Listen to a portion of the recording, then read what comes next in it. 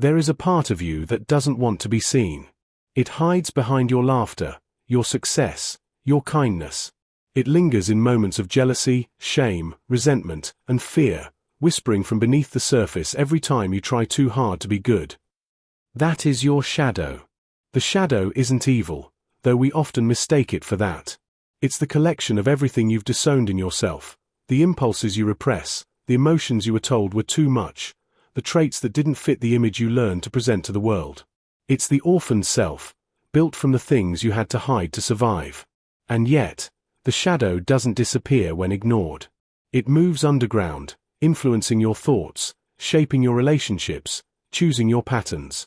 It becomes the unseen hand behind our fears, addictions, and conflicts, not because it wishes to destroy us, but because it longs to be known. The shadow state is an exploration of that hidden realm, the psychological underground that defines so much of human behavior, both individually and collectively.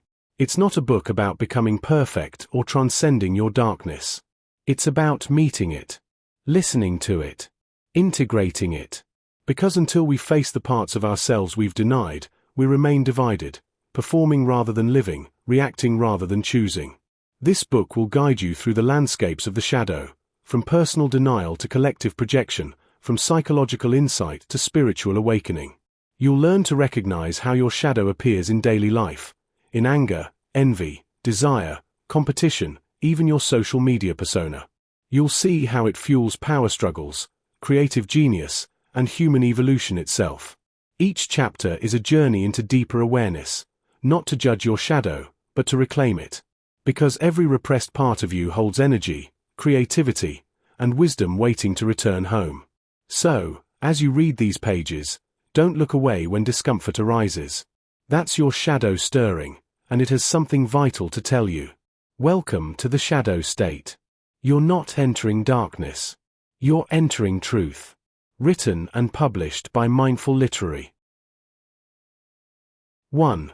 Introducing the shadow, foundations and concepts. Defining the shadow, origins and psychological roots. The shadow is like that sneaky little gremlin we all have inside, formed from experiences in childhood. It's born from the whispers of those around us, family, friends, society, telling us who we should be and who we shouldn't. Think of a child who loves to dance but grows up in a family where creative expression is frowned upon. That joy may get hidden away, tucked into a dusty corner of the mind until it's almost forgotten. It doesn't just disappear, it becomes part of our shadow, a part we often deny exists. The discomfort of confronting this hidden self is like looking into a mirror that reflects a less than flattering image. We'd rather turn our backs than acknowledge what stares back at us. This shadow also holds unresolved conflicts that we gather like rocks in a backpack over the years. Every time we shove down a feeling or ignore a truth about ourselves, that weight grows. It shapes our behavior, affecting relationships and influencing decisions, often in ways that we don't even realize. For example, you might lash out at a friend over a trivial matter, not recognizing that the anger stems from something deeper you've refused to face. The shadow can be a collection of traits we deem unacceptable or weaknesses we try to suppress, transforming into something we externalize onto others. This relationship with our shadow can feel complicated, as it often displays itself in our reactions to the very traits we disdain in others. Getting to know the psychological roots of the shadow reveals our shared human tendencies to deny, project, and avoid feelings that make us uncomfortable. It's a little like ignoring the emails piling up in your inbox, each one a reminder of something tricky that needs attention. We dodge and dismiss these inner truths, often criticizing others for fearing their shadows while refusing to acknowledge our own. Procrastination doesn't just apply to tasks, it applies to emotions, fears, and even qualities we deem less than. When faced with our vulnerabilities, you might catch me, or rather, my shadow, cracking jokes about how I'll clean the house rather than confront a disagreement with a loved one. This tendency to project our shadows can lead to hilarious moments and insightful revelations. Have you ever found yourself frustrated by someone's stubbornness while not realizing you might be exhibiting the same trait? This is the shadow at work, nudging us to see our blind spots. It can mock us humorously, questioning why we perceive ourselves as a victim in situations where, in reality, we share the blame. It acts like a wisecracking friend, reminding us that we're not as different from those we criticize as we'd like to believe. The more we resist our shadow, the louder it grows, like an attention-seeking child in the backseat of a long car ride. Acknowledging it means taking those uncomfortable truths out from hiding and giving them the space they need to transform. By engaging with our shadows, we uncover unique insights about human nature. The lesson here is powerful. To truly connect with ourselves, we need to embrace every part of who we are, including what we try to ignore. The relationship evolves from almost annoying irritation to respectful curiosity and, ultimately, integration. It's about changing how we view our flaws, seeing them as opportunities for growth rather than sources of shame. So the next time you find yourself overly critical of someone else, pause, smile wryly, and ask yourself if your shadow is simply holding up a mirror to your behavior. A practical exercise would be to set aside a few moments daily to check in with yourself. Notice your reactions and ask, what part of me is feeling this way? Or what does this trigger in my shadow? By doing so, you invite awareness into your daily life and reinforce the idea that every emotion, every reaction, has a source worth knowing. Start to see your shadow not as an enemy but as a funny, sarcastic guide through life's twists and turns. If your shadow had a last word, it might simply say, "You're still scrolling, aren't you?" Maybe it's time to start scrolling through yourself instead. Personifying the shadow. Why it's a character, not a monster. "You're avoiding that conversation again," my shadow whispered from the corner of my mind, cocking an imaginary eyebrow.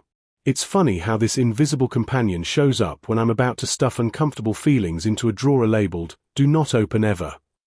At first, the shadow felt like some creepy boogeyman waiting to pounce, the kind of thing you'd shove under the bed or pretend doesn't exist.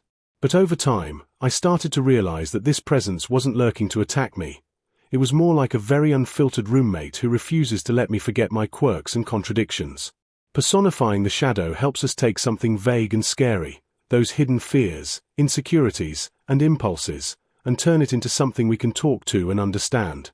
Instead of being a nebulous, menacing force in the back of our minds, the shadow becomes a character with a voice, sometimes sarcastic, sometimes wise, always poking at the parts of ourselves we'd prefer to ignore. By giving these feelings shape and personality, it stops being a monster in the closet and starts feeling like a familiar if troublesome friend. Think of the shadow not as some villain but as that cheeky voice that pops up when you try to tell yourself a story you don't quite believe. That nagging doubt, the sudden envy you hush immediately, or the self-criticism screaming in meetings. These aren't separate from you, they're threads of your inner life. When you imagine them as a character, the whole experience becomes less about hiding from something terrifying and more about having an honest, if sometimes sassy, dialogue inside your own head. Oh, planning to impress them all by smiling through the awkward silence again. My shadow teased at dinner last week, clearly not missing a beat. Instead of scaring me off, this little jab sparked a curious thought. Why do I feel so trapped in moments like this? The shift happened because I stopped imagining my shadow as a saboteur and started seeing it as a guide who points out what I usually prefer to pretend isn't there. This shift, from fear to curiosity, is like turning a blaring alarm into a gentle nudge. When the shadow becomes a character, it takes the spotlight off pure fear or shame. It might mock your over-the-top bravado or whisper inconvenient truths, forcing a laugh or a head shake. But it's not trying to break you down. It's pushing you to dig a little deeper into why you act the way you do. That cheekiness? It's actually a form of wisdom. It knows the layers you've hidden and patiently waits to bring them into the light, sometimes with a punchline. Instead of battling the shadow, the relationship changes into something more like a partnership. You start asking, "What are you trying to tell me today?" rather than "Why are you attacking me?" That question turns the shadow into a companion who's sometimes annoying but often insightful. Over time, you learn to expect a visit from this wise, sarcastic presence whenever you're about to make a blind mistake or neglect an important feeling. Rather than running away from it, you turn toward it with a sense of curiosity, even playfulness. The shadow in modern life, recognizing its presence daily. Every day, from the moment we wake up to the moment we close our eyes at night, we brush shoulders with our shadow without even realizing it. It might be lurking behind a smirk in the mirror or hiding behind the quick scroll of social media. Have you ever caught yourself snapping at someone or feeling unusually anxious, then shrugged it off as just a bad mood? That's probably your shadow dropping a silent, sneaky hint. It's not something to fear, but an ever-present companion that sneaks into our daily routine, whispering truths we might prefer to ignore. Its presence is quiet but persistent, shaping how we react and who we become, often without us noticing. Imagine walking through your day, mind absorbed in a string of meetings, texts, or errands. Suddenly, you feel irritated by a passerby or annoyed when your partner forgets something important. That's your shadow popping up to remind you of something hidden.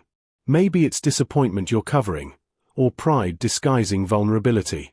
Every time you check your phone and compare yourself to influencers or friends, your shadow is nudging you, exposing insecurities you may not want to admit. It's in these moments, when you catch your reflection unexpectedly, or your mind scrolls to a memory you'd rather forget, that the shadow becomes a mirror. It's revealing what we keep locked away, the parts of ourselves that tend to stay hidden in the background of everyday life. This constant presence isn't just a source of discomfort. It's basically like a shadowy friend who's always quietly taking notes. It's the voice in your head that mocks your self-doubt at the worst possible moment. Maybe it asks, "Why did you say that?" during a meeting, or whispers, "You're not good enough," when you're alone. Think about the last time you caught yourself pretending to be busy, hiding your true feelings, or wearing a mask around others. That's your shadow behind the scenes, revealing your unspoken fears. Our daily screens, routines, and social masks act as triggers, making the shadow's presence all the more undeniable. It's not just lurking in dark corners, it's woven into the fabric of everyday life, ready to show up when you least expect it. By recognizing these moments, we start to see how the shadow mirrors our current state, our unacknowledged feelings, and even our unspoken expectations. It shows us what we might be avoiding, be it feelings of inadequacy, guilt, or anger, or even parts of ourselves we deny might be true. The funny part? Sometimes, our shadow is trying to tell us something useful, like the fact that we are stressed or exhausted, or that we need to set better boundaries. But instead of listening, we often dismiss or numb these signals with distractions. The challenge is to notice these daily encounters not as threats but as opportunities to better understand ourselves. Every glance in the mirror, every moment of self-doubt, acts as a silent conversation with a part of us that's eager to be acknowledged. So, how do you become more aware of this shadow weaving through your everyday life? Start paying attention to the tiny signs, your reactions, your impulses, the feelings you brush aside. When you catch yourself feeling off or reacting unusually, pause and ask, what might this be hiding? Recognize that these moments are not flaws but doorways, small, often unnoticed, windows into your true self. Keeping a journal or simply pausing for a breath can help reveal what your shadow is trying to show. As you become more sensitive to these daily hints, you'll begin noticing patterns, triggers that repeatedly pull this hidden part into view. Once familiar with your shadow's routines, you can start building a more honest relationship with it, learning to listen instead of fight or hide. Common myths and misconceptions about the shadow. Many people have a distorted image of what the shadow really is. Some perceive it as pure evil, a dark entity lurking within, waiting to burst forth and wreak havoc. But this narrative falls short of capturing the full picture. The shadow is not just about hidden flaws. It's more like a misunderstood companion with a sharp tongue. It pokes fun at our insecurities and highlights our flaws, not as a way to punish us, but to help us confront uncomfortable truths. It's like that friend who reminds you that your "I'm totally fine" smile doesn't quite mask the stress bubbling underneath. In everyday life, we often misinterpret these internal struggles as signs of weakness. This idea that we should only showcase our strengths can lead to shame when our flaws surface. It's as if we've been conditioned to believe that anything negative about ourselves must be hidden away. But by dismissing these darker aspects, we miss a crucial opportunity to embrace our whole selves. After all, who can honestly claim they are always sunshine and rainbows? Let's face it, we all have moments when we lose our temper or feel envy. Instead of viewing these emotions as our shadows consuming us, we can regard them as signals guiding us to deeper self-understanding. By resisting the urge to stifle these feelings, we can uncover the valuable insights they provide. The shadow isn't the enemy, it's the part of us that urges reflection, challenging us to learn from our reactions and grow through them. The shadow embodies all aspects of ourselves, both the light and the dark. It's like a dual program app reminding us that we have feelings and traits we might prefer to ignore. Think of the shadow as a quirky character who thrives on showing us the complete picture of our humanity. It's not just about the bad stuff, it also encompasses strengths, creativity, and authenticity that you may hesitate to express. Tackling these components provides a holistic view of who we are. A compassionate curiosity toward our shadow opens up avenues for growth. Instead of rolling our eyes at our insecurities, we could sit down with them over coffee and ask questions. Why do I feel this way? What am I really afraid of? Just like deciphering a puzzling message in a chat app, it takes patience to decode the messages our shadows are trying to convey. This process can lead us to unexpected joys and insights, often residing in parts of ourselves we've long overlooked. Creating a dialogue with our shadow transforms our understanding from a relationship of fear to one of curiosity. The more we engage with the uncomfortable aspects, the easier it is to understand our whole range of emotions.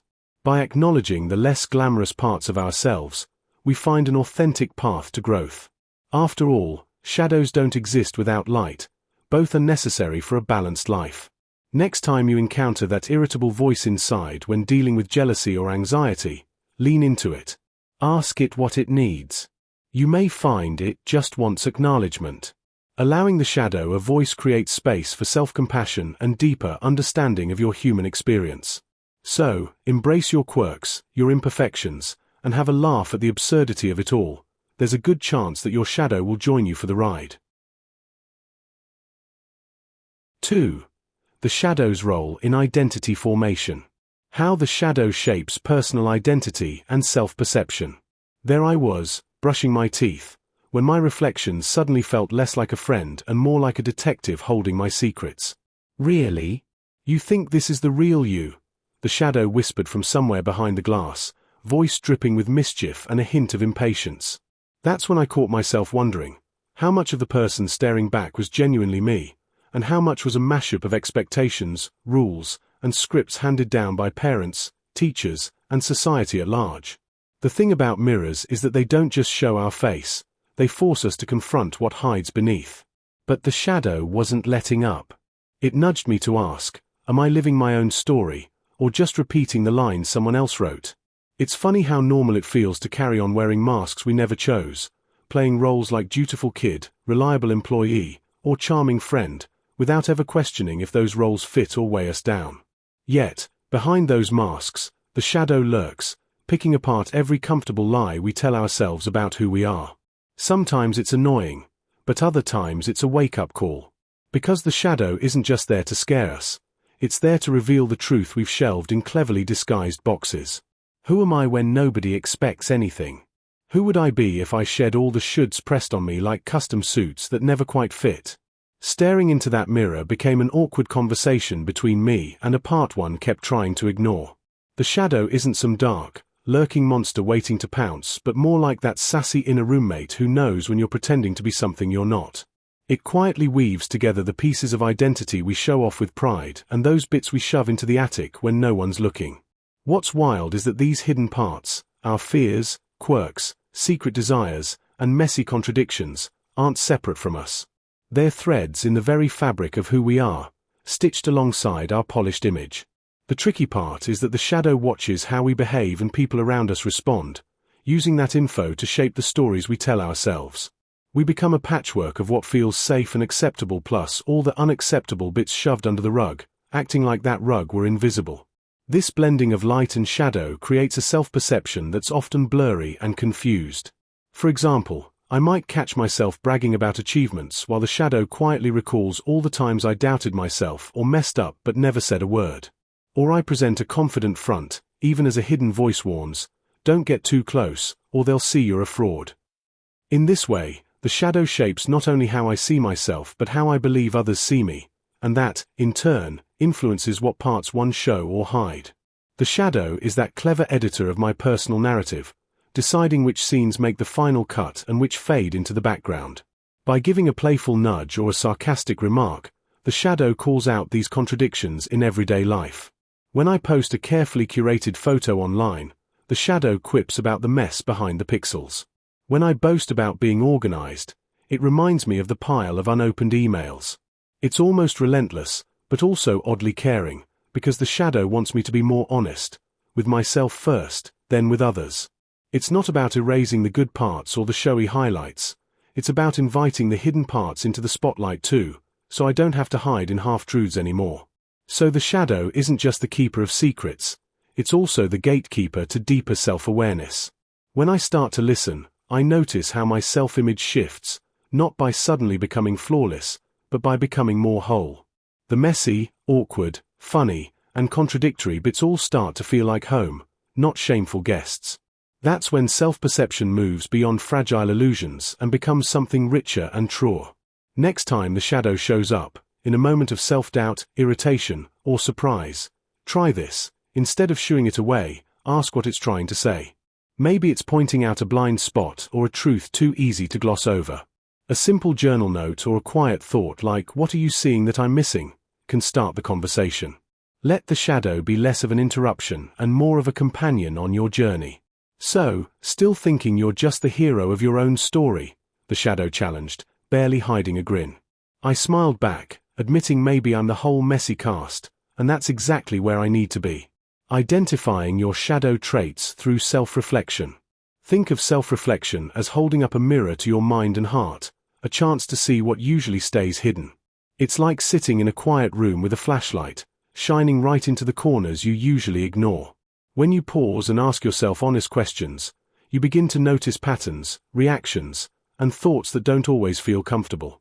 These are often the parts of us we hide from others, and sometimes even from ourselves. The more you look, the more you start to recognize the traits you might find inconvenient or embarrassing, but which play a big role in how you move through the world. For example, you might notice that you get irritated quickly or feel jealous when someone succeeds. These reactions might seem small, but they are windows into your shadow traits. Maybe you dismiss your feelings as trivial or blame others, but if you pay attention, those feelings point to deeper fears, insecurities, or desires. Self-reflection acts like a personal detective, quietly gathering clues about those hidden parts of your personality that influence your actions without you ever realizing it. Over time, this mirror helps you build awareness. Important because awareness is the first step toward change. The shadows we ignore often hold the keys to understanding ourselves more clearly, and in turn, living more consciously. Getting familiar with your shadow doesn't mean signing up for a harsh critique session. Instead, it's about approaching yourself with curiosity and a hint of playfulness. Imagine sitting down with a friend who happens to be your own inner detective, asking simple questions like, "Why did I react that way?" Or "What am I trying to avoid or protect myself from?" It's surprising how revealing these questions can be. Sometimes, humor helps loosen the grip of defensiveness. Say, laugh at your tendency to overreact or notice how you hide parts of yourself out of fear. This light-hearted approach strips away shame and invites honesty. You might find yourself writing down a few daily reflections, noting moments when you felt triggered or tempted to play a role you don't usually admit to. Playing with your shadow traits involves testing new ways of seeing yourself. Perhaps you catch yourself gossiping and realize it's a way to feel included or powerful. Or you notice a pattern of procrastination that shields you from feeling overwhelmed. When you admit these tendencies openly, they lose their power, because what's hidden in shame tends to grow stronger. Make it a game, a curious exploration, each insight a little treasure. Over time, these honest inquiries turn your blind spots into bridges for growth. Remember, this isn't about fixing yourself, but about understanding the mechanics of your mind and heart. The more you ask, the more these hidden traits lose their mystery, and you reclaim control over how you show up in life. The truth is, those traits or reactions we dislike often originated as defenses. Maybe you became domineering because you felt unseen or powerless, or maybe you withdraw because you fear rejection. Recognizing that these traits are built to serve a purpose, even if they don't seem helpful now, helps you approach them with compassion rather than shame. It's like meeting a small scared child inside yourself, nurturing rather than criticizing. When you understand that your shadow traits are part of your human experience, it becomes easier to accept them. This understanding becomes the foundation for genuine change, because acceptance creates space for growth rather than resistance.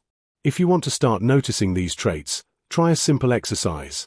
At the end of each day, reflect on moments that stirred strong emotions or reactions. Ask yourself, what was I feeling? Why did I react that way? What part of me was trying to protect or hide? Write down your thoughts and see if patterns emerge. By doing this regularly, you begin to see your shadow traits as familiar companions rather than enemies.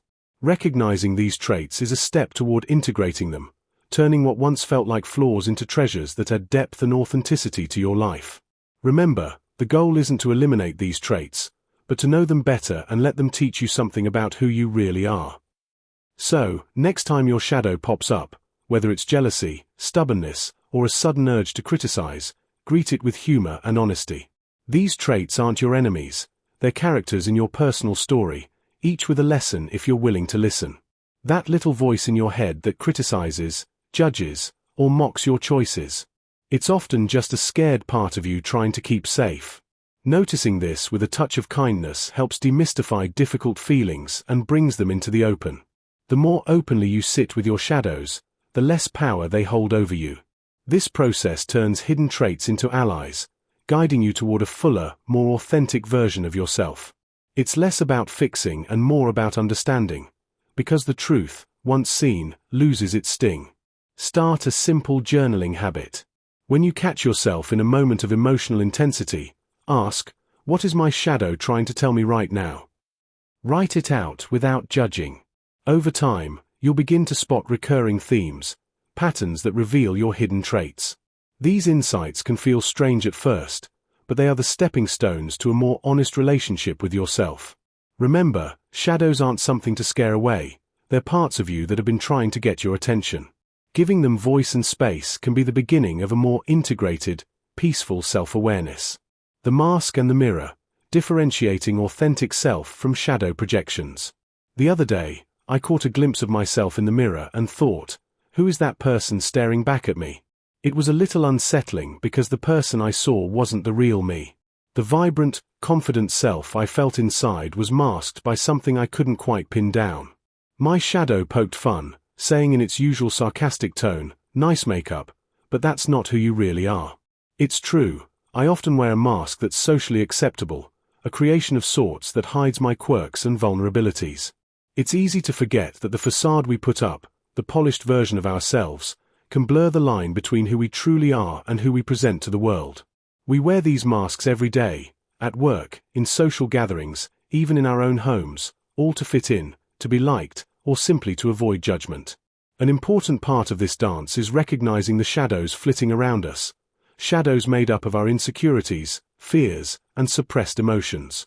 Have you ever felt a twinge of jealousy when a friend shares good news, only to plaster on a smile and congratulate them?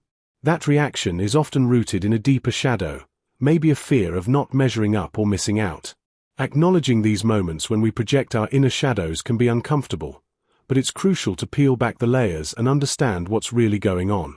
When we allow ourselves to feel these emotions, instead of deflecting them, we can embrace our authentic selves. The shadows aren't the enemy, they reveal important truths if we're willing to listen. Case studies. When the shadow influences major life choices. Changing jobs again. My shadow whispered from the corner of my mind, smirking as if it had front row seats to my entire drama. This is your third interview this month, not counting the one you faked interest in just to feel important. I sighed, caught between excitement and dread. The shadow wasn't wrong, there was a restless itch beneath my enthusiasm, a secret tug guiding me toward or away from choices I thought were mine alone. Sometimes the shadow shows up uninvited, whispering doubts or injecting sly nudges that make me second-guess everything. Other times, it leans over my shoulder during quiet moments, ridiculing my logical justifications and exposing the messy reasons I'm really avoiding someone or some path. The shadow often slips in during those big life moments, the job switch, the choice to stay or walk away from a relationship, or even the move to a new city. It doesn't roar or shout, it murmurs, pokes, or holds up mirrors that reflect parts I'm not ready to face. That urge to quit a stable job might be less about career growth and more a rebellion against an old, worn-out fear of being trapped, handed down from past generations or my own hidden insecurities. The decision to stay in a friendship that drains me could be the shadow clinging to a mask, fear of loneliness disguised as loyalty. It's rarely the shiny, Instagram-worthy reasons that drive these choices. Instead, it's the whispers of doubts, unspoken desires, or fears, quietly leading me down paths that feel inevitable once I finally notice them. This sneaky guide has a cruel sense of humor, often pushing me into situations to shake loose old wounds or prove just how stubborn I can be. Notice how often those moments feel like standing at a crossroads with two mismatched maps, one showing what you want, the other shadows you're running from without realizing it. At times, I thought I was making brave moves, only to discover the shadow had been quietly steering the wheel, pushing me toward a choice driven by fear of failure, need for approval, or desperate hopes to prove I mattered. The more aware I became, the less I could blame the shadow. It was as if it was trying to help in a twisted way, forcing me to confront the parts of myself I ignored while pretending to live a life on my terms. Take Sarah, for example. She left a high-powered corporate job claiming she wanted freedom and creativity. But beneath the surface, her shadow was louder. It ridiculed her relentless push for success and whispered old messages, "You're only valuable when producing results." When Sarah quit, she thought she was shedding this mask, but her shadow wasn't done playing games. It redirected her into a cycle of identity confusion, compelling her to latch onto new labels: artist, entrepreneur, nomad, each mask hiding a nagging question about self-worth. It was not freedom she found, but a mirror held up to her deepest fears. Meanwhile, Jake stayed stuck in a job he hated for years, muttering about loyalty and stability. His shadow coached him to stay, telling stories about loyalty being a noble sacrifice, but underneath, it was fear of change and failure wearing that cloak. By clinging to that old mask, Jake lost years to unseen bars of his own making, blind to the shadow's trick of playing threat as safety. The shadow's influence shows how deeply identity is tied to unconscious motives. When someone transforms, it isn't always clear if they are stepping into who they are or slipping into another role imposed by hidden fears or desires. Some people's shadows push for reinvention, masking avoidance as growth, while others hold tight to worn-out versions of themselves, afraid to risk the discomfort of the unknown. Every choice, then, is part bravery and part shadow negotiation. You might think you're reinventing yourself, but the shadow might just be reshuffling familiar cards in a new deck, fooling you with a fresh face. Episodes like these teach that major life decisions are rarely pure, transparent moves. They come with layers of history, hidden fears, and tangled motives that only become clear after stumbling through the aftermath.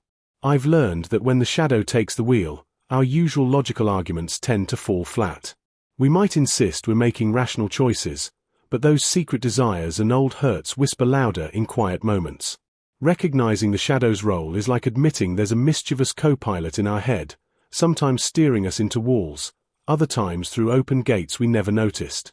The trick is catching it early, asking the tough questions it tosses our way, and learning to negotiate with it instead of being blindsided by its pranks. This tells me self-awareness isn't just about knowing your strengths and weakness. It's about spotting the sneaky ways your shadow talks you into decisions that feel personal but stem from old, hidden scripts. One practical way to start noticing the shadow's fingerprints on your life choices is to keep a journal of your gut feelings before and after those moments. What was driving you underneath the surface? Excitement, fear, rebellion, or some mix? Over time, this habit can reveal patterns and masks you didn't realize you were wearing. The next time that restless feeling strikes, try pausing and asking, "Who else is in this room?" Chances are, your shadow will answer, sometimes with a smirk, sometimes with a sly question, that invites you to dig a little deeper before taking the leap. 3. Recognizing the shadow in everyday life. Spotting the shadow in emotional triggers and reactions. Ever had that moment where someone says or does something, and suddenly your face heats up, your fists clench, or you feel that familiar twist in your gut? That's your emotional trigger showing up, like a flashing neon sign with a secret message. The tricky part is, your shadow, that sneaky part of you hiding in the background, often uses these reactions as signals. It's like your subconscious's way of sending a Morse code message. Watching these reactions closely reveals the shadow's subtle signals, tiny clues that something deeper is at play. Maybe you find yourself snapping at a loved one over something minor, or feeling an inexplicable wave of jealousy creep in. Those moments are often less about what's happening on the surface and more about what your shadow is trying to tell you. If you pay close attention, you'll notice a pattern. The specific words, physical sensations, or feelings that trigger a strong reaction often point back to a hidden fear or unmet need buried in your past. Understanding these reactions is like tuning into a secret radio channel that your shadow broadcasts on. Our unconscious mind loves to hide its messages behind familiar stories or emotions. For example, feeling a surge of anger when someone criticizes you isn't just about that comment. It might be tied to a fear of inadequacy from childhood. When I started noticing that my reactions became loudest around certain people or in specific situations, I realized these were not random. They were the shadow's way of screaming, "Hey! Something needs your attention." Sometimes, the signals are obvious: tears, rage, withdrawal, but other times, they're quieter: an uneasy stomach, a fleeting feeling of shame, or a sudden urge to escape. These whispers are often more telling than the loud reactions because they demand a closer look. Spotting these signs demands honesty, patience, and a willingness to sit with discomfort, but it's key to unraveling the hidden world that influences every emotional bump and knot we experience. Once you start to notice those subtle signals, you can begin the work of understanding what they mean. Recognize that your shadow isn't out to sabotage you but is more like an overprotective friend who's deeply scared. Its signals are like alarm bells designed to get your attention before things spiral out of control. For instance, if you find yourself defending yourself fiercely when accused of something minor, the defensive reaction might be rooted in a childhood belief that you're not good enough without constant proof. The trick is to catch these signals early, before they explode into bigger conflicts or emotional shutdowns. You can become more aware by keeping a mental list or even a journal of when these reactions happen and what preceded them. Over time, you'll start to see patterns emerging, certain triggers, specific thoughts, or feelings that consistently set off your shadow signals. Recognizing these signs is the first step to turning reactive chaos into conscious awareness, opening the door to understanding and compassion for that unseen part of yourself. To make this process more practical, try pausing whenever you feel that emotional spike. Instead of reacting impulsively, ask yourself, what just happened? What am I feeling right now? What might this reaction be trying to tell me? The more you practice this pause, the more you'll notice the tiny signals, like a flickering light on your inner dashboard. Sometimes, the shadow whispers in the form of a joke you tell yourself or a dismissive thought. Catching those moments gives you the chance to listen just a little more closely, a vital step toward understanding the messages your reactions produce. Remember, the shadow signals are often hidden behind layers of protective defenses, so patience and curiosity are your best tools. The goal isn't perfection, but awareness, learning to read the language your reactions are speaking, and gradually, making space for those hidden truths to be acknowledged without shame or blame. Next time emotions threaten to overwhelm you, consider taking a deep breath and asking, what is this reaction trying to teach me? This simple habit can help you tune into your shadow signals and begin the process of understanding what lies beneath that fiery surface. Over time, you might find that those intense reactions become less frequent and less intense. Instead, they turn into gentle nudges guiding you toward healing and self-awareness. Remember, the shadow isn't the enemy. It's a wise, if often mischievous, guide eager to help you uncover your authentic self. Watching out for the subtle signals in your reactions is like catching footprints in the sand. Each one points toward the unseen world you're longing to understand. Start with curiosity, and trust that beneath every intense response is a message waiting to be heard. The shadow at work: power, competition, and hidden motives. You're scrolling again, my shadow smirked as I sat in my office, fighting the urge to dive into the glowing abyss of social media. Looking for light in glowing rectangles, are we? I wanted to argue, but it was right. Every time I felt overwhelmed by the demands of my job, I would turn to that familiar distraction, desperately seeking validation from an online world that meant little in the grand scheme of things. It's funny how the shadow knows just how to poke at my weaknesses, bringing them to light with a playful jab. Within the constant buzz of emails and meetings, the shadow is like that wise friend who whispers the uncomfortable truths I'd rather ignore. Throughout my day, the shadow often popped up when I interacted with colleagues. During a brainstorming session filled with ideas, its voice remained sharp and critical. You're only pretending to listen, aren't you? Planning your next brilliant comment instead of actually absorbing what's being said. The truth hung like a heavy cloud. I was caught in the game of competition, wearing a mask that shielded my insecurities while flaunting an image of unfaltering confidence. There was something both humorous and tragic about how easily I fell into these patterns, where everyone seemed to play along, pretending not to see beneath the surface. The workplace is often a theater, where everyone plays a role. The shadow lurks in the wings, watching as we navigate relationships and assert our positions. Power dynamics shift constantly, influenced by subtle cues that often go unspoken. My colleagues could be my allies one moment, and the next, fierce competitors vying for the same promotion. Underneath the smiles and courteous exchanges, the shadow reveals a frenetic undercurrent of motivations. Each compliment may conceal a silent appraisal of worth. Each friendly chat could be a cover for strategizing. Understanding this unspoken language has been enlightening yet unsettling. What fascinates me is how this competition often fuels collaboration. It's easy to dismiss peers as rivals, but the shadow prompts a shift in perspective. Why not see them as mirrors instead? It teases. By recognizing their strengths, you might find opportunities for growth and learning rather than just battles to win. The shadow nudges me to explore the darker corners of human interaction, those hidden fears and ambitions that fuel the everyday grind.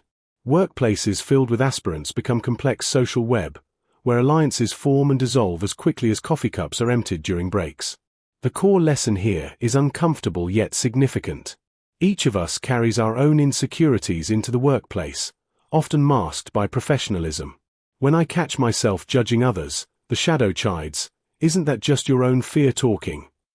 This prompts reflection on how much of our actions stem from our hidden motives, leading to a cycle of misunderstanding. Once we become aware of this inner dialogue, we start dismantling walls and, in turn, create more authentic relationships. While it's tempting to dismiss the discomfort, the shadow reminds me that that's where real growth lies. To start untangling these webbed connections, consider asking yourself, what lies beneath my reactions? Or what am I truly feeling in this situation? Recognizing not just your own shadow but those of others can create space for empathy. This journey into the hidden motives not only transforms our professional lives but offers profound insights into our humanity. The next time you find yourself in a tense meeting or during a casual coffee chat, let that playful shadow guide you to deeper truths that lie just beneath the surface. As I wrapped up my workday, I caught the shadow lingering, a knowing glint in its eye. Remember, each interaction is a doorway, not just to your goals but to understanding the people around you. Social media and the shadow, when virtual masks reveal inner truths. "You're scrolling again," my shadow whispered with a smirk somewhere between amusement and exasperation. "Looking for light in glowing rectangles, are we?" I tried to brush it off, but even as I swiped past the endless stream of perfectly staged photos, my chest tightened a little. There were the usual suspects, the curated morning coffee shot, the gym selfie with just enough sweat to suggest effort, but not too much to imply exhaustion, and a sunset photo with a caption about finding peace that sounded suspiciously like a cry for attention. I caught my shadow rolling its invisible eyes as it gently mocked the glossy mask I was wearing for the world's approval. It seemed to be saying, "Funny how you want to look calm and collected, but your last post was all in caps like a shouting emoji." Scrolling further, I realized how these small digital moments are less about showing who I am and more about hiding who I'm afraid to be. The shadow whispered sarcastic commentary on the loneliness behind that perfect smile in a profile pic, or the subtle exaggeration in a story about a spontaneous trip that was actually planned for weeks. Each post felt like a little performance, a mask carefully shaped with filters and likes. The number of followers gave me a sense of value for a moment, but that fleeting rush was quickly shadowed by the gnawing question, am I sharing truth, or just a version I hope others will accept? The shadow seemed to dance around this question, sometimes teasing me, sometimes nudging me toward something deeper. We believe social media is just a fun place to connect or distract ourselves, but really, it's a mirror held up to the parts of ourselves we don't always want to face. Those digital masks, the polished selfies, the selective updates, the perfectly timed posts, are often crafted to mask feelings of inadequacy, loneliness, or fear of judgment. When I post something that seems confident, it's sometimes a way to convince myself I'm confident, too. The shadow points out how the personas we create online sometimes highlight what we're trying to hide offline. For example, the friend who posts non-stop party photos might be secretly struggling with deep isolation. That filter-perfect influencer might battle anxiety behind the scenes. Our digital version isn't a lie. It's a highlight reel that reveals our desires to be seen, liked, and understood, even if it's at odds with how we truly feel. These masks don't just protect us, they also reveal our vulnerabilities in the most unexpected ways. This becomes clearer when I notice the little contradictions. I see people who crave connection posting vague statuses meant to test who cares enough to ask what's wrong. Or I find myself crafting captions that feel truthful but are really shields against exposing pain. These are signals from the shadow, the part of us that knows the story behind the mask and quietly protests in the background. Our curated online selves reveal the tension between what we want others to see and what we secretly fear they might discover. The shadow's role is to remind me that those gaps between mask and truth aren't places to hide but doorways to understanding. When we stop defending the masks and start acknowledging what lies beneath, we stand a chance of knowing ourselves better, beyond the likes and comments. At first, my shadow was an annoying critic, always poking holes in my online presentations. But over time, it became a guide, helping me notice when I'm pretending or projecting and inviting me to get curious about those feelings underneath. Instead of deleting posts that don't get enough attention or posting things just to fit in, I began to question, what am I hiding here? What part of myself needs attention or acceptance? The shadow's questions sometimes feel uncomfortable, but they spark moments of honesty that help me step back from the screen and meet my true self.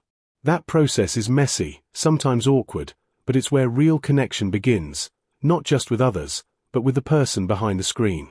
So next time you find yourself crafting the perfect post or swiping endlessly through carefully chosen lives, notice the shadowy whisper beneath it all. It might ask, which part of you wants to hide right now? Which part is desperate to be seen? Recognizing these hidden urges can shine a light on your inner world. Try this. The next time you post, pause for a beat. Ask yourself, am I sharing this because it reflects my truth or because I'm afraid not to look a certain way? This small moment of reflection can begin to peel back the mask, making space for a truer connection both online and in your heart. Family and relationships, uncovering the hidden patterns. One evening, I caught myself flipping through old family photos, and suddenly, my mind was flooded with familiar patterns I never quite noticed before. My parents' quirks, my siblings' reactions, even tiny habits I used to dismiss as minor, they all seemed to echo something deeper. That voice, my shadow, smirked and said, "Nice of you to finally notice the family movie playing on repeat." It's strange how we often overlook the subtle scripts running in the background of our lives, scripts that shape our relationships without us even realizing it. These patterns are like invisible threads weaving through our family history, often sticking so tightly that we mistake them for natural instincts or random quirks. We tend to live out these familiar behaviors, sometimes mimicking our parents' ways, other times rebelling against them entirely. What's tricky is that these patterns, even the ones we find frustrating or hurtful, often serve a purpose, perhaps protecting us or reinforcing certain beliefs. Recognizing these patterns isn't about blame. It's about shining a light on the hidden scripts and understanding how they influence how we connect with others today. As I reflected more, I realized that many relationship struggles trace back to these unseen family themes. Maybe you've noticed how you tend to attract partners with certain traits or how you react to conflict in the same way your parents did. Sometimes, we're unknowingly playing parts we learned long ago, like actors in a family drama that once made sense but now no longer fits who we are. Noticing these familiar patterns is the first step. The shadow, with all its sarcasm and wit, loves to point out where we're unconsciously repeating the past. It's as if our families leave behind shadowy footprints we keep stepping into without realizing it. This insight can be pretty liberating. When we understand that some of our reactions or habits flow directly from family patterns, we gain the power to decide whether to keep playing those roles or to rewrite the story. Our upbringing creates a blueprint, but it's not a blueprint cast in stone. We can choose to examine these patterns, question their relevance, and decide what to keep and what to discard.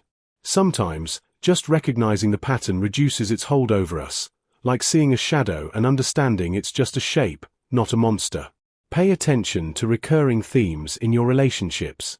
Are you repeating similar conflicts? Do you find yourself seeking approval in the same way your mother did? Or perhaps you tend to withdraw when things get uncomfortable. These habits are like signs on a roadside, pointing not only to the family stories but also to our own blind spots. We often blame partners or external circumstances for our struggles, but in reality, much of the puzzle lies hidden within our family's silent agreements and unspoken rules. When the shadow whispers doubts or sarcastic comments about your choices, listen, there's usually a nugget of truth there waiting to be unpacked. One simple exercise to start noticing these patterns is to reflect on a recent falling out or disagreement and trace back your reactions. Did you respond in a way that mirrors your father's silence or your mother's perfectionism? Recognizing these echoes helps you see the familiar tune beneath the current noise. It also creates room to decide whether these old patterns still serve you, or if it's time to introduce a new chorus. Sometimes, just being aware is enough to loosen the shadow's grip. It no longer controls your story, you begin to direct it. If you find yourself caught in a loop, ask yourself what role you're playing. Are you the rescuer, the victim, the peacekeeper, or the rebel?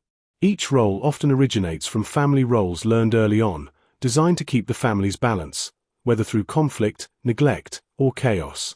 Recognizing these scripts gives you options. Instead of blindly reacting, you can choose a different response, one that aligns more with your current values and desires.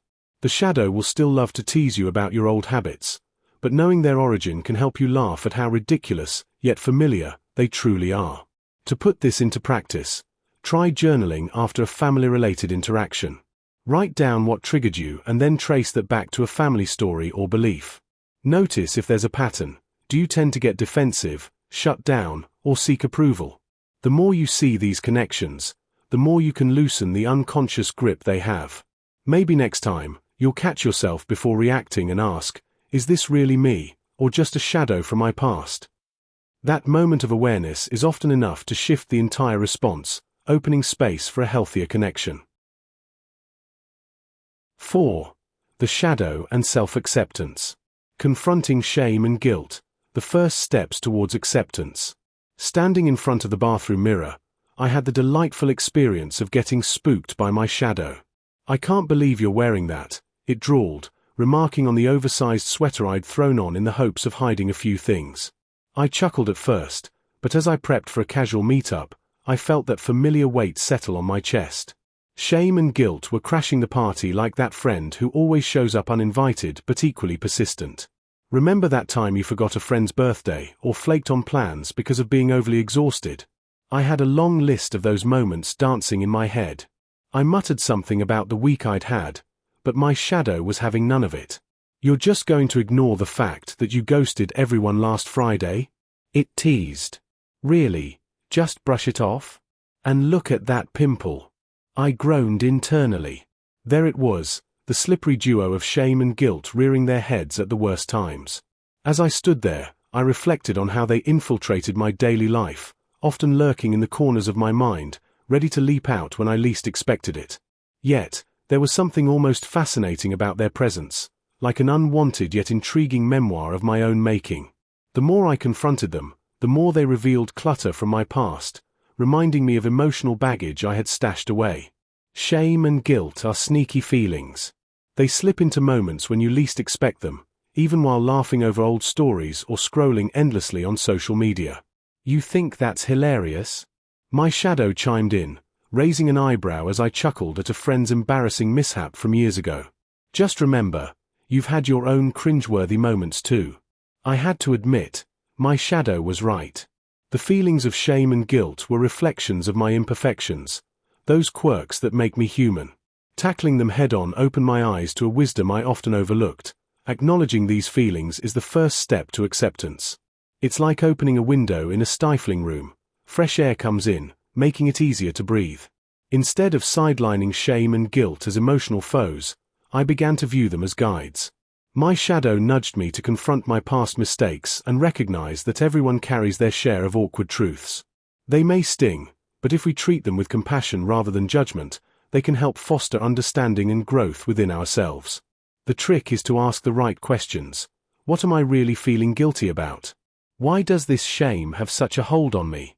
I decided to take a breath and allow those uncomfortable conversations to unfold, not only with myself but with loved ones. Every small confrontation with these feelings began to peel back layers of misunderstanding, allowing vulnerability to take the spotlight. As I stood there, I made a pact with my shadow. "All right, I'll try to listen. Let's tackle this together." The burden lifted a little. Instead of dreading the next encounter with shame and guilt, I felt a bit of excitement. After all, facing them could lead to deeper connections and ultimately a lighter heart. They were less like monsters in my closet and more like the rough edges of a beautiful stone, waiting to be polished. With each step, I learned to not only acknowledge their presence but also embrace the whole journey toward acceptance. It became clear, the next time I felt that familiar squeeze of anxiety, I wouldn't shy away but lean in, ready to learn. Transforming shame into self-compassion. "Look who decided to show up," my shadow quipped, leaning casually from the corner of the mirror as I caught my own reflection cringing at an old email I sent. "Still beating yourself up over a typo? How original." At first, I wanted to wave it off, slap on some armor called "I'm fine," and scroll past the discomfort. But the thing about shame is that it sneaks in quietly, like that one song stuck on repeat in your head, refusing to leave. 1 minute, you're just reflecting on something small, and the next, the weight of every perceived failure sits heavy on your chest. It's like a whisper turning into a shout. "You're not enough. You messed up. Everyone must see how flawed you really are." That gnawing voice tends to rear its head when I least expect it, after a stumble, a harsh word from someone, or even a moment alone with my thoughts, where the mirror isn't just glass, it's a judge. Trying to accept these less-than-perfect pieces of myself felt like accepting a sudden glitch in a system I should have mastered by now. I wanted to hit refresh and be rid of these feelings. But my shadow, ever the sarcastic companion, challenged me. "You think hiding your cracks makes you whole? Cute." When shame floods in, it can feel like an unwanted guest in the house of self. At first, I resist, barricading the doors with denial or distraction. The discomfort is too raw, too revealing. But resistance only makes shame louder. It turns a small twinge into a tidal wave, drowning out any chance of peace. Facing shame felt like trying to hug a cactus, painful and strange. Yet, somewhere beneath that prickly exterior lay something vulnerable waiting to be held, not punished. Turning shame into self-compassion is a bit like dealing with that ancient app on your phone that keeps crashing. You know it needs an update, but you dread waiting through the slow progress bar. It's awkward at first, a little clunky. You might even laugh at yourself for how outdated your thinking was. My shadow, with its trademark smirk, adds, "So this is your being kind to yourself app? Needs more hugs and fewer errors." Self-compassion isn't about suddenly loving every embarrassing or painful thing locked away. It's about giving those parts the attention they deserve, even when they're awkward or messy. It's the gentle reminder that messing up, feeling vulnerable, or carrying shame doesn't make you a broken version of yourself. It makes you human. Patience becomes the quiet hero here. Just like updating an app, you can't expect overnight miracles. There are glitches and stubborn hang-ups. Sometimes, you'll want to throw the phone against the wall because it doesn't work perfectly yet. But sticking with it, using humor to soften the edges, helps light the way. When shame whispers, "You're worthless," self-compassion counters with a calm, "You're doing your best with what you have." This shift doesn't erase the discomfort, but it changes your relationship to it. The very voice that once mocked your every fault now learns to hold space for your mistakes without judgment. My shadow often points out how I trip over this process, saying, "Nice try, but even Santa trips down chimneys." It's true, we're all fumbling through being kinder to ourselves. That's part of the upgrade, knowing it's okay to be imperfect on the journey. When self-compassion becomes the new software running in your mind, it gently reminds you that mistakes aren't system failures but chances to learn, heal, and grow. Embracing shame with kindness doesn't mean inviting it to stay forever but welcoming it long enough to understand it and then letting it go. Next time you catch yourself caught in the shame loop, try this. Imagine talking to a friend who just stumbled as badly as you did. What would you say to them? Now, say the same words to yourself. That small act rewires your heart to meet shame with curiosity and comfort instead of fear and blame. Watch how that simple reframe starts to chip away at the shame fortress, one gentle word at a time. Using the shadow as a mirror for personal growth.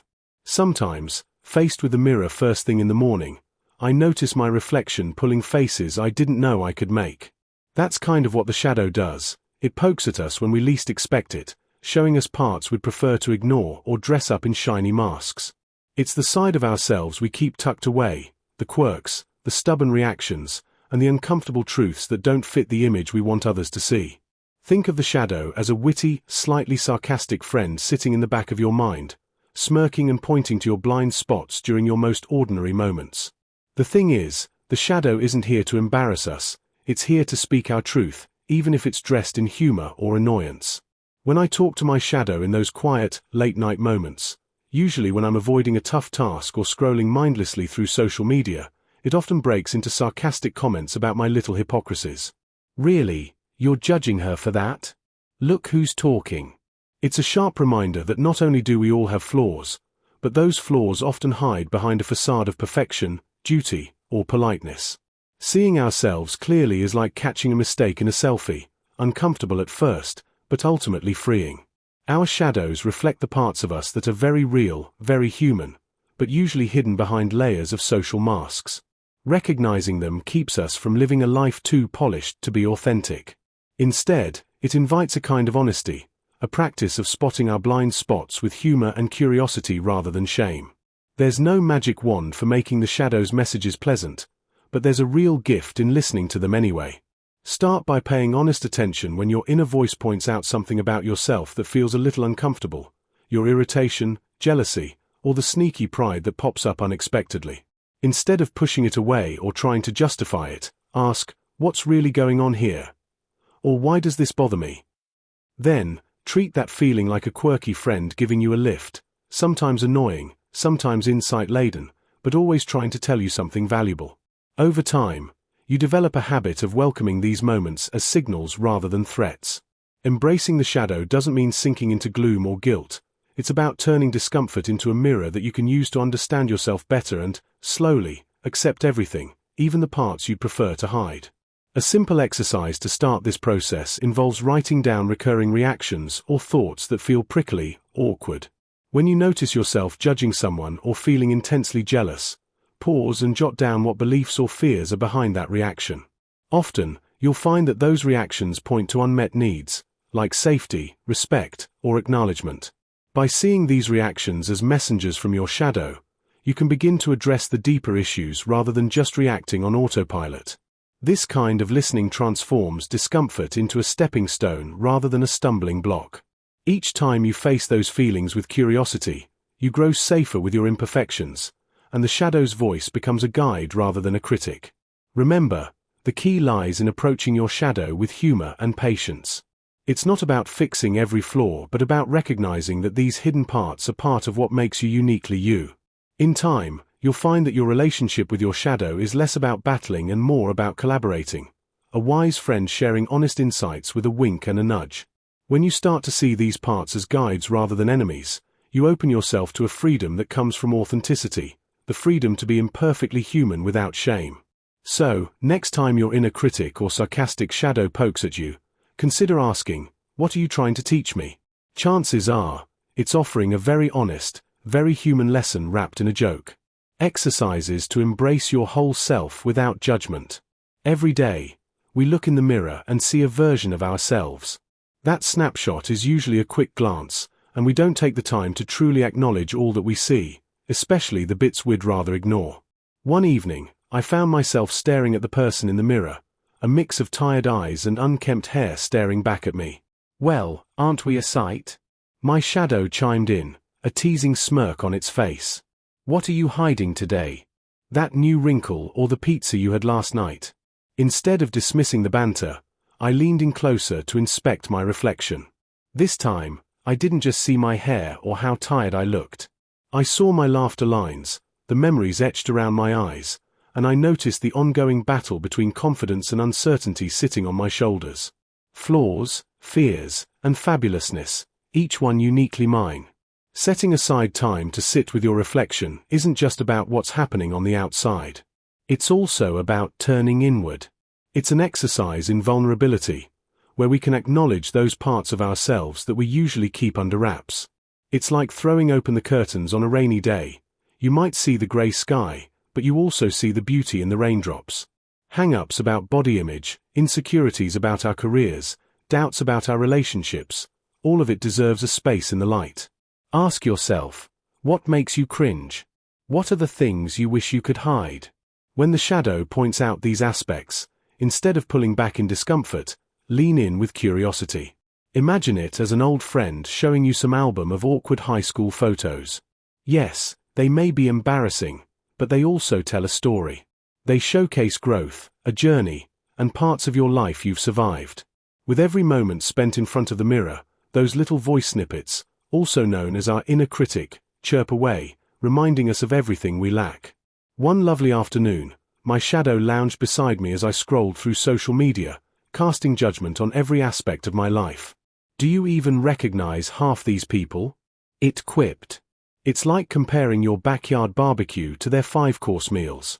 Instead of spiraling into despair, I decided to reframe that inner critic. What if, I mused aloud, instead of a harsh judge, this inner voice were a flawed, quirky friend who's just trying to look out for me? Breaking my self-judgment into a less intimidating narrative allowed me to appreciate its humor and intent. Who among us hasn't leaned on a friend for negativity at times, only to be reminded later about the growth we've been through? So, replace that critic with someone more comforting. Give it a face. Maybe it's your best friend who always offers a perspective that pushes you but supports you. When your inner monologue starts to criticize you, pause and ask why. What fear is hiding behind that sharp comment? Is the critic telling you to challenge your ambitions or to take a moment and breathe? As you shift the tone from harsh judgment to gentle nudging, you may find space for compassion. In that space, you can hear your stories, of failures and victories, without the heavy weight of judgment. The truth is, no one has a flawless narrative. Every path has twists and turns. So, celebrate the scruffy edges of your story, and give your shadow a chance to dance alongside you. Sometimes it's the messy parts that lead to the most profound insights and connections. Begin to notice those critical thoughts, jotting them down as if they were living characters in your own story. Ask them about their origins and what they wish to teach you. Invite them to sit at the table of your existence, then reassess their message with kindness. Sometimes, we simply need to hear that we're enough as we are, flaws included.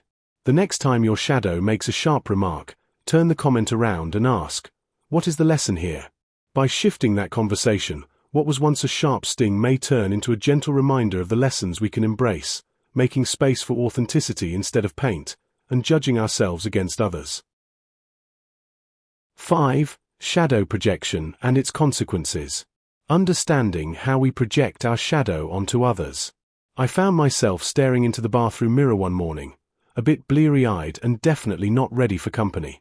That's when my shadow appeared, smirking, as always. "You really think you're seeing me here?" it said, voice dripping with irony. "You're only seeing what you want to see." It pointed to the small cracks around my eyes and the messy bedhead, but more than that, it was nudging me about the invisible cracks inside. It's funny how the shadow shows up when you're least prepared, reminding you that the stuff you so quickly blame on others is actually a reflection of untidy parts within yourself. That rush of irritation? Yep, that's the shadow poking you because it's tired of hiding in your blind spots.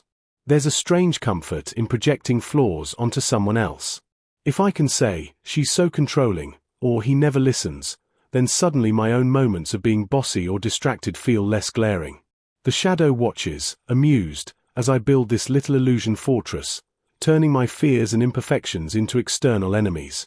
It's easier to deal with a villain in the next cubicle than to wrestle with that nagging voice inside that whispers, "What if you're the problem?" That morning, as the coffee brewed, I realized the mirror wasn't just glass. It was the gateway to understanding how often I dodge my own truths by squinting hard at others' mistakes instead of looking clearly at my own. And just like that, the shadow winked, as if to say, "See? I told you I'd be here." Projection works like an invisible web woven through daily life, snaring any relationship unlucky enough to wander into it. Suddenly, a colleague's sigh isn't just a sigh, it's a personal attack on my competence. A friend's missed call becomes proof they don't care, and a stranger's impatient glance feels like a judgment on my worth. The shadow chuckles because it knows this game all too well. What's tricky is that the villains, the foes, and the harsh critics I see out there are often just mirrors reflecting my own insecurities and fears. When I realize that the boss's tough tone hits a raw nerve because I'm afraid of failure, or that jealousy toward a friend's success exposes my own self-doubt, the tangled web suddenly looks less frightening. This habit of projection isn't about other people being truly bad or mean. It's about my own inner world creating stories to protect me. Sometimes I think projecting is like wearing sunglasses that distort everything. People become shadows of my anxiety or anger, not who they really are. Understanding this opens the door to freedom. When others stop being the villains, I feel less trapped in drama and conflict. The shadow's grin widens here because it loves to catch me in these revelations, showing me the way out of the maze I built around myself. When this becomes clear, it changes the way I interact. I start to ask, is this about them or me? And often, the answer isn't about outsiders but about pieces of myself I've tucked away or denied. The tangled web loosens its grip, and with that, relationships breathe easier. The shadow might still tease. Careful, you might actually try to see me now. But the sting of that truth feels lighter than the weight of blame. The shadow isn't just a trickster. It's a guide in disguise. By showing up with its sarcasm and smirks, it pushes me to face what I'd rather run from. Projection teaches me that what annoys me most about others often hints at what I haven't accepted in myself. It's a kind of cosmic joke. While I'm busy accusing Dave of being lazy, I'm ignoring my own procrastination. While I judge Sarah's impatience, I'm avoiding dealing with my own frustration. The shadow's little nudges help me see these overlaps without shame, just curiosity. Our tendency to project comes from fear and discomfort. It's easier to blame than to look inward. But each time I recognize this habit, I reclaim a bit of power over how I feel. Instead of reacting instantly, I pause and ask, am I truly facing this person or just my own shadow? That question slows everything down and opens space for understanding and compassion, both for others and myself. The shadow often throws a sly question my way at moments like this. What if the monster you're fighting in others is just the parts of you needing a little kindness? That keeps me humble and reminds me that growth is sometimes about shaking hands with what I feared. The less I push the shadow away, the less it needs to shout. If you want to spot your shadow's projections, start paying attention to where you feel triggered. When someone's words or actions hit an unexpected nerve, pause. Ask yourself what thoughts or feelings bubble up right then. Is there a chance that what's bothering you is connected to your own fears, habits, or insecurities? This simple habit starts shifting your view from blaming others to learning about yourself. You might catch yourself thinking, why is she always so critical? And then realize you're avoiding a truth about your own harsh self-talk.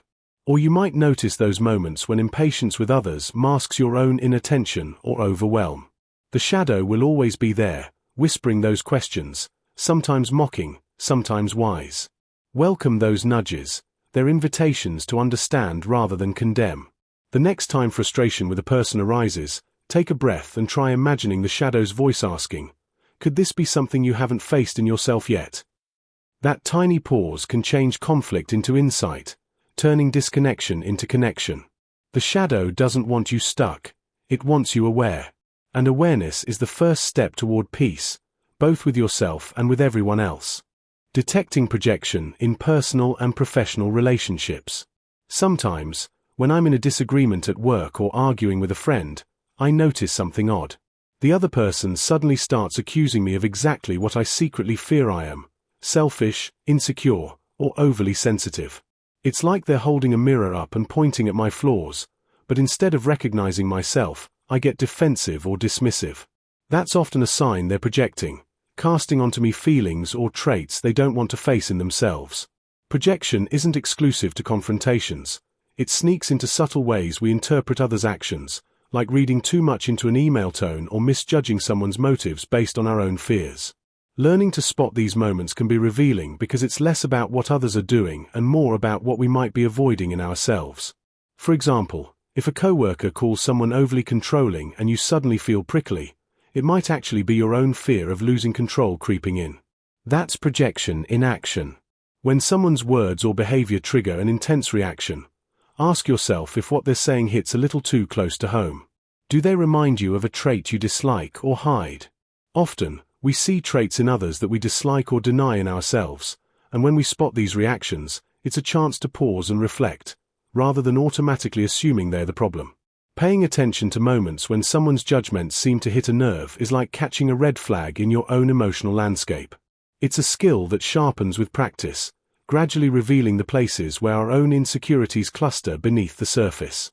When I catch myself feeling annoyed or defensive about someone's comment, I try to screen that reaction with a little playful question. Am I projecting? It's a silly phrase, but it works wonders. Asking aloud or journaling about where that feeling is coming from can peel back the layers of denial and reveal its origin. Usually, these feelings originate from unresolved issues, fear, shame, or past wounds that get triggered in the present. For instance, if I get irritated when a colleague takes credit for my idea, I might ask myself, is this about feeling unrecognized, or is it about fearing I'm not good enough?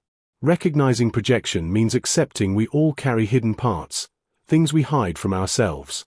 When we get curious instead of defensive, it becomes easier to see these projections as invitations rather than threats. Once you start noticing your projections, you can shift from judgment to understanding. Instead of getting caught in a defensive loop, imagine using that moment to ask, what is this feeling trying to tell me? This turns a potentially awkward situation into a mirror for growth. It's also helpful to remember that projections aren't just about ourselves. They can be signals for deeper connections. If someone's anger or criticism seems out of proportion, think of it as a gift, an opening to explore your own feelings or fears about vulnerability, rejection, or failure. Playing with self-inquiry isn't about catching yourself in mistake, but about opening space for honesty and compassion. Over time, you'll find these moments become less about blame and more about understanding your own inner landscape. Practically, I recommend keeping a small journal or just a mental checklist next time you feel disturbed by someone. Ask yourself, am I reacting to this person or to something within me? Then, follow-up questions like, what does this remind me of? Or what might I be avoiding? Can help you slow down and see the projection clearly. This process turns uncomfortable feelings into stepping stones for connection, not just with others but with your own true self. The shadow's sneaky questions. Are you seeing what you want to see? Or whose voice is that in your head? Are often right behind the curtain. The more we get curious about those questions, the less likely we are to mistake projection for truth. Instead, we start noticing how our hidden fears shape what we believe others are doing or saying. Recognizing projection isn't about dismissing others, it's about uncovering our own blind spots. When we learn to see these projections with a bit of humor and compassion, our relationships can shift from battlegrounds for validation to spaces for genuine exchange and growth. It's like shining a flashlight into the dark corners we'd rather ignore, making those shadows a little less scary. Breaking the cycle. Techniques to own and reclaim projections. We often find ourselves blaming the world for our problems, don't we? It's like a comforting coat we wrap ourselves in, believing the chaos outside is the cause of our struggles. But my ever-present shadow has a knack for pointing out how much of this blame is really just a reflection of our own fears and insecurities. You're scrolling again, it quipped the other day as I mindlessly flicked through my phone. Looking for light in glowing rectangles, are we? I didn't want to admit it, but it was spot on. Our projections work like lenses distorting reality, causing us to see others as the source of our discomfort. When we place the blame on external factors, we forget that often it was our shadow leading us to the brink, playing tricks with our perception of reality. This cycle keeps us trapped in a loop of illusion, distancing us from the truth that lies within ourselves. Recognizing our projections is the first step toward reclaiming our power. It's playful, yet challenging, like trying to catch a butterfly with your bare hands. The techniques to break free from this cycle can be both light-hearted and profound. Start by asking yourself simple questions when you find yourself irritated or judgmental. What does this say about me? Or why does this bug me so much? The next time you feel triggered, pause and look in the proverbial mirror. Is the thing that frustrates you a reflection of something you dislike about yourself? Letting your shadow take the lead can turn this reflection into an opportunity for growth. When we own our feelings, we no longer project our issues onto others but instead face them head-on. To deepen this practice, I learned to engage with my shadow, trying to understand it instead of seeing it as an annoyance. Sometimes it would make snarky comments about my habits, like, "Still getting defensive, huh?" This playful exchange opened the door to understanding. I began journaling these interactions, treating my shadow as a friend rather than an adversary. What insights emerged were eye-opening, to say the least. Over time, I developed an inner dialogue that was both humorous and profound. I could hear my shadow asking the hard questions, nudging me towards self-awareness whenever I slipped into blame. When the cycle of projection starts, those chilling self-reflections become tools rather than traps. They reveal the hidden truths we often overlook, guiding us further down the path of self-discovery and authenticity. To unleash the full potential of this practice, delve into self-reflection more rigorously. Set aside time for silent contemplation. Maybe it's at the end of the day or during a morning coffee, wherever you can connect with yourself. Engage in writing prompts inspired by your shadow's witty retorts or irritating habits. Try to explore how your experiences shape your perspective of others. It's enlightening how much clarity arises when you actively invite your shadow into your life. So, next time you're ready to point fingers or throw blame, pause for a moment. Laugh with your shadow and turn inward instead. By embracing these reflections, we create room for authenticity and understanding, both within ourselves and in our relationships with others. This shift transforms projection from a painful cycle into a powerful catalyst for personal growth. Case examples: when projection causes conflict and how to heal. "You're blaming me again," my shadow whispered, leaning close like a nosy neighbor. "Isn't it weird how quick you are to spot everyone else's flaws and miss your own?" I rolled my eyes but couldn't deny the sting. At work, I often accused a colleague of being controlling, only to realize later that I was the one micromanaging every tiny detail. At home, I saw my partner as distant, when really, my own fear of vulnerability built a wall between us. Projection is like holding up a funhouse mirror.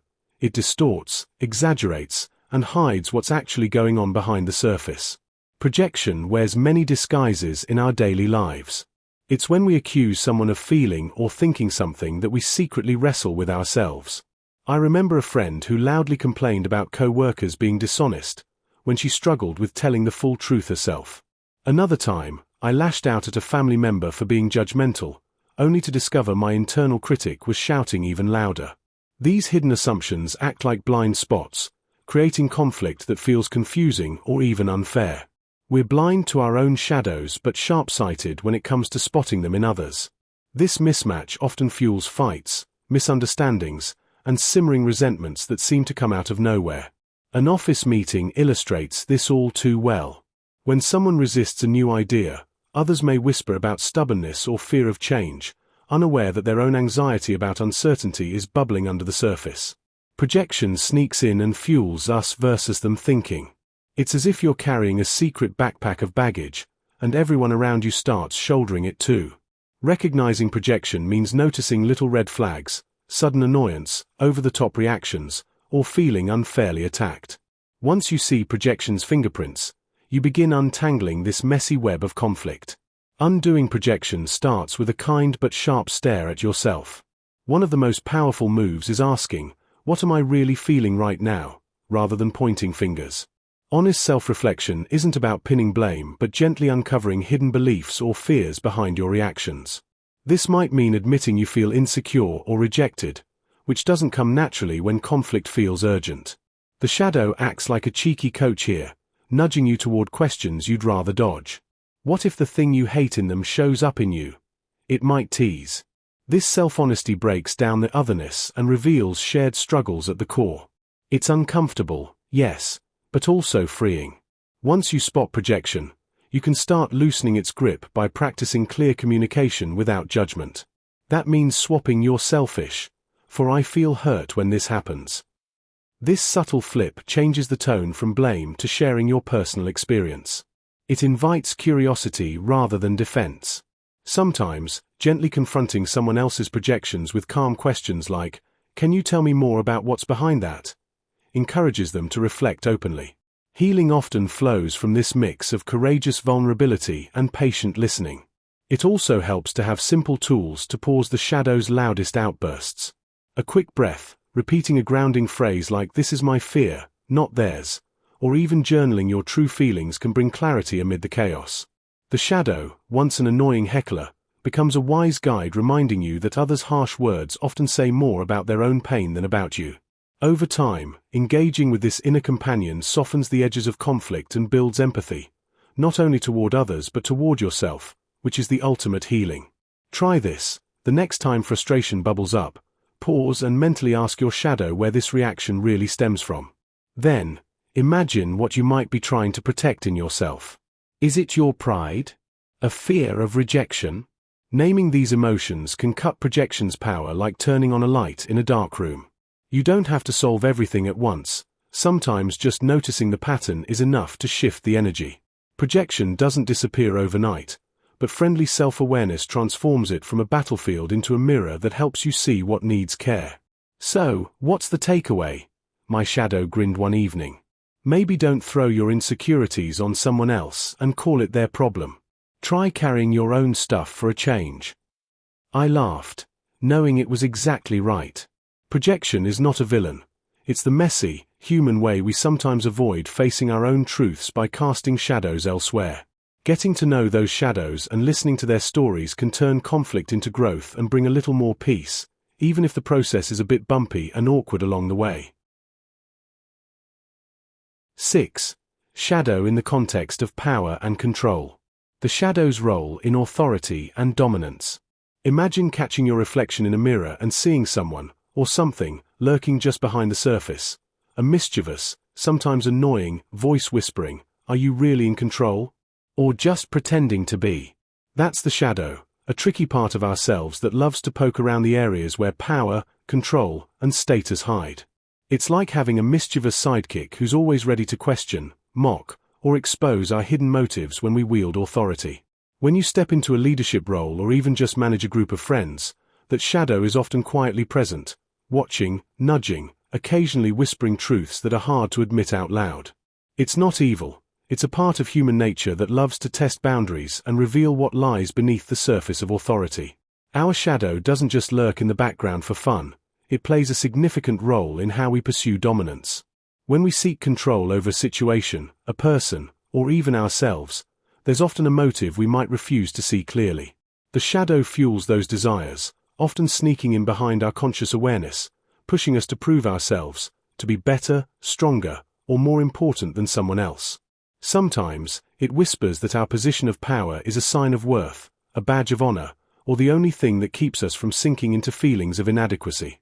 At other times, it exposes the cracks in our armor, revealing that our craving for dominance might actually be about masking deep insecurities or fears of insignificance. The shadow's whispering can be a warning sign. Are we truly after influence, or are we just trying to cover up something we refuse to face? In daily life, the shadow's influence can be subtle. It might show up as a boss who micromanages because they fear losing control, or a friend who trying to assert authority out of a need for recognition. Recognizing the shadow's role in these patterns can give us a clearer look at why we chase power, sometimes with good intentions, sometimes out of habit, and other times driven by hidden self-doubts. When we become aware of this, we realize that our struggles with authority are often less about the external world and far more about our internal landscape. It's as if the shadow acts as a mirror, reflecting not just our ambitions but also our vulnerabilities, encouraging us to ask whether our pursuit of power is a genuine desire to influence or an elaborate disguise for feeling insecure. Knowing this allows us to examine our motives honestly and to consider whether true authority comes from self-awareness rather than dominance over others. To get a grip on the shadow's influence, it helps to start noticing our reactions when we feel the urge to control or compete. Are we trying to prove something to ourselves? Are we afraid of being overlooked or dismissed? When these feelings surface, the shadow is likely whispering, "Let me show you what's really going on." Reflecting on moments when you felt a momentary rush of power, or a sudden need to dominate, can reveal the underlying fears or doubts tucked away behind those actions. Seeing the shadow as a guide rather than a foe can turn those uncomfortable moments into opportunities for growth. Taking a moment to ask yourself what you're really after, the need for respect, security, recognition, or something else, can make a huge difference. It's less about suppressing the shadow and more about listening to it, understanding its message, and deciding how much space you want it to take in your pursuit of authority. Identifying shadow-driven control tactics. It's like watching a play unfold where the actors are unaware of their scripts. For instance, consider that moment when you find yourself agreeing to go out with friends, but deep down, the idea of not being invited stings. The desire to avoid rejection pushes you to act against your true feelings. What we don't see is the shadow, that part of us pulling the strings, driven by unacknowledged insecurities and past experiences. It's as if a character in a movie is always present but never addressed, running the show from behind the curtain. While we may think we're in control of our responses, it's often our fears that dictate our actions. These fears can manifest in various ways, subtly altering the dynamics of our relationships and interactions. Guilt-tripping someone can be a tactic, a way to assert control by evoking a sense of obligation. Avoiding confrontation, on the other hand, is a different kind of control. It keeps the peace but leaves true feelings unexpressed. By recognizing these patterns, we begin to see how deeply our shadow influences our everyday exchanges. For example, if you lend a friend money, just to remind them of the kindness later, you're engaging with your shadow's need to control the narrative of generosity. Imagine my shadow nudging me in the middle of a tense conversation, whispering, "You know you're manipulating the situation, right?" It's that voice that attempts to awaken the part of me that thrives on connection rather than conflict. The moment I recognize my shadow's presence, I can separate my genuine intentions from the unconscious drivers that create chaos in my relationships. Next time you feel a tightening in your chest during a conversation, pause and ask yourself what fear is prompting your reaction. Is it fear of rejection, fear of being misunderstood, or something else entirely? Bringing your shadow into the conversation not only enriches your understanding of your own behavior but can also lighten the interaction overall. This isn't just personal growth, it's a path to more authentic relationships. By admitting our motivations and recognizing the shadow's role, we nurture a space where honesty prevails, and genuine connections can flourish. Remember, the shadow isn't the enemy. It's a quirky guide pointing out the funhouse mirrors of our psyche. Shadow aspects in leadership and influence. "You're playing the leader again," my shadow whispered as I carefully arranged my words before a Zoom meeting. It smirked, partly amused, partly accusatory. "Trying on that shiny crown, are we? Watch out. That charm of yours has a slippery underside." I wanted to protest. After all, isn't leadership about inspiration and clearing paths? Yet, the shadow's voice, equal parts annoying and truthful, reminded me that power often wears a mask, dazzling us with charisma while hiding a quieter game of control. Behind the confident smile, behind the strategic handshakes, lies a tangle of motives and vulnerabilities that rarely see the boardroom spotlight. Power dynamics like these tend to hide their truths under layers of charm, persuasion, and the illusion of authority. It's tempting to believe that influence flows from sheer capability or moral rightness, but often, it's a dance with masks that obscure what truly motivates us and those we lead. When a leader speaks with magnetic certainty, the crowd nods, yet the real story is more complex, where ambition hums quietly, insecurities shape decisions, and a tipping point between genuine connection and manipulation teeters precariously. Recognizing that the surface allure isn't the whole story invites us to lift the veil and see the human mess beneath the polished suit. This shadow figure, ever witty, nudges us to acknowledge that leadership isn't just about external power but about the inner theater where charm sometimes seduces and control sometimes masquerades as care. It's a reminder that every leader, no matter how skilled, carries a shadow self, dressed in allure but also shifty signals, waiting to be spotted. The invitation is to look at leadership not as a pedestal but as a complex mirror reflecting both light and the mischief of hidden drives. There was that time I found myself dominating a conversation in a meeting, pushing ideas not because they were best but because they felt like proof I belonged. The shadow chuckled in my ear. "Ah, the old look how clever I am dance. Subtle, you think? More like a spotlight hog." It called out the ego, that quiet puppeteer pulling strings when confidence flares into arrogance. Moments like these reveal how fear and ambition hijack leadership, twisting influence into something less thoughtful, more self-serving. The very urge to lead sometimes triggers survival instincts, making us grasp power as if it could seal the cracks inside. The shadow loves pointing out these blind spots, the silent puppeteer hiding just behind our best intentions. It shines a light on the tangled motives in the background, the need to be seen, to control outcomes, or to avoid vulnerability in the spotlight. Fear doesn't always roar. Sometimes, it whispers in the form of defensiveness or rigid expectations. Ambition can inflate ego until collaboration shrinks beneath it. Recognizing these forces is like spotting a magician's sleight of hand. When leadership surrenders to them, influence becomes less about connection and more about survival plays. Owning our influence without losing ourselves demands a kind of honesty we often avoid. The shadow asks, are you leading with your whole self or just the part comfortable in the spotlight? This question flips the typical script. It challenges leaders to lean into discomfort, the awkward confrontations with insecurity or unchecked desire, and invites integration. True influence doesn't silence the shadow. It learns to move with it, hearing its jabs and invitations alike. That uneasy dance, where ego is invited to the table but not allowed to run the show, makes leadership messy but authentic. One of the shadow's favorite tricks is showing how human nature is tangled with contradictions. We crave influence and fear its consequences. We want to inspire others, yet dread the responsibility it brings. The shadow, with its sly grin, reveals that these tensions aren't flaws but fundamental parts of being human. We aren't perfect leaders. We're people with messy shadow sides, prone to missteps and self-delusions. Awareness starts when we stop pretending those shadows don't exist or trying to exile them into the bad leader category. In fact, the shadow insists that embracing this hidden self is the first step to authentic leadership. Power becomes less about domination and more about self-awareness. It teaches that every act of influence carries the imprint of the unseen, our fears, biases, and unmet needs. The more we know this landscape within, the less we get trapped by it. Instead of being puppets to ego or ambition, we start recognizing the game and gently choose whether to play along or rewrite the script. The shadow doesn't want us to banish it but to befriend its challenging presence. Through this lens, leadership turns from a polished narrative into a story of ongoing self-discovery.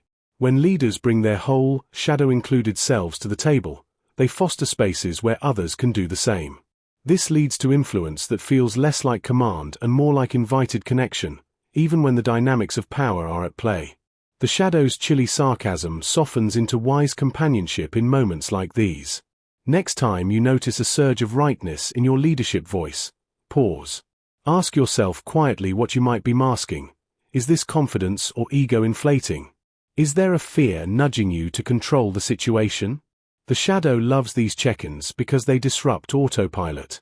You don't have to expose every flaw in public, but start by naming your internal whispers honestly. When frustration bubbles or defensiveness creeps in, step back and watch your shadow at work. Try journaling moments when ambition buzzes louder than collaboration. Notice the times you lean into charm to cover uncertainty. This isn't a guilt trip, it's map-making. Over time, this attention helps turn the shadow from an annoying heckler into a trusted guide who alerts you before ego grabs the wheel. The goal isn't perfect leadership but a more conscious one, where you hold your role with humility and humor. The next time your shadow smirks at your charm or ambition, offer a nod in return. You're in on the dance now, both the light and the mischievous shadow steps. Try catching one moment today and naming it out loud. Here's the shadow at work.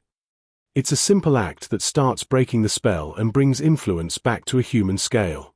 Tools for managing power shadows ethically and authentically. Sometimes, I catch myself thinking I've got a handle on power, only to realize my shadow is quietly whispering, "Nice try." That shadow, witty, sarcastic, sometimes downright annoying, reveals how easy it is to slip into control, dominance, or manipulation without even noticing. To keep our use of power in check, tools like honest self-assessment become essential. These include routinely asking ourselves if our actions serve others or just boost our ego. Practicing humility and openness creates a safety net, helping us stay grounded amidst the temptation to sway others for personal gain. Embracing transparency also serves as a shield. When we reveal our true intentions and admit our flaws, we create trust rather than fear or resentment. One surprisingly practical tool is setting clear boundaries, not just with others, but with ourselves. When we're aware of where our limits lie, we're less likely to push others into uncomfortable spots or to let our shadow take over. Think of boundaries as the guardrails on a busy road. Without them, we risk veering off course into territory that feels powerful but ultimately damaging. They remind us to act ethically, even when no one's watching. Another approach involves seeking feedback. Inviting honest opinions can act as a mirror, catching blind spots that power can hide from us. It's a way of building space for reflection, not to judge ourselves harshly but to learn where our shadows tend to surface, often in moments of stress or desire for control. Handling power shadows also calls for humility, acknowledging we aren't perfect and that shadows are part of being human. Instead of denying our darker impulses, we can gently observe them, recognize their presence, and choose how to respond. This approach turns shadows from enemies into teachers, guiding us to understand our motivations better. It's helpful to see power as a tool rather than a trophy. When used responsibly, it becomes an asset for fostering collaboration and growth, not manipulation. Although tempting to dismiss these shadows as insignificant or external problems, getting familiar with them gives us better control. Tools like journaling about our reactions or noticing when we feel a surge of superiority help us stay conscious of our inner landscape. One way to get comfortable with our shadows is through simple reflection. When I find myself in a heated meeting or caught up in winning an argument, I ask, where is this coming from? Is this really about the issue or my ego's desire to be right? Asking these questions can soften the grip of the shadow and open room for honest awareness. Writing down these moments in a journal helps us notice patterns. Are we more likely to fall into control when tired? When insecure? Recognizing these triggers is crucial because shadows thrive in hidden corners of our minds. The more transparent we become with ourselves, the better we can choose to act ethically, even when it feels inconvenient or vulnerable. Another effective method involves practicing empathy, trying to see the impact of our actions from someone else's perspective. For example, imagine a colleague calling out your mistake publicly. Instead of reacting defensively, ask yourself, what might they be feeling? Is this about their own shadows of inadequacy? When we develop this empathetic eye, our influence becomes more authentic and less about commanding or dominating. Experimenting with intentional pauses before responding can prevent unconscious power plays. That pause allows the shadow's sarcasm or attempt to control to pass naturally, leaving space for a response rooted in genuine respect. These small pauses also help us catch ourselves, preventing reactive patterns from taking over. Lastly, cultivating humility by giving ourselves permission to be imperfect plays a vital role. It's like wearing comfortable shoes. If we hold ourselves to an impossible standard, every misstep feels like failure, and shadows grow louder. Instead, by accepting our human flaws, we create room for growth and honesty. You might try a simple exercise. After a challenging interaction, jot down what you felt and what your shadow might have nudged you to do. Over time, this awareness helps us steer our influence in ways that empower rather than overpower others. Remember, the goal isn't perfection but progress. Every small step towards transparent, ethical influence strengthens our integrity and diminishes the shadow's hold. And here's a little secret the shadow often whispers late at night. Keep an eye out for when you feel the urge to win at someone else's expense. That's a clear sign your shadow is trying to sneak in. Use that moment as a cue to pause, take a breath, and ask, what's really motivating this? Sometimes, stepping back gives us a fresh view, one that allows us to influence without overpowering, to lead without controlling. When we learn to recognize and work with our shadows instead of ignoring them, our power becomes a quiet, steady force that benefits everyone involved. Paying attention to these practices will not make us perfect, but they will help us stay honest and true as we navigate the tricky landscape of influence. 7. Cultivating shadow awareness through mindfulness. Mindfulness practices for shadow recognition. Noticing your breath can be a surprisingly powerful tool. Imagine sitting quietly for a moment, focusing only on the gentle rise and fall of your chest. The shadow nudges you, perhaps with a smirk, reminding you that you often rush through life without really being present. What's the hurry? It might say. Are you really listening to what's beneath the surface? By observing your breath, you create a precious pause in your busy day, inviting awareness of your hidden parts. You may notice feelings bubbling up, anxiety about an upcoming meeting or resentment from a recent interaction. Instead of shutting these feelings down, just sit with them, observe, and breathe. This practice is like a flashlight illuminating the darker corners of your mind, gently spotlighting those often overlooked shadows that need recognition. Observing your thoughts without judgment can be tricky, yet it's fundamental for recognizing your shadow self. Imagine your thoughts as clouds drifting by in a vast sky. You don't need to cling to them or fight them, just watch them pass. "Oh, there goes that worry about my presentation," the shadow might comment sarcastically, adding, "Or maybe it's just a cloud of doom." By letting thoughts float without judgment, you get to see patterns, the fear of rejection, the desire for approval, or the anger that bubbles when someone cuts you off in traffic. Each thought holds a piece of your shadow, waiting for acknowledgement. The goal is not to eradicate these thoughts, but rather to acknowledge their existence. Accepting them means understanding that they're part of you and, simply put, part of your messy, beautifully human experience. One delightful way to keep track of these feelings is through a shadow journal. Every evening, take a few moments to jot down thoughts or experiences from the day that stood out to you. This isn't about crafting beautiful prose. It's about reflecting on what made you feel angry, sad, or anxious. One day you may write about an annoying coworker, while another day, your relationship with food may become glaringly clear. The shadow, ever present, might quip, "Still upset about that email, huh?" Or maybe it's really about the pizza you didn't share. Over time, patterns will start to emerge. You'll begin to see themes associated with your shadow, inviting you to explore those parts of yourself that often stay hidden in the hustle and bustle of life. Practicing pause and reflect moments throughout your day adds another layer of awareness. Try setting a timer for short bursts, even just 5 minutes, during which you stop whatever you're doing and check in with yourself. What thoughts swirl around? What feelings are tied to those thoughts? You could be brushing your teeth when the timer goes off, and your shadow might say, "Let's see how mindful you are, shall we?" You might catch yourself thinking about your to-do list rather than being present. By bringing curiosity over criticism into this practice, you create a caring dialogue with your shadow rather than a judgmental one. Remember, it's not about getting it right. It's about being honest with yourself. This relationship evolves over time. What starts as annoying can become insightful, leading to a more integrated view of who you are. Ultimately, the goal is to embrace your shadow, not avoid it.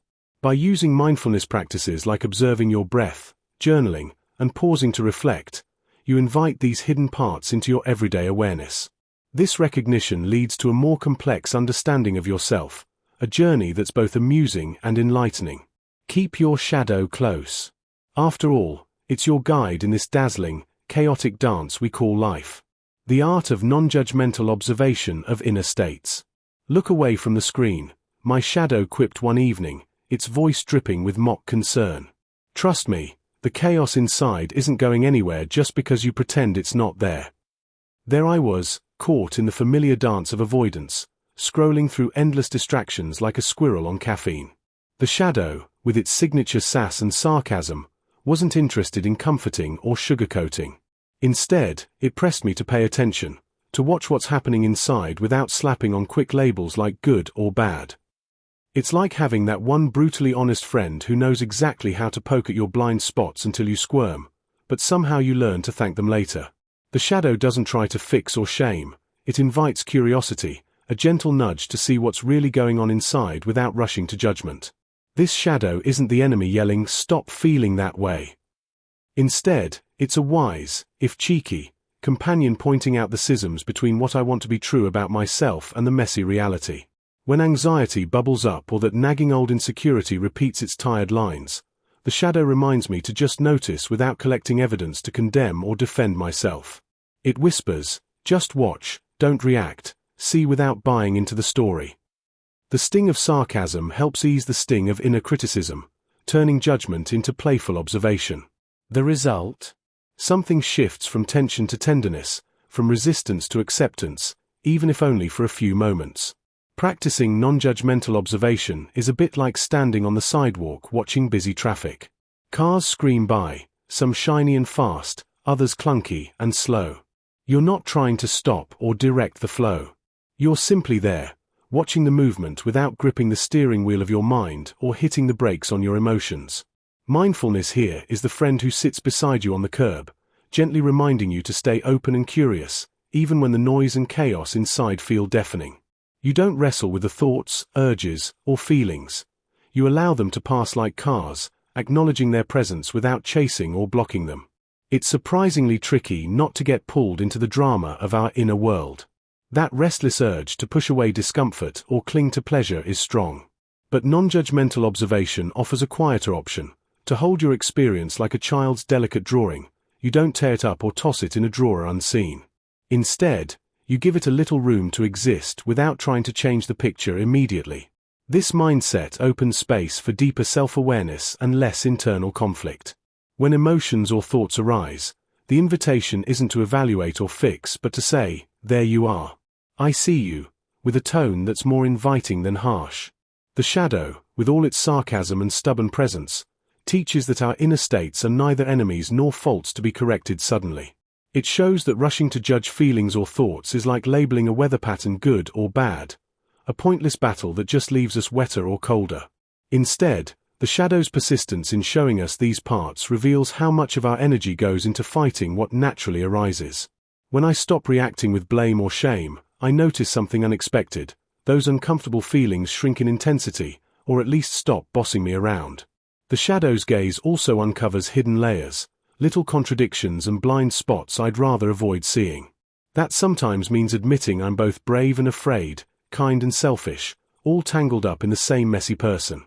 Learning to watch the inner storm without judgment can feel like learning a new language, awkward at first, but eventually freeing. The shadow's sarcastic voice softens into a wise companion that laughs at the absurdity of my mental wrestling matches. It reminds me that inner states are like waves, not permanent fixtures. They arrive, peak, and fade. When I stop rushing to control them, I get to feel them fully, which ironically reduces their grip. This approach isn't about denying pain or discomfort, but about refusing to add a second layer of suffering by judging myself for having those feelings in the first place. Next time a difficult feeling creeps in, maybe stress at work, sadness after a messy conversation, or that familiar twitch of anxiety, pause and catch your shadow's voice. Instead of jumping to fix it, just sit with the feeling like you're people watching on a busy street. Notice where it lives in your body. Is it tightness in the chest, heat in your face, or a sinking feeling in your stomach? Name it quietly. There's anxiety, or that's sadness. Try to keep your mind from telling stories or rushing to solve it. If judgment bubbles up, "I shouldn't feel this way," thank your shadow for pointing it out, then gently bring your attention back to simple noticing. This small shift, from reacting to observing, plants the seed for greater ease with yourself. The shadow might wryly comment, "Still here, huh? Good. You're learning." And without needing to fix anything, you discover that what once felt overwhelming can be met with a curious, kinder gaze. The practice is less about getting rid of feelings and more about changing your relationship with them, turning from a judge into a compassionate observer, one moment at a time. Using meditation to access hidden aspects of the self. Imagine meditation as a kind of secret door tucked away in the quiet corners of your mind. Sometimes, this door swings open easily, inviting you into peaceful space. Other times, it's stubborn, locked tight with doubts and distractions. Sitting in meditation, I often joke that my shadow is the mischievous gatekeeper, smirking at my attempts to peek behind the curtain. That shadow, personified as a witty, sarcastic guide, loves to pop up at the worst moments, whispering, "Really? You think this will work?" It's as if meditation serves as a little adventure, a journey into the hidden depths, where all our repressed truths and quirkiest fears are waiting. Over time, I've come to see this shadow not as an enemy but as a reluctant teacher who knows more than I want to admit. It's a sneaky route into parts of myself that I'd usually prefer to ignore or forget, if only I had the nerve to confront them. Practicing mindful awareness during meditation makes this inner exploration more gentle and playful. Instead of forcing insight, I gently notice what arises, like observing clouds drifting across a wide, open sky. When my mind drifts to my worries or my to-do list, I acknowledge those thoughts without judgment and guide my attention back to my breath or a calming sound. This simple act creates a space where my shadow begins to show some of its behind-the-scenes clips, flashes of insecurities, hidden desires, or inevitable flaws that I usually shove aside. A trick is to approach these moments with curiosity, not shame. Playfully, I remind myself that these shadowy parts are just bits of my story, waiting to be understood rather than eradicated. Of course, it's tricky. Sometimes my shadow throws a little tantrum, pinching my attention or whispering provocations. That's where slipping into light-heartedness helps, maybe even a quick chuckle at the absurdity of it all. But beware, these shadowy corners are often tricky traps, filled with habits that keep us stuck in old patterns. A common pitfall is to get overwhelmed or rush into analyzing every thought or feeling that arises. Instead, it's better to take a gentle approach, like holding a delicate flower instead of ripping out its stem. Keep the process light and steady, gradually revealing the hidden truths that shape your reactions and beliefs. The key to using meditation as a tool for self-discovery is to see it as a playful, ongoing conversation with your inner self, and that mischievous shadow is part of the fun. Remember, the shadow isn't evil, it's simply what we hide away because it feels risky or uncomfortable. When I notice my shadow poking me during meditation, I ask myself, what might this part be trying to tell me? Maybe it's a fear of failure or an unspoken desire for recognition. These insights often point directly to areas needing attention in our lives. The goal isn't to banish the shadow but to become more familiar with its presence. With patience and humor, you can start to recognize your protective patterns and understand why they exist. This process is less about fixing ourselves and more about accepting all parts of who we are. Tuning into these hidden layers during meditation can result in a kind of inner freedom, a gentle awareness that the parts of us previously hidden in darkness are actually just friends waiting to be brought into light. So, don't worry if your shadow shows up in sunglasses or a clown nose. It's part of the journey toward wholeness. The next step is to create space for those quiet, often awkward encounters to unfold with openness rather than resistance. Pick a time when you can sit comfortably, close your eyes, and simply notice what surfaces. Trust that the stories, fears, or playful jabs from your shadow are clues rather than enemies, little invitations to understand yourself a little better each time you step onto this meditation path.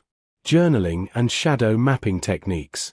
As I sat down to write, my shadow lounged on the couch, its legs stretched out and a mischievous smile widening its face. "Well, look who decided to pour their heart out," it snickered.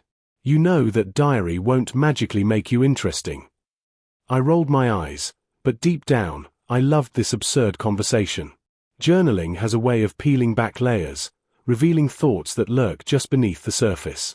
It's not about crafting perfect prose or sharing your most glamorous moments. It's more about inviting honesty to your table. I sometimes start with simple prompts like, "What am I feeling today?" or "What did I learn about myself this week?" These questions serve as keys, unlocking doors I didn't even know were there. However, it's often uncomfortable to face those hidden truths. In the fleeting moments after writing, that nagging fear pops up. What if somebody reads this? What if they see my flaws? But there's magic in that discomfort. When you allow vulnerability onto the page, it encourages growth. Flipping through old entries, I often spot moments of embarrassment or confusion that once felt insurmountable. It's like finding an old photograph of yourself in an awkward phase, disgusted and amused at the same time. My shadow whispers, "Look at you, such a mess, and yet, aren't we all?" The little nudges of self-recognition in journaling convert those moments of uncertainty into stories of resilience. One rainy afternoon, I found myself sitting cross-legged on the floor, colored pencils scattered around me like fallen leaves. That's when my shadow floated into the room, wearing a beret and an artist's smock. "You're going to draw your feelings now," it scoffed, cocking an eyebrow. How very avant-garde. But I was onto something. Shadow mapping involves more than just doodling. It's a compelling way to visualize those hidden parts of ourselves. I began sketching a large circle, labeling it my shadow. Then, like one of those family trees, I branched out, adding fears, insecurities, and desires that often feel too weighty to acknowledge. This mapping process felt oddly liberating. I could see my trepidations laid out like a chaotic masterpiece. I noticed elements that didn't seem to fit in, like an overly dramatic tree symbolizing my fear of rejection or a cheerful sun that represented my lust for approval. The vivid colors allowed my mind to dance within the stark reality of my inner struggles. As I drew, I imagined my shadow nudging me. "See? It's not so scary when you put it on paper." Embracing this creative practice invited a refreshing awareness. Every brushstroke or color swatch symbolizes confronting uncomfortable truths. Mapping out my thoughts helped to legitimize feelings I might otherwise shove into a corner, suffocating in silence. The more I practiced shadow mapping, the more I realized my once elusive shadow transforms into a quirky companion. The insights gained transfer back to my daily life, with a newfound sense of tolerance for my own quirks. Every hidden corner I mapped strengthened our bond, and conversations with my shadow shifted. Instead of derision and sarcasm, I began to sense a kind of camaraderie. After all, it's tough to be the only one who knows where the messy spots are. Now, it pokes fun at me, but it's also a chronicler of my journey. With tools like journaling and shadow mapping in my arsenal, I'm navigating through the complexities of being human, one page and one colorful doodle at a time. Next time you face that inner voice teasing you about your thoughts or emotions, grab a journal or some colored pencils. Let your shadow be part of the process. You might be surprised at what you discover. 8. Shadow integration strategies. The process of inner integration. Steps and stages. You're avoiding that topic again, my shadow said, lounging in the corner of my mind like an uninvited guest at a party. Why not give it a spin? That's usually how it begins, an irritation, a nudge, a sarcastic comment that's too accurate to ignore. Inner integration starts when we spot these shadowy figures lurking just out of sight, the parts of ourselves we'd rather ignore, like the embarrassing dance moves we hide at weddings. Recognizing your shadow means catching those stubborn habits, uncomfortable feelings, and ideas you shove deep down. For me, it looked like noticing that itch for control when I tried, not always gracefully, to keep everything neat and predictable. The shadow might mock my need to micromanage, but beneath the sarcasm is a truth begging for attention. The journey from noticing to embracing this shadow is a winding path, with stops that might feel like awkward family reunions with parts of yourself you've neglected. At first, that shadow is just an annoying voice pointing out your contradictions and flaws, like a sibling who knows exactly where you stash the snacks. Over time, the irritation softens into curiosity. You ask questions like, why do I sabotage myself here? Or what's really behind my fear of failure? Gradually, the shadow becomes less of an enemy and more of a quirky, honest companion, revealing hidden fears, forgotten wishes, and buried strengths. It's not about polishing every flaw away but making friends with the messiness inside. When integration grows deeper, the shadow stops hiding in the corners and steps into the light. You begin to recognize patterns that once felt like blind spots. For instance, the anger you dismissed as just a mood might turn out to be a signal of unmet needs. That nagging voice warning you about certain relationships. It's not paranoia but a protective whisper. Coming to terms with these parts creates a new kind of wholeness, not perfect, but real, layered with depth and surprising humor. Inner integration doesn't erase shadow, it invites it to the table, where it can have a say rather than sit in the waiting room of denial. Working with your shadow means building a relationship, which can be as tricky as co-parenting a wildly independent teenager. One practical way to start is by paying attention to moments when you feel reactive or out of sync. That's usually the shadow waving a flag. Instead of pushing those feelings away, try talking back in your mind or journaling what emerges. The shadow might say, you're pretending you have it all together, or you're scared you won't be loved if you show weakness. When you can name these voices, they lose some power over you and become stories you can understand. A playful way to practice is imagining your shadow as a character, funny, sarcastic, sometimes cranky, who shows up with a message. Giving it a voice makes the process less scary and more engaging. Another step involves acknowledging the gifts hidden in those shadow parts. That stubbornness blamed for conflicts. It's a fierce commitment to your values. That anger dismissed as destructive. It's fuel for boundary setting. Treating the shadow as a guide means seeing beyond surface flaws to the lessons packed inside. Meditation, mindful breathing, or simply sitting quietly with uncomfortable feelings can create space to listen without judgment. Over time, your shadow becomes a guide that points out not just your wounds but your wisdom, not just your fears but your courage. One useful practice is reflecting after encounters that stir strong emotions, like a disagreement with a friend or a moment of envy on social media. Ask yourself what your shadow might be trying to tell you in that moment. Maybe the jealousy is a sign of a dream you've silenced, or the frustration a clue about unmet expectations. Writing down these reflections, even in casual notes or voice memos, can reveal patterns and guide growth. Remember, this isn't about perfect answers but staying curious and kind with yourself. The shadow companion might tease you along the way, but it's also the wisest guide you'll find if you let it in. So, next time that pesky voice rises inside, don't shoo it away. Listen closely, and maybe answer back with a smirk. Treat your shadow like a slightly annoying, oddly insightful friend who shows up uninvited but knows you better than you think. Start by noticing one small habit or feeling you usually avoid, and spend a day simply observing it without judgment. See what questions arise and what stories you tell yourself about that part. This little practice offers a gentle door into the larger world within you, messy, imperfect, and full of surprising truths waiting to be met. Dialoguing with the shadow. Techniques for conversation and negotiation. Talking to the shadow can feel a bit like trying to get a stubborn friend to spill secrets over coffee. You have to use the right approach. Often, the best way is through playful curiosity. Instead of demanding answers, ask questions that invite reflection. For example, if the shadow shows up with a snarky comment about your nerves, you might ask, "What am I really afraid of right now?" Or "Why does that part of me want to stay hidden?" This sparks a gentle conversation rather than an interrogation. Active listening isn't just for other people's stories, it's also for your own inner voices. When you pay close attention, without judgment, you create space for understanding. It's surprising how often the shadow responds with honesty when you approach it as a curious friend, not a judge. Reflective questions act like keys, opening different parts of the shadow's hidden room. Instead of telling yourself stop being so insecure, try asking, what does this insecurity need from me right now? Gentle probes like, what are you afraid of losing? Or what story are you telling myself that keeps this feeling alive?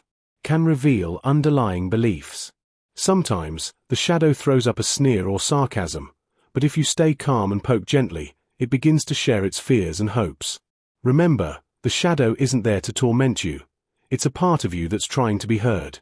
By turning your inner dialogue into questions, you create a dialogue that feels more like a game rather than a battle, making it easier to listen and understand what's really going on beneath the surface.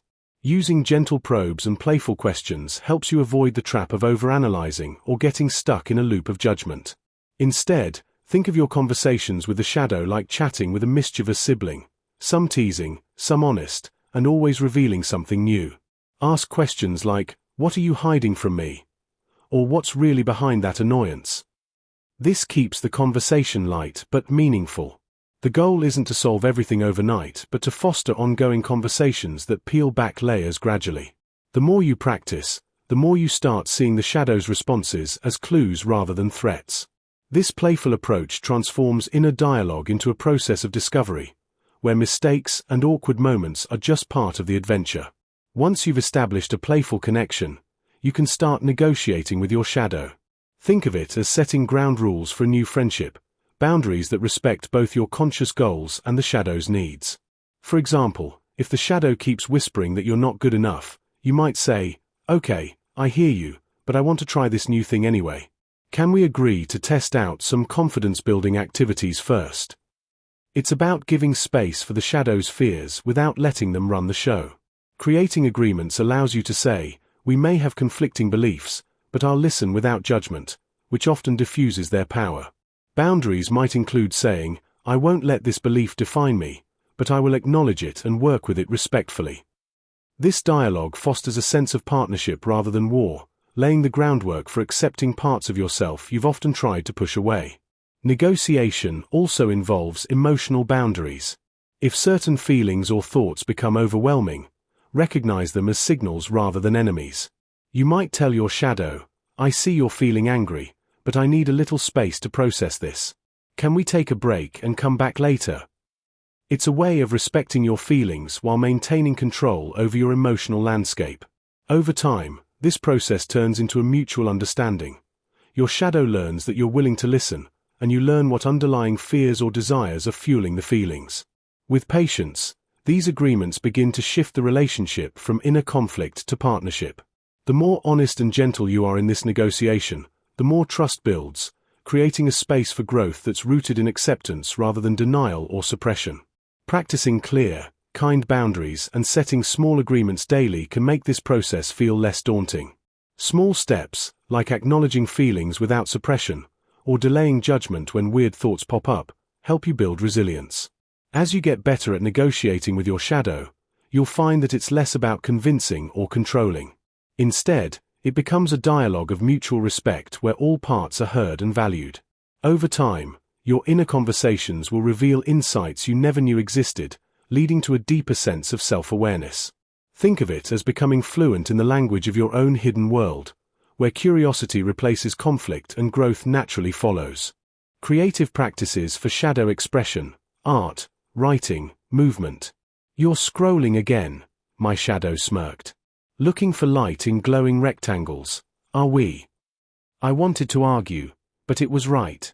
There I was, trapped in an endless loop of posts and likes, while the real stories begged to be expressed outside of that digital cage. My shadow has this knack for pointing out the absurdity of my daily routines, and while it annoys me at times, it also nudges me towards something deeper. It invites me to explore the quirky corners of my psyche, bringing playful rebellion through art, writing, or movement. Embracing your shadow doesn't mean treating it like a dark pit to be avoided. It's an invitation to turn that hidden part of yourself into a creative force. Let's think about art, the messy, chaotic kind that doesn't care if it fits within the lines. Grab those paints you've been hoarding or the sketchbook covered in dust. You don't need formal skills. Start with bright colors splashed on a canvas or even doodles that reflect your turbulent thoughts. Writing can be just as liberating. Pen down those secrets that churn in your mind or churn out fictional tales that act as mirrors to your unwelcome feelings. It might feel childish or silly at first, but reclaiming those lost pieces can crack open new doorways to self-understanding. Movement becomes the third partner in this creative triad. Think dance or yoga in your living room, where even the most awkward steps can release pent-up energy and shadowed emotions. Integrating these practices into daily life can become a transformative game, one that consistently evolves your relationship with your shadow. It's as simple as setting aside just 10 minutes. Every morning or evening, allow yourself that time to play. Begin by writing down any thoughts that emerge first thing. The stream of consciousness doesn't need to follow structure. Let the words flow out like a river, serpentine and unfiltered. You'd be surprised what your inner voice wants to whisper when you let it run free. Create a space in your home that feels right for you, where creativity can blossom without judgment. It doesn't matter if it's a small corner with some blankets and pillows or your entire living room transformed into an art studio. Keep your materials visible and accessible. Allow your shadow to remind you when it's time to create, as it thrives in those moments of whimsy and uncertainty. This dynamic conversation isn't about perfection. It's a journey of self-discovery. Practically speaking, try to mark something playful on your calendar as a reminder to keep engaging with your shadow, whether it's a movie night alone, an impromptu dance party, or even a solitary walk where you speak aloud to your thoughts. Let this practice act as your own little rebellion against the seriousness of life. Remember, every time you engage with your shadow creatively, you are, in a way, challenging the traditional notions of self-expression.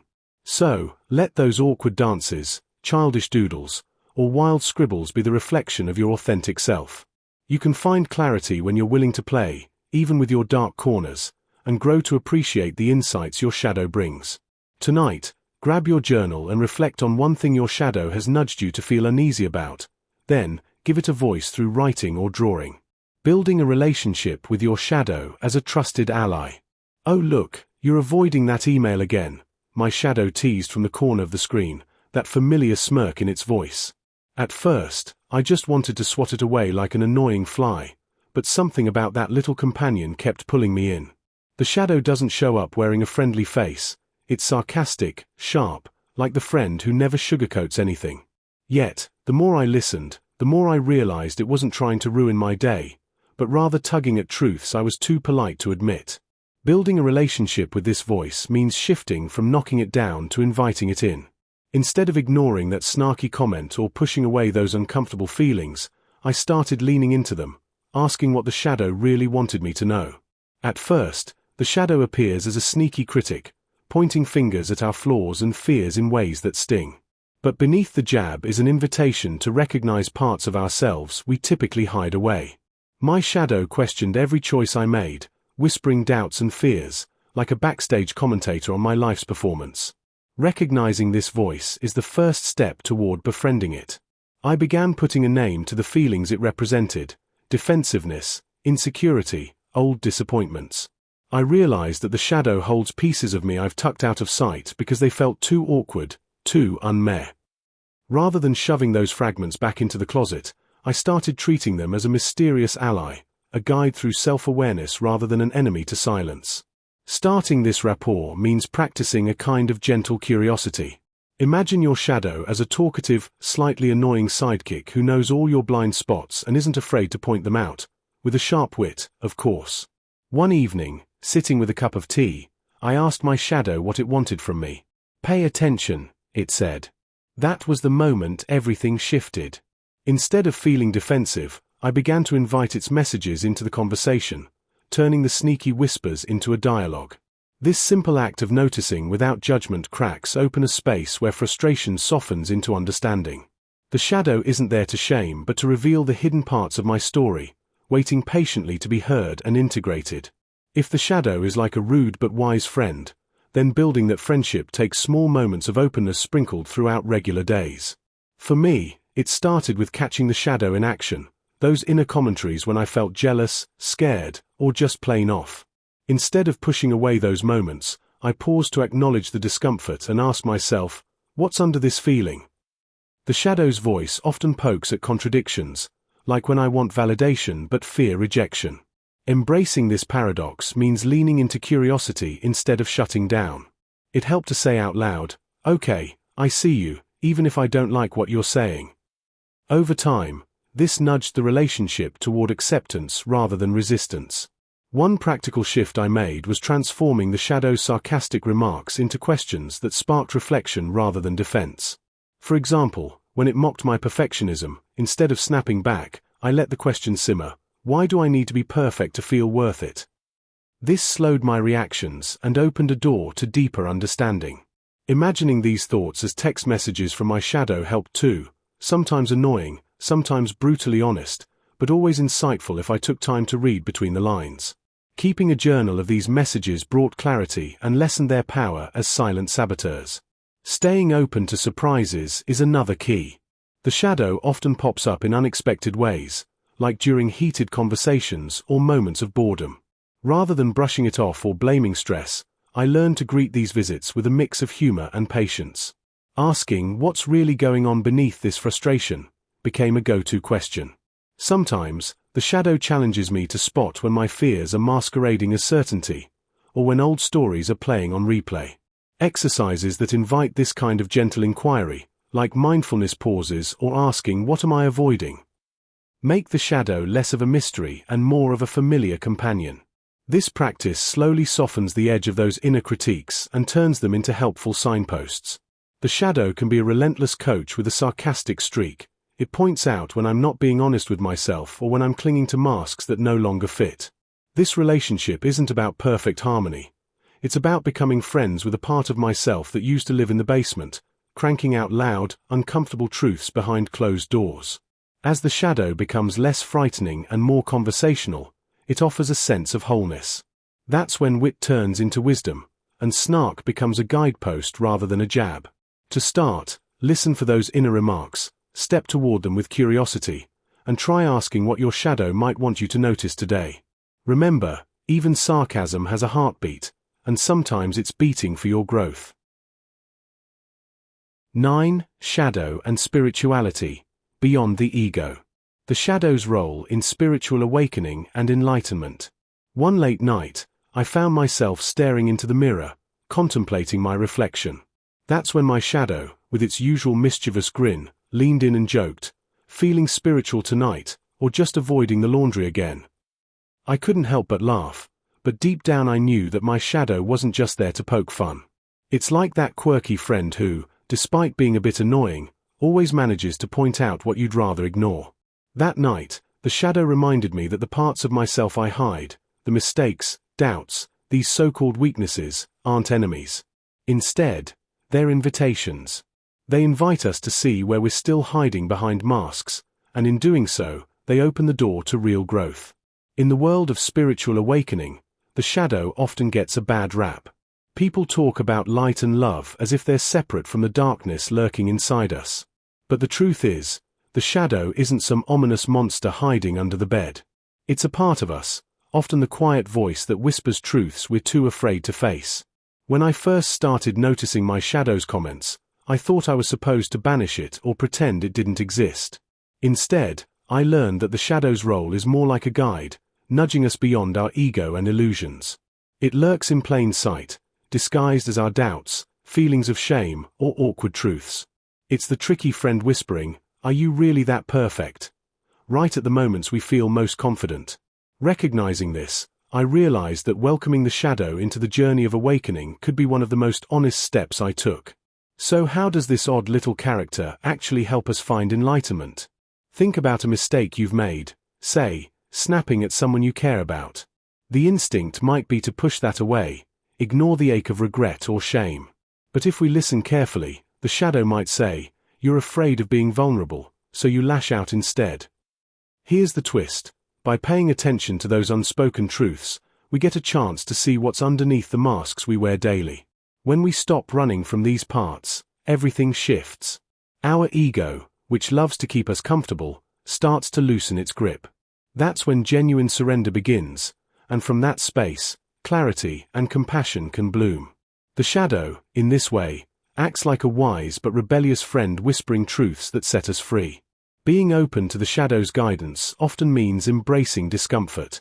It's like peeling back layers of paint on an old wall, revealing hidden cracks and surprises beneath.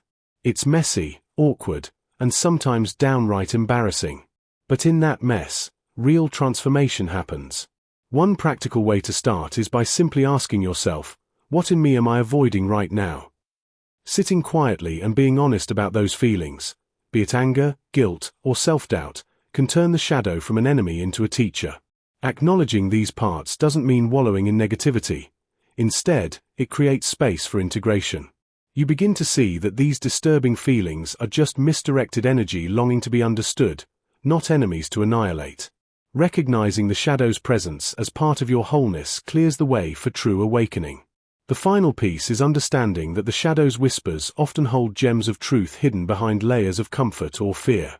When the shadow asks challenging questions like, "Why do you avoid feeling vulnerable?" or "What are you afraid will happen if you truly accept yourself?" it's nudging us toward authenticity. The more we listen, the more we realize that enlightenment isn't about becoming perfect or shining endlessly bright. Rather, it's about accepting the entire spectrum of ourselves, the light and the dark. Giving presence to the shadow means recognizing that these hidden parts have lessons to teach if we're willing to hear them. When this shift happens, awakening becomes less of a distant goal and more like a natural unfolding, powered by honest conversations with all sides of ourselves, including the quirkiest, most awkward bits.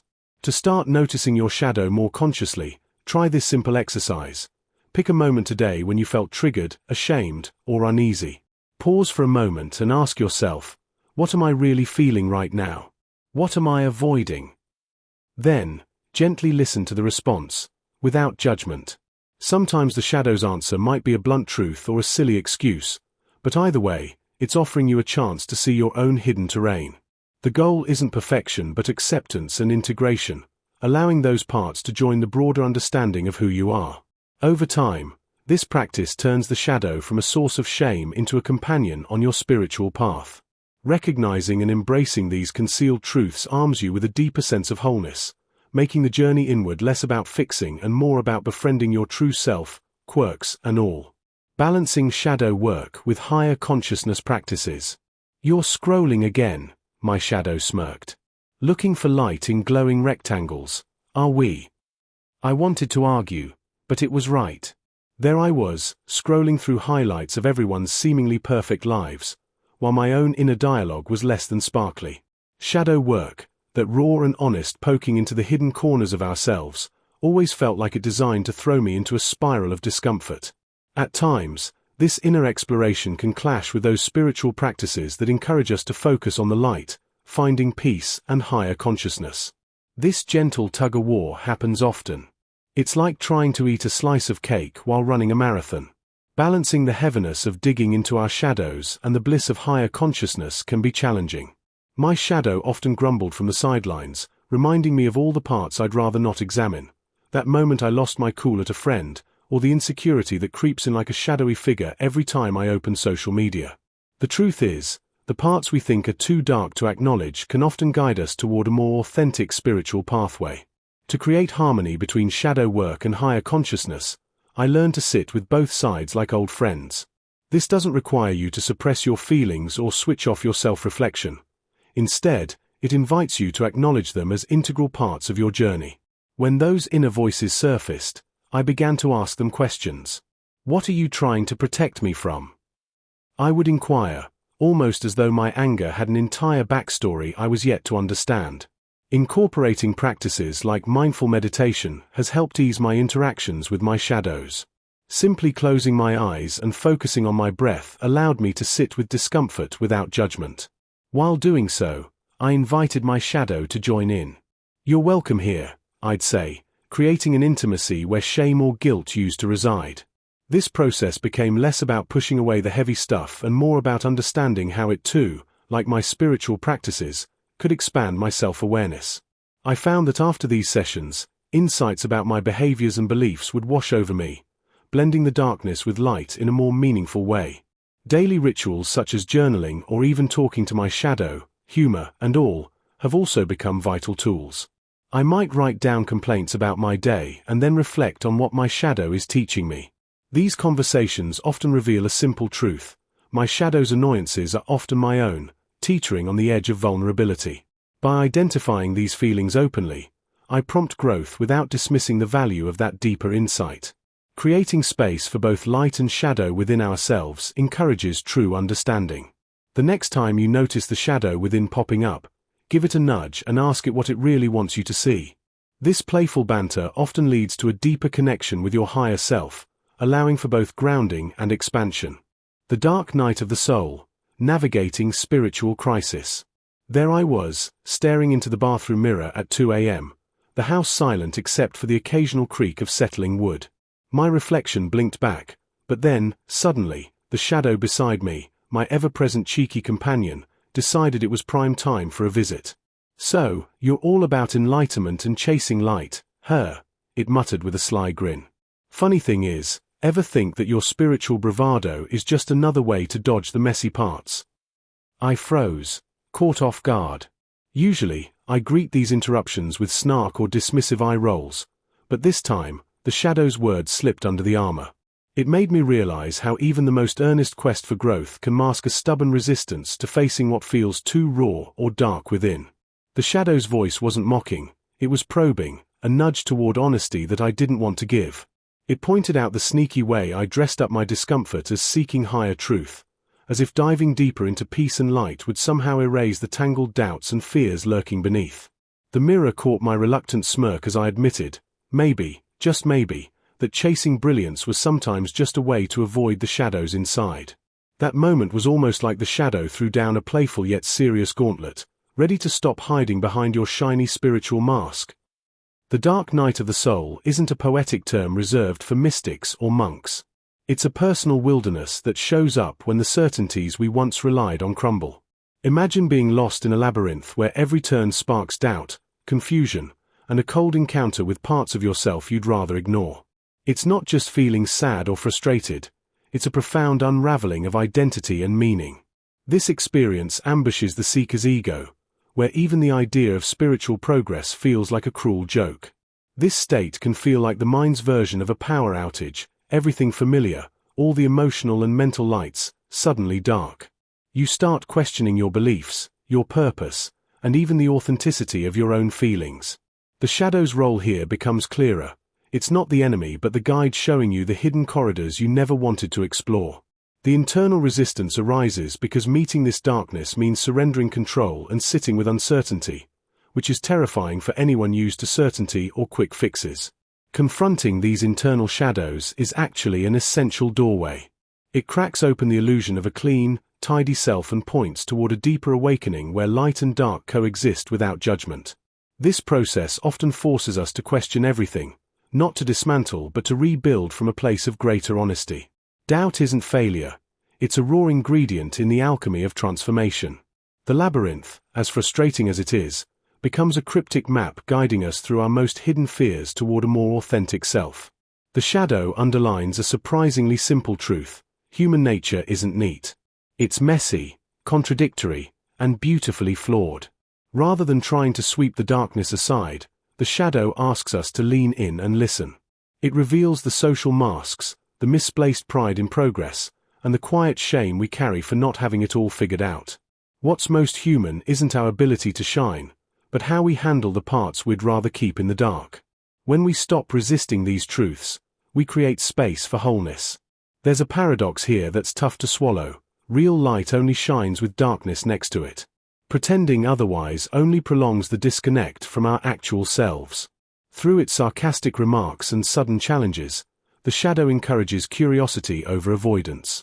It teaches that embracing our contradictions and discomfort is less a sign of weakness and more an act of courage. On this journey, honor your imperfections as much as your aspirations. They are the twin pillars holding up the temple of your true being. Find a quiet moment, maybe that late-night mirror or a cozy spot in your home. When the shadow pipes up, don't push it away. Instead, try this: name the thought or feeling it brings up without judgment. If it says, "You're too scared to face your real self," just acknowledge, "Yes, there's fear here." Keep your tone curious, like talking to a skeptical friend. Then notice where your mind wants to run, chasing reassurance, distraction, or excuses. Gently bring it back to the feeling or thought the shadow revealed.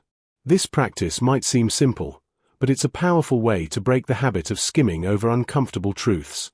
Each time you sit with these feelings, your resistance softens a little. The shadow's voice shifts too, from mocking to more of a companion walking alongside you.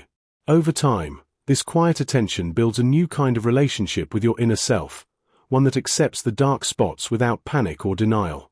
Next time the shadow shows up, listen closely. It might just be pointing toward a hidden doorway worth opening. Integrating shadow insights into your spiritual path. Sometimes, the most unexpected part of ourselves shows up when we're trying to look holy or enlightened. My shadow, that witty, sarcastic voice nestled inside, loves to poke at my spiritual ego. It whispers, "Nice meditation habit you've got there, but what about that impatience that sneaks out during rush hour?" Recognizing these shadow truths is like finding hidden markers on a map. They point us toward a more honest, richer path. When we start accepting these parts, not as enemies but as pieces of ourselves, we stop running from them and start understanding what they really mean. This isn't about fixing or dismissing our flaws, but about seeing how they can teach us something valuable. When we do this, our spiritual journey moves beyond the surface efforts, beyond just checking the boxes, and into a space where honesty becomes the foundation for growth. Our shadows carry stories that tell us where we tend to hide or deceive ourselves. They reveal fears of not being enough, assumptions about how we should behave, and beliefs rooted in shame or guilt. Think about the times you've caught yourself pretending to be someone you're not, just to fit in or avoid conflict. That's shadow material hiding behind a mask of politeness or success. Shadows can also show up as sabotaging thoughts, those inner voices saying, "You're not capable," or "This isn't for you." Recognizing these hidden patterns can act like a mirror held up to our unconscious, offering clarity on why we act certain ways, even when our intent is to grow spiritually. The trick is to see these signs not as failures but as invitations. Tricky, yes, but full of potential if we're willing to face them with curiosity instead of shame. Integrating shadow insights requires a sort of mental and emotional honesty that might make us squirm at first. It's asking ourselves, where am I pretending? What am I avoiding? In practical terms, it's as if our inner phone is ringing, and instead of ignoring the call, we pick it up, listen, and maybe even answer back. An example could be noticing that every time you avoid confrontation, you're also avoiding your own truth. Shadow work isn't about drowning in guilt but about shining a light on those hidden corners of ourselves. Over time, this honest look transforms into our inner compass, helping us become more authentic and less driven by external approval or internal masks. It's a slow process, sometimes a little uncomfortable, but it leads us toward a steadier, more genuine sense of self that isn't dependent on fleeting moments of spiritual idealism. The first step is noticing those sneaky little moments of discomfort or resistance. Pay attention to what triggers irritation, defensiveness, or shame. Those are often signs your shadow is trying to get your attention. Journaling can be a helpful tool, Write down the thoughts and feelings that come up during the day, especially those you'd rather ignore or deny. Sometimes your shadow reveals itself through your habitual reactions or repeated patterns, like snapping at loved ones or sabotaging opportunities. Once you spot these, don't rush to fix them. Instead, gently acknowledge them without judgment. Say something like, "There's that part again," wanting to hide or lash out, and then ask what it's really about. Accepting your shadow means recognizing that these parts are not wrong, just incomplete stories needing your awareness. Embodiment comes next, integrating shadow truths into your life, not as distant concepts but as living experiences. A practical way is to practice mindful observation. When you notice a shadow reaction, say, defensiveness at work, pause and ask yourself what triggered it. Often, there's a deeper fear or unmet need underneath.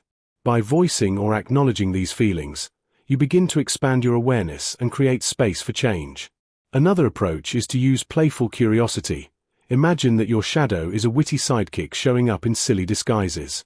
What would it say if you asked it, "What are you really here for?" This playful stance allows you to see your shadows as allies rather than enemies. Small daily checks, like asking, "What's hiding behind my reaction right now?" can gradually open up channels of authenticity. Putting shadow insights into practice isn't about perfection but about consistency. As you observe, accept, and respond to your shadow moments, they become familiar companions rather than strange intruders. Over time, what used to trigger shame or avoidance can transform into opportunities for genuine connection, both with yourself and with others. Remember, every shadow contains a seed of truth, waiting to be uncovered and understood. By welcoming these parts, you're building a more honest, grounded spiritual practice that recognizes the full complexity of being human. Dive into these small practices regularly, and you'll find your inner landscape broadening in unexpectedly rich ways, leading you ever closer to a life that feels more real and more fully you. That's where true growth begins. One practical tip: set aside a few moments each day to sit quietly and ask your shadow, "What do you want me to see today?" Notice what thoughts or feelings arise. The more you listen, the clearer your inner map becomes, guiding you past superficial layers straight into the heart of your truth. That's where genuine transformation resides, not in ignoring your shadows but in loving them enough to learn from them.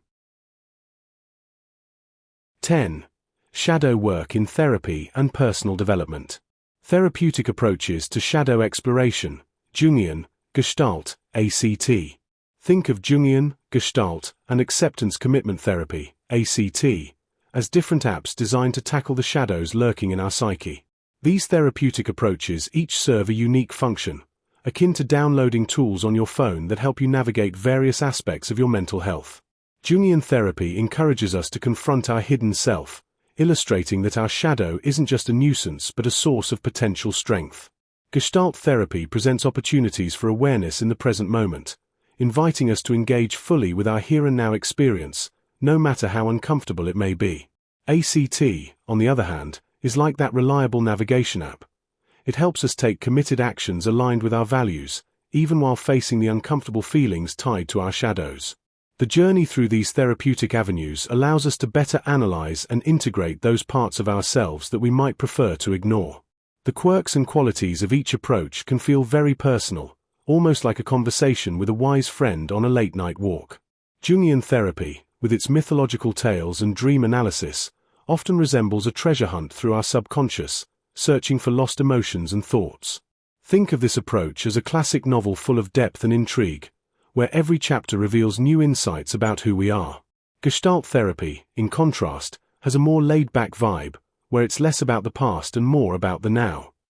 It's like a casual therapy chat with a friend where you can spill your secrets and discover how your feelings play out in real time.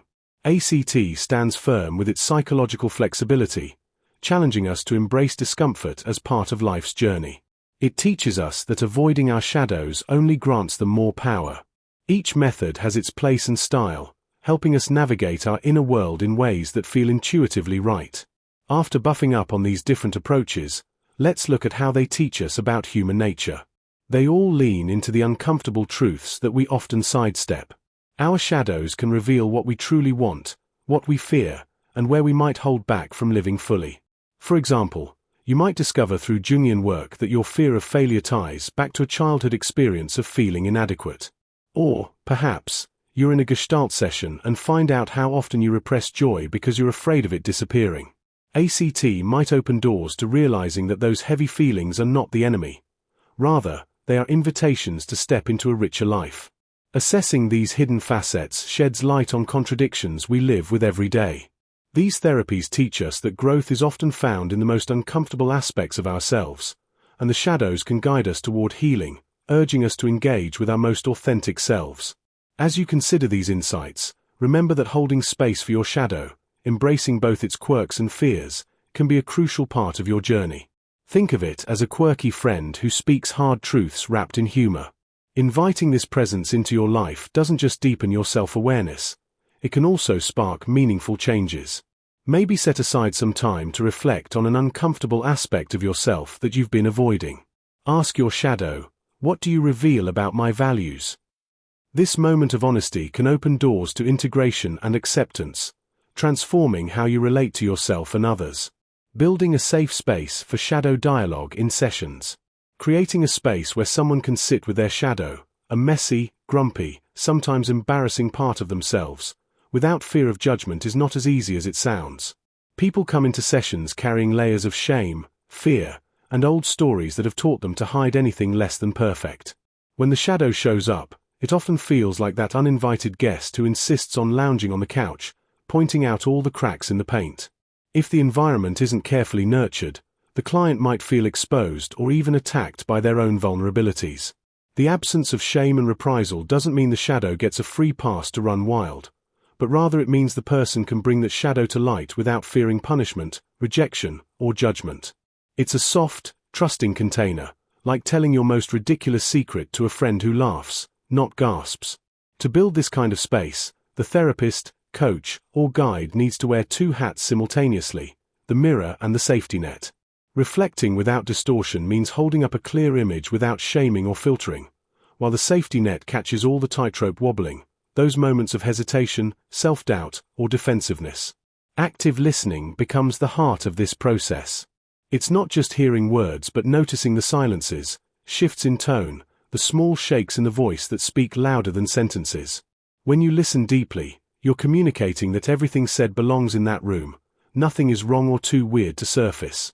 Trust forms quietly and builds slowly, often through small confirmations that emotions and thoughts are valid no matter how tangled they seem.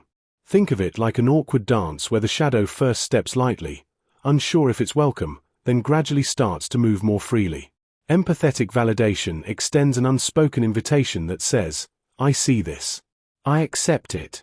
You don't have to shrink. At the same time, setting boundaries is not about shutting down the shadow but steering the session's flow so the exploration feels safe, not overwhelming.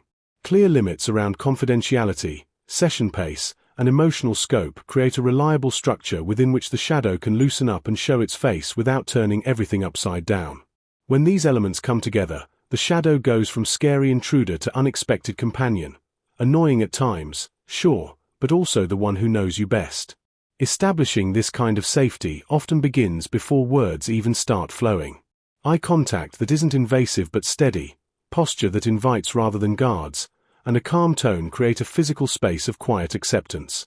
The moment a person feels seen without being sized up, their nervous system begins to settle. Overheard phrases like "that makes sense," or "I get how that feels," do more than fill silence. They act like little rescue flares for someone who's usually their own harshest critic. Genuine curiosity, rather than rapid-fire questioning, helps uncover the hidden corners of the self where the shadow likes to hang out, usually in disguise or disguise worn thin. These strategies shape a container where shadow dialogue isn't a battle but an ongoing conversation, a back and forth between the known and the not yet known parts of ourselves. Another crucial piece is the therapist's authenticity. Shadows have a knack for sniffing out fakery and pretense, so when the guide admits their own awkward encounters with shadows or stumbles, it often breaks the ice in unexpected ways. Imagine the power of saying, "My shadow showed up just yesterday, complaining I wasn't listening to it, grumpy as ever," which invites clients to soften their own resistance. This doesn't diminish the boundary or the containment but humanizes the process, making it more relatable rather than clinical. Humor can be a secret weapon here, a way to ease the sting of difficult truths without glossing over them. The shadow loves irony, it's part of its charm, and sharing a laugh about its antics can create a bridge from irritation to curiosity. At times, it's tempting to rush the shadow out of the room, eager to tidy up the session or jump to fixing what feels broken. Resist this urge. Instead, practice holding space with an open hand, not a clenched fist. Let the shadow shift and speak in its own time, which requires patience and a willingness to be uncomfortable at moments. Remember, shadows don't disappear just because we ignore them. They simmer and eventually demand attention, sometimes with louder messengers like anxiety, anger, or sadness. By creating a safe and steady space, these often disruptive messages can be heard as invitations to understand rather than threats to avoid. One practical tip clients can try between sessions is journaling specifically for their shadow's voice. Invite that part to write a letter, vent, complain, or even joke about what it's been feeling. No judgment, no editing, just raw expression. This exercise can help the shadow feel acknowledged and lessen its need to interrupt during sessions with more dramatic appearances. It also builds a habit of self-communication, teaching the person that their shadow, while tricky, is part of the dialogue, not a shutdown signal. Tools for coaches and mentors to facilitate shadow work. Helping clients step into their shadow involves more than just asking them to dig around in their feelings. There are some practical tools that can make this journey smoother, and even a bit playful. One popular technique is working with visual metaphors. Encourage clients to draw their shadow as a character or a scene, which can reveal hidden layers without the pressure of words. Journaling prompts are also powerful, asking, "What part do you avoid thinking about?" or "When do you feel most like hiding?" helps clients locate their unspoken truths. Sometimes, guided imagery or visualizations work well, where clients imagine meeting their shadow at a specific place, like a clearing in the woods or a dimly lit room, and explore the feelings that come up. These kinds of exercises gently uncover what's buried and create a safe space for discovery. Another useful tool is employing metaphor-rich language or storytelling. Sharing stories, either personal or from myth, can help clients see their struggles as part of a larger narrative. For example, the tale of a hero wrestling with a dragon can mirror the process of facing a difficult truth. Using imagination in this way transforms shadow work from a grim task into an epic adventure. Additionally, self-reflection techniques like the mirror exercise can be illuminating. Asking clients to look into a mirror and have a dialogue with their reflection often reveals forgotten truths or unconscious beliefs. You can also introduce accountability methods, such as journaling daily or taking small, intentional steps towards acceptance, which keep the process grounded in daily life. The key is to offer versatile tools that fit different personalities and comfort levels, always moving gently towards acceptance rather than confrontation. Creating a safe environment is crucial. Techniques like establishing clear boundaries and establishing confidentiality reassure clients they won't be judged. Using humor or playful language can also lower defenses, making difficult topics feel less heavy. Incorporating physical activities, like movement or dance, can aid in releasing emotional tension stored in the body. You might also introduce small, manageable practices, like asking open-ended questions during sessions to invite curiosity rather than criticism. For instance, what might this part of you be trying to protect? Or what do you think your shadow wants to tell you? Keep the process feeling more like a conversation with a wise friend than a clinical interrogation. The goal is to gently tease out those hidden parts and encourage a sense of curiosity, not shame or guilt. Ultimately, the tools used in shadow work should be adaptable and versatile, designed to meet clients where they are at. Remember, working with shadows is not a linear process but a series of unfolding layers, often requiring playful patience. When introducing any technique, keep in mind the importance of humor and compassion. A little lightness can open doors that seriousness might slam shut. Keep the focus on discovery rather than fixing, helping clients see their shadow as a wise, quirky companion rather than a sworn enemy. Building trust in this way makes it easier for clients to face those parts they've hidden away, and over time, they may find their shadows start sharing stories rather than remaining secret. Just don't forget to remind yourself that sometimes, pointing out the absurdity of our own denial can be the most freeing tool of all. Case studies. Transformative outcomes of shadow integration. Staring into the bathroom mirror, I caught my reflection looking back at me, and for a moment, the shadows danced around my eyes, filled with stories I'd rather not face. "You know, we're quite the team," my shadow quipped, a sly smile creeping across its ethereal face. "Each time you avoid me, I only get stronger." It had become routine to ignore those nagging parts of myself. Yet, through shadow work, I stumbled upon those hidden truths, revealing tender spots I thought buried and forgotten. In one session, as I plowed through past memories, I suddenly remembered a childhood incident involving a lost soccer game. I had sulked about it for days, convinced I was a failure. My shadow popped up, rolling its eyes. "You made that loss so big, didn't you? But what about the fun? The friends? The snacks?"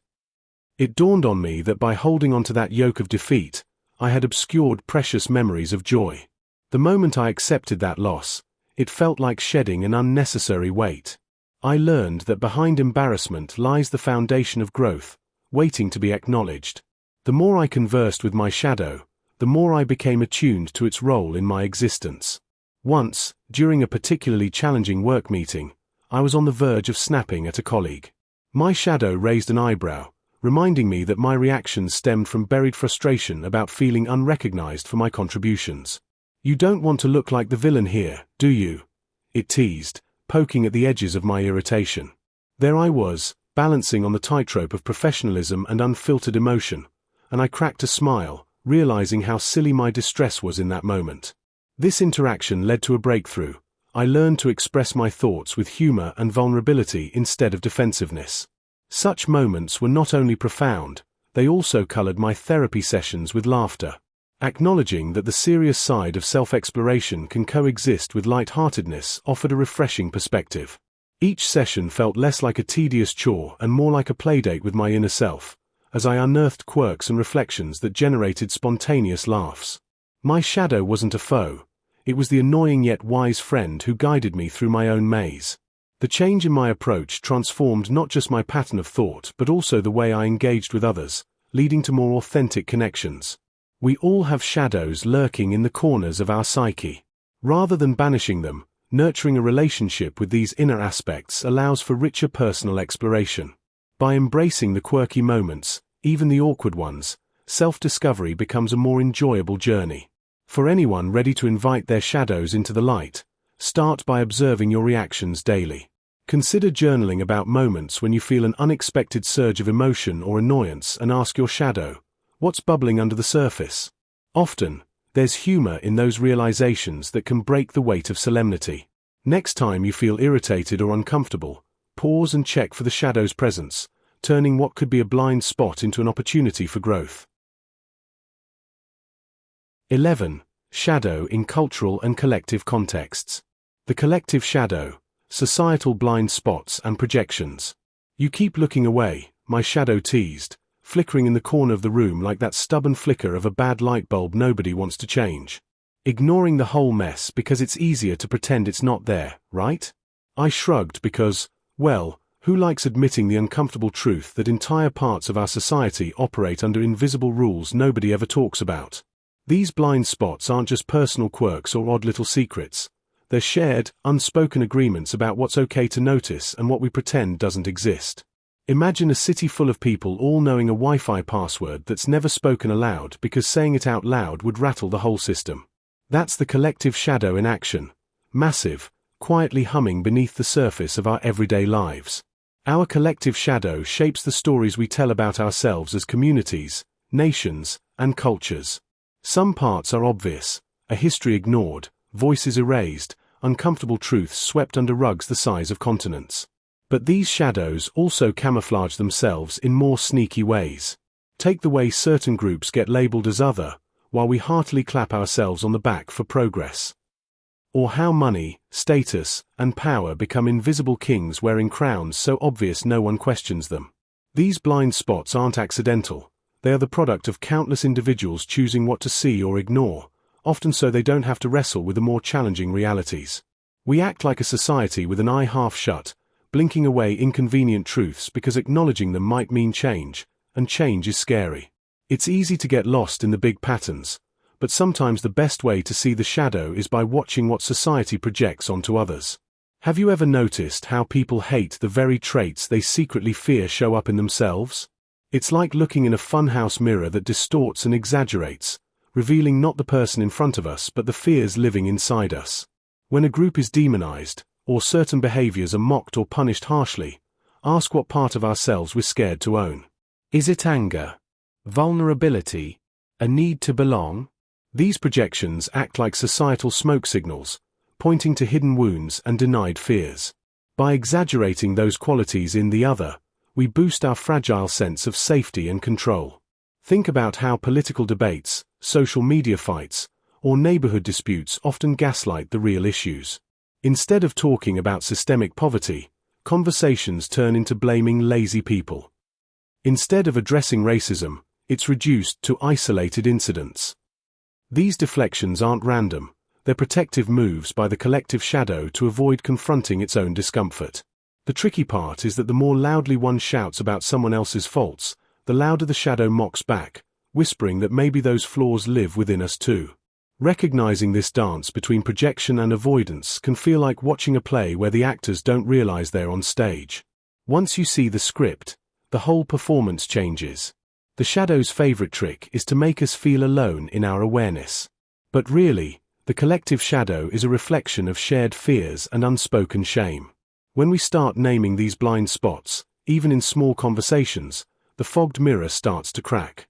Suddenly, what seemed like ingrained divisions or impossible problems might appear as puzzles begging to be solved, one honest question at a time. Notice the moments when defensiveness rises, or stories begin to sound too neat or too hostile. Those are signals the shadow is poking from behind the curtain, inviting curiosity instead of judgment. Here's a simple practice to try. The next time you catch yourself harshly judging a group or individual, pause. Ask quietly, what am I afraid to see in myself here? This small shift cracks open a space for empathy and self-awareness. It might feel awkward or uncomfortable, perfect, because the shadow hates comfort zones. Over time, these moments add up. They help us hold more light in the dark places where society's blind spots hide. When you approach these shadows with a mix of humor, honesty, and generosity, you invite them to stop being frights in the night and start becoming guides on the path toward deeper connection and understanding. Historical examples of collective shadow dynamics. Throughout history, societies have often projected their deepest fears and uncomfortable truths onto others, creating shadows that hide their own insecurities. When a community is frightened or insecure, rather than confronting those feelings directly, they look outward, blaming someone else or casting someone as the villain. This is like a person hiding from their reflection in a mirror, refusing to face the part of themselves they dislike. Over time, these projections form a collective shadow, a dark, collective part of the group that influences decisions and behaviors without anyone really realizing it. Take wartime propaganda, for example. Governments would craft messages that label the enemy as evil or subhuman, dehumanizing them to stoke fear and justify violence. This process allowed societies to avoid examining their own flaws, instead focusing on monsters outside the borders. The fear of the other became a mirror for their own fears of loss, change, or weakness. The hatred was not just directed outward but reflected inward, hiding insecurities that most people weren't comfortable admitting. That collective shadow fueled wars, suppressing inner doubts while energizing collective aggression. Witch hunts during Europe's Dark Ages serve a similar purpose. Many women, especially those who didn't fit societal expectations, elderly, single, or outspoken, became targets. Accusations of witchcraft provided a convenient outlet for community fears about change or disorder. Instead of tackling underlying issues like poverty or social upheaval, communities focused their fears on these women, casting them as the source of all evil. The hunt for witches was really a hunt for collective shame, projecting fears about aging, independence, or change onto scapegoats. This process kept uncomfortable truths about the community's own vulnerabilities buried deep, masked behind the hysteria. Social movements, too, often reveal collective shadow dynamics. Think about racial or political upheavals where groups railing against oppression might unconsciously project their own biases onto others. Sometimes, a society's intolerance or prejudice masks an inner unease with its own identity or morality. When people rally around a cause, they can become blind to the ways their shadows, such as fear, greed, or shame, are fueling their reactions. These hidden parts influence the collective mood, leading to behaviors or rhetoric that seem irrational or extreme in hindsight. Even in modern times, collective shocks like economic crashes or social panics showcase how the shadow lives on. In moments of crisis, communities often latch onto scapegoats, immigrants, elites, or foreigners, as symbols of chaos or moral decay. These figures become the focus of blame, allowing society to avoid addressing more complex problems lying underneath.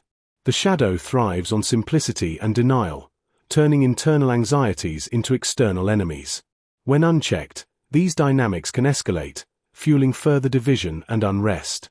Recognizing these patterns helps reveal how much of history is shaped by shared unresolved feelings. Societies don't always act rationally. Instead, they act out parts of themselves that they refuse to face. That collective shadow influences policies, social attitudes, and even wars, all without most people understanding that these projections are happening. Breaking free from these old patterns requires honest reflection, an act that's often uncomfortable but critical to growth. One way to see this in your own life is to consider times when you've judged someone harshly or blamed external circumstances for your troubles. Usually, these judgments are more about your own hidden fears and insecurities than about the other person. The more aware you become of these projections, the better you can see how the collective shadow shapes the way groups and individuals react. It's not about blaming decision-makers entirely, but understanding that these patterns are part of human nature, constantly lurking beneath the surface. Instead of avoiding these uncomfortable truths, try looking at where your personal fears might play into larger societal shadows. Quite often, what we dismiss as the others turns out to be echoes of our own unresolved issues. Recognizing this can be the first step in not only healing yourself but potentially dissolving some of the collective tension that feeds these darker dynamics. Shadows are not just a burden, they're a mirror revealing what still needs attention. To bring some light into this shadowy process, a practical tip is to regularly ask yourself, what am I projecting right now? Or what uncomfortable truth am I avoiding? This simple question can help break the habit of externalizing fears, making it easier to see how collective shadows operate on a larger scale. By paying close attention to your own reactions and judgments, you begin to notice how society's darker patterns originate from these unseen, unacknowledged parts of ourselves. Media and cultural narratives as shadow projections. After another long day, I found myself endlessly scrolling through social media. My shadow appeared beside me, arching an eyebrow. "You're scrolling again," it said with a smirk. "Looking for light in glowing rectangles, are we?" The truth hit harder than I expected. Media has this way of shaping how we see the world. It crafts narratives that can distort our understanding and make us feel like we are living in an illusion. Instead of shining a light on reality, many forms of media become mirrors, reflecting not our truths but the constructed images that seem to resonate with the crowd. We begin to compare ourselves to these projected ideals, and in doing so, we often mask our authentic selves. This misalignment creates a kind of psychological tug-of-war. We yearn for genuine connection, yet are bombarded by curated lives that seem impossibly perfect. As I stared at the never-ending feed, I realized how easy it is to lose oneself in the bright, shiny world of media. It can feel comforting but also suffocating, like a warm blanket that just happens to be made of glass. The challenge lies in recognizing these patterns. We can become so engrossed in external validation that we forget to check in with our own thoughts and feelings. The media reflects our desires but also magnifies our insecurities and fears, making it all the more vital that we don't lose sight of ourselves in the shuffle. Next time you find yourself scrolling or consuming media, ask yourself, what truth does this reveal about me? Reflect on the narratives that resonate and those that challenge you. Often, this simple act of questioning can offer profound insights into your own beliefs and biases, leading to a more authentic and fulfilling life experience. Keep that shadow close. It's there to guide you as you navigate through the narratives that shape your world. Healing societal shadows. Movements toward collective awareness. So you're still avoiding that conversation, huh? My shadow nudged, settling behind me like a cranky old dog. At the family dinner, at work, everywhere you go. I grimaced, caught between wanting to retreat and knowing I couldn't run from this forever. Those unspoken fears, the biases so deeply baked into our stories, all loom large in the background of society's noisy stage. It's funny how easily we pretend those dark corners don't exist, pretending everyone's problems are separate, isolated, and neatly boxed. But shadows have this annoying habit of stretching out, spilling over borders, and shaping who we think we are, even when we're not looking. Collective shadows are the hidden parts of society, those unsaid stories of fear, shame, prejudice, and illusions that influence what gets talked about and what gets shoved under the rug. Imagine a city at night where the streetlights selectively decide which alleys to illuminate. Some places get full clarity, others remain murky and mysterious. These societal blind spots play out in countless ways: how groups view each other, who feels seen or invisible, which histories get celebrated or erased. At first glance, these shadows seem to live inside individuals, prejudices, anxieties, and silences we carry. But zoom out, and you realize these aren't just private ghosts. They connect and twist together, forming patterns that shape laws, media narratives, economic systems, and daily interactions. It's like society's collective psyche is haunted by its own secrets, and ignoring them only makes the hauntings louder and harder to sort through. These shadows don't just lurk in other people either. Sometimes they appear in the mirror when we least expect it, sparking feelings of discomfort or judgment about ourselves. For example, a community might champion inclusion loudly, until it faces its own history of exclusion or systemic imbalance. These contradictions are the echoes of shadow work writ large. Society tends to avoid facing these difficult truths because it feels safer to cling to familiar stories, even if those stories limit growth or foster division. Yet, ignoring the darkness only prolongs the collective confusion, mistrust, and suffering. On a more hopeful note, social movements and shifts in awareness act like collective shadow work. These moments when large groups start naming, protesting, and questioning systemic inequalities are like society rubbing its sore spots. It's uncomfortable but necessary for healing. Think of movements like civil rights, indigenous land acknowledgement, environmental activism, or more recent pushes for mental health awareness. Each one calls attention to the parts long hidden or erased. These movements don't just shout, they invite society to look at itself honestly, to acknowledge uncomfortable histories, fears, and prejudices. What starts as protest often provokes wider conversations, shifts cultural norms, and gradually rewrites collective stories by bringing buried truths into the light. These shifts often feel messy and painful.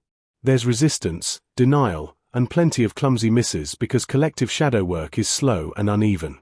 Society can't just flip a switch and become enlightened. Instead, it's more like peeling layers of an onion, revealing hidden tensions, misunderstandings, and fears along the way. During these periods, people may feel defensive, anxious, or guilty, emotions that make us want to retreat or lash out. But as these movements mature, they help us develop new collective empathy, narratives that hold more complexity, and a capacity for discernment beyond black and white thinking. They encourage us to see each other as connected, not separate, shifting from blame toward shared responsibility. Witnessing these processes, the shadow whispers its curious questions: who's allowed to speak and who remains unheard? How much of our pride or shame is tied to old stories we cling to? What would it take for us to stop pretending that the past is done and dusted, and instead invite all those shades into the conversation? These questions aren't about assigning guilt but about inviting awareness. They challenge us to recognize that healing collective shadows means leaning into discomfort and uncertainty. It's about trusting that exposing the messiness will eventually lead to deeper collective clarity. On an individual level, noticing our own blind spots and joining in these larger conversations encourages a sense of belonging to something greater than our personal narratives. When we realize that societal shadows influence our beliefs, fears, and reactions, we begin to see behaviors that seemed personal as reflections of a bigger picture. This awareness can soften judgments of others and ourselves, and open up space for real dialogue. It doesn't mean we become perfect or that the shadow disappears overnight, but it means we can grow more curious about it instead of letting it fester in silence. Here's a simple practice to try. The next time you encounter a strong emotional reaction to a news story, political debate, or even a family dispute, pause and ask yourself what unspoken fears or assumptions might be bubbling beneath the surface. Who or what feels threatening or invisible in this moment? Imagine the conversation happening not just between people but between their shadows too, trying to be seen and understood. By turning this inward, you build a habit of collective awareness that ripples outward. My shadow grins from the corner, leaning in close, you don't have to fix everything today. Just start by noticing what you and your neighbors aren't saying. It's not much, but it's enough to get a bit of light into the corners where shadows tend to hang around. 12. Advanced techniques for deep shadow exploration. Dream work and the shadow. Decoding hidden messages. Think of your dreams as secret messages from a friend who refuses to speak plainly. When we sleep, our conscious mind steps back, and a more genuine, sometimes rowdy version of ourselves takes over. This is where the shadow, that sneaky part of us holding our unspoken fears, desires, or secrets, comes out to play. Dreams are like a clandestine conversation between your waking self and this hidden part, trying to get your attention in ways your daytime mind can't quite manage. Symbols flash across your mind screen, strange figures, weird landscapes, or recurring motifs, and they nearly always carry messages. These images are the language of your subconscious, full of clues about what's hiding in the depths.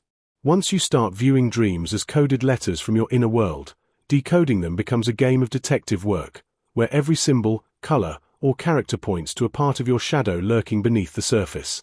Getting into the habit of recording your dreams is one of the simplest ways to begin this decoding process. Keep a journal by your bed, and the moment you wake, jot down whatever you remember, no matter how silly or confusing it seems. Over time, patterns will emerge, themes that keep recurring or symbols that your subconscious loves to revisit. These clues reveal your shadow's hidden fears or unacknowledged wishes.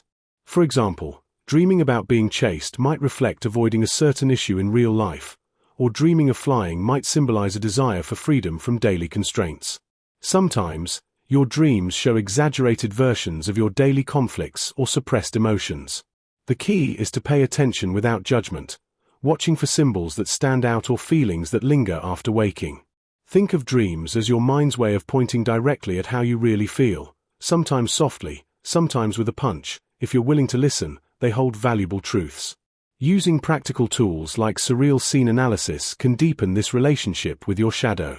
When you remember a dream, try to recreate its scenes mentally, adding your own questions or notes about what each part might mean. For instance, if you dream of being lost in a dark forest, ask yourself, where am I lost in life? What fears am I avoiding? Notice how your feelings in the dream, fear, excitement, confusion, align with issues you face during the day. Another useful approach is to explore the strange logic of dreams, how certain symbols connect or morph into others, like a surreal movie. This can unearth hidden messages that your conscious mind might dismiss as silly or irrelevant. The more you practice interpreting these images, the more your dreams become clear guides. Your shadow becomes less like a mysterious stranger and more like an honest friend whispering truths you'll benefit from hearing, if only you choose to listen. Active imagination and inner dialogue exercises. You're scrolling again, my shadow smirked. Looking for light in glowing rectangles, are we? I wanted to argue, but it was right. There I was, lost in the endless scroll of social media, hoping to find connection while wallowing in isolation. The shadow, with its wit sharp as a knife, had this knack for showing up at the most inconvenient times. But really, it wasn't about annoyance. It was nudging me toward a conversation I wasn't having. This playful banter is how I began to embrace active imagination, allowing that inner voice not just to chirp at me but to converse. Transforming what felt like a nagging critic into a lively partner in exchange opened doors I didn't know were closed. Engaging with the shadow isn't just about banter. It's about generating dialogue that calls attention to the often ignored parts of ourselves. When I began this dialogue, I started asking deeper questions. What are you really searching for? Instead of scrolling, I wrote down these conversations. Suddenly, my shadow became the Watson to my Holmes, leading me down a path where I uncovered things I didn't even know were hiding. Through this imaginative interaction, I noticed payoffs in creativity and clarity. There's something to be said for allowing the voices within to speak freely. It transforms solitary pondering into a communal exploration of self. As I practiced more with my shadow, those inner dialogues began to pulse with energy. One day as I wrestled with self-doubt, I could almost hear my shadow chime in, what if all these fears are just part of a bad sitcom? There was an ironic truth in that statement, and I found myself laughing in spite of the challenge. Creating a space for these conversations took on a life of its own, dissolving the barriers I had put up against my insecurities and allowing me to explore those feelings without judgment. Instead of simply fighting my fears, I started to include them in the dialogue. Nurturing that stubborn voice within transformed what felt like baggage into a trusty backpack on my journey. Every conversation became a stepping stone towards integration. Engaging in this process redefined how I viewed my shadow. Once just an irritant, it grew into an essential member of my inner council of advisors. The critique turned into teaching moments, learning to transform pointed jabs into constructive reflection. Those quirks I once felt embarrassed about became points of discussion, making for a richer understanding of my human experience. When the mind enters these dialogues, something shifts. The nonsensical, fragmented thoughts fall into a rhythm, and clarity emerges where chaos once reigned. I learned to honor this wild mix of thought, emotion, and humor as an avenue for insight and growth. Try starting your own conversation. Imagine your shadow sitting across from you, perhaps in your favorite coffee shop or a cozy nook in your home. What amusing sarcasm would it extract from your daily worries? What tucked-away fears would you finally air out, and where could you admire how far you've come? Offer space for that dialogue to breathe. You'll find that it morphs from an awkward exchange into a powerful partnership. Using archetypes to access deeper shadow layers. You're avoiding the group chat again, my shadow teased as I hesitated on the edge of my phone screen. It wasn't just about the notifications. It was the dread of showing up as myself, with all the messy feelings lurking underneath. That inner nagging voice, half serious and half sarcastic, had spotted an archetype in action, the recluse, hiding behind digital silence to dodge the fear of rejection and awkwardness. It hit me that these archetypes aren't just dusty old myths or fancy astrology charts. They are living symbols, masks we wear that peek into those squirmy, darker sides of ourselves we'd rather ignore but desperately need to know. Every day, we slip into archetypes without noticing. The hero who overcommits to prove worth, the victim who lapses into helplessness after a small setback, or the rebel who storms out to escape vulnerability. These roles reveal patterns beneath our surface, little pieces of the shadow, the parts of us shadowed by shame, fear, or denial. Once, I caught myself snapping at a friend, the shadow nudge? Anger acting as the protector archetype, defending a bruised self I wasn't ready to show. Archetypes give shape and voice to these hidden corners, turning vague discomfort into something tangible, something you can name and sit with. My shadow, ever the sarcastic sidekick, reminded me that resisting those masks only gives them more power. Recognizing them was like spotting a familiar character in the chaos of my mind, signaling where my shadow whisperer was waiting to chat. Once you spot the archetype at play, the next step is to invite it to the table like an honest stranger with a story. This isn't some dry, clinical exercise. It's more like a late-night conversation with a quirky old friend who knows all your weird habits and isn't afraid to call you out. I found journaling to be the perfect stage for this dialogue, writing as if the archetype itself is answering back. What do you want me to know? Why are you so loud right now? What happened to make you step in? Sometimes just asking these questions loosens the grip of automatic reactions. For example, when the inner critic archetype shows up, instead of arguing or trying to shove it away, I try to listen and understand what fear or insecurity is behind its stern voice. You don't have to limit yourself to writing. Drawing, movement, or even role-playing can awaken these archetypal energies in ways words struggle to reach. Pretend you're hosting a meeting in your mind and each archetype has a seat. What do they look like? How do they act? What do they want? Turning shadow work into play lets your unconscious speak without the usual filters of judgment. The shadow is like that sarcastic companion who always asks the inconvenient questions but also knows just when to shine a light on a concealed wound that needs tending. Engaging with archetypes this way can soften your relationship with the shadow from one of annoyance or fear to curious partnership. As my shadow once quipped, "You're not dodging me, you're just late to your own rescue mission." That idea, that your shadow is actually trying to help, changed the game for me. So next time you feel stuck in a reaction or overwhelmed by feelings you don't understand, try imagining which archetype might be steering the ship.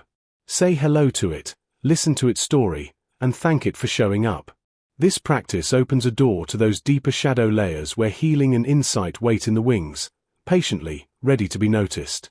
Integrating shadow themes from myth and literature. When I look into myths and stories from literature, I see reflections of my own struggles and hidden fears. These stories act like mirrors held up to the shadow parts of our psyche. For centuries, myths have served as a way for humans to make sense of the chaos inside us. They hide universal themes, such as fear of the unknown, the desire for power, or the pain of loss, under layers of symbolism and allegory. For example, think about the myth of Perseus. He faces danger, uncertainty, and his own doubts, much like anyone trying to navigate life's unpredictable waters. Or consider Shakespeare's tragedies, which are packed with characters wrestling with internal darkness and moral dilemmas. These stories don't just entertain, they reveal the parts of ourselves we often prefer to keep hidden, our insecurities, anger, guilt, even our longing for redemption. Literature, especially the classics, paint complex portraits of human nature.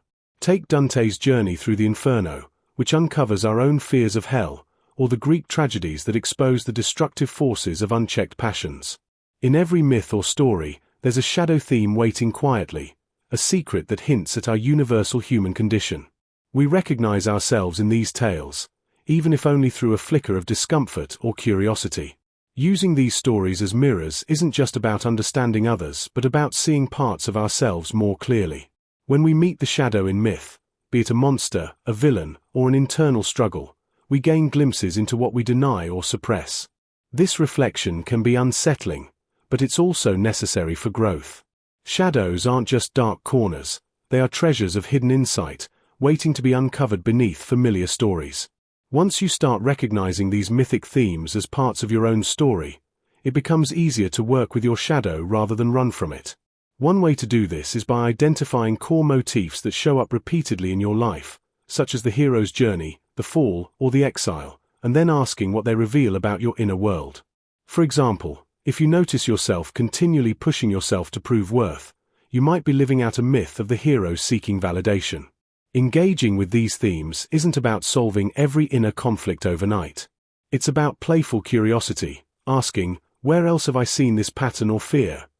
Or what does this story say about my own shadow qualities?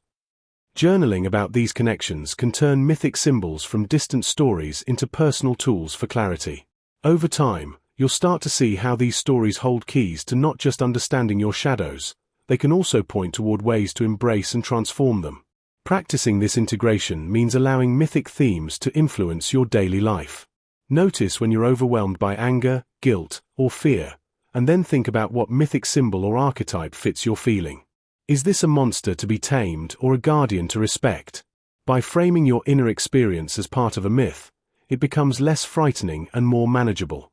It's like giving your shadow a story, one that you can then rewrite or reframe, making transformation a real possibility.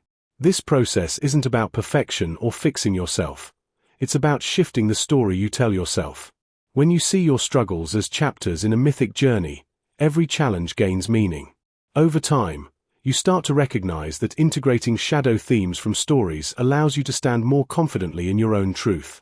The stories and symbols become an ongoing conversation, helping you uncover what lies beneath surface appearances and fostering a sense of connection to the larger human story we all share. As you practice connecting personal shadows to mythic themes, remain playful. Your inner shadow companion will probably tease you, another hero story? Really? But don't mind the banter. Use it as a reminder that growth often feels a little messy and embarrassing. Keeping the humor alive in this process keeps it human, and that is essential for making lasting change. Try an exercise by choosing a myth or story that resonates with your current experience. Write down how the main theme or symbol reflects your inner state. For instance, if you're feeling trapped, maybe the myth of Sisyphus pushing his boulder is relevant. Then, consider whether there's a way to relate that myth to your own life. Are you resisting change? Fearing failure? This simple reflection can open doors to understanding and empathy toward your shadow. Remember, stories and myths aren't just ancient relics, they are living tools. When you see your own fears and struggles in these narratives, they become easier to face and work with. Your shadow doesn't have to be an enemy. With a little imagination and honesty, it can become an insightful guide, leading you toward more authentic self-awareness. 13. Troubleshooting shadow resistance and avoidance. Common barriers to shadow work: denial, defense, distraction. As I stood in front of the bathroom mirror, I caught my own eye, and my shadow chimed in. "You really think ignoring me will make me go away?" it asked, a smirk playing on its lips. I rolled my eyes, but deep down, I knew it was right. Denial is like that comfy blanket we throw over our insecurities. It feels warm for a while until it suffocates us.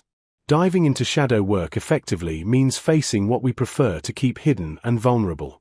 When we deny our shadows, we're sticking our heads in the sand while life continues to unfold in all its messy glory. We often convince ourselves that problems will just resolve themselves, like they're the romantic twist at the end of a movie. But life isn't a rom-com, and our shadows are persistent characters trying to get our attention. Defense mechanisms are our go-to software for handling difficult emotions. Think of them as those sneaky apps that quietly run in the background of our minds, making it harder to navigate the deeper waters of our psyche. We all have our favorites. Rationalization kicks in when we justify poor choices, while projection shifts the blame onto someone else, making us feel a little lighter.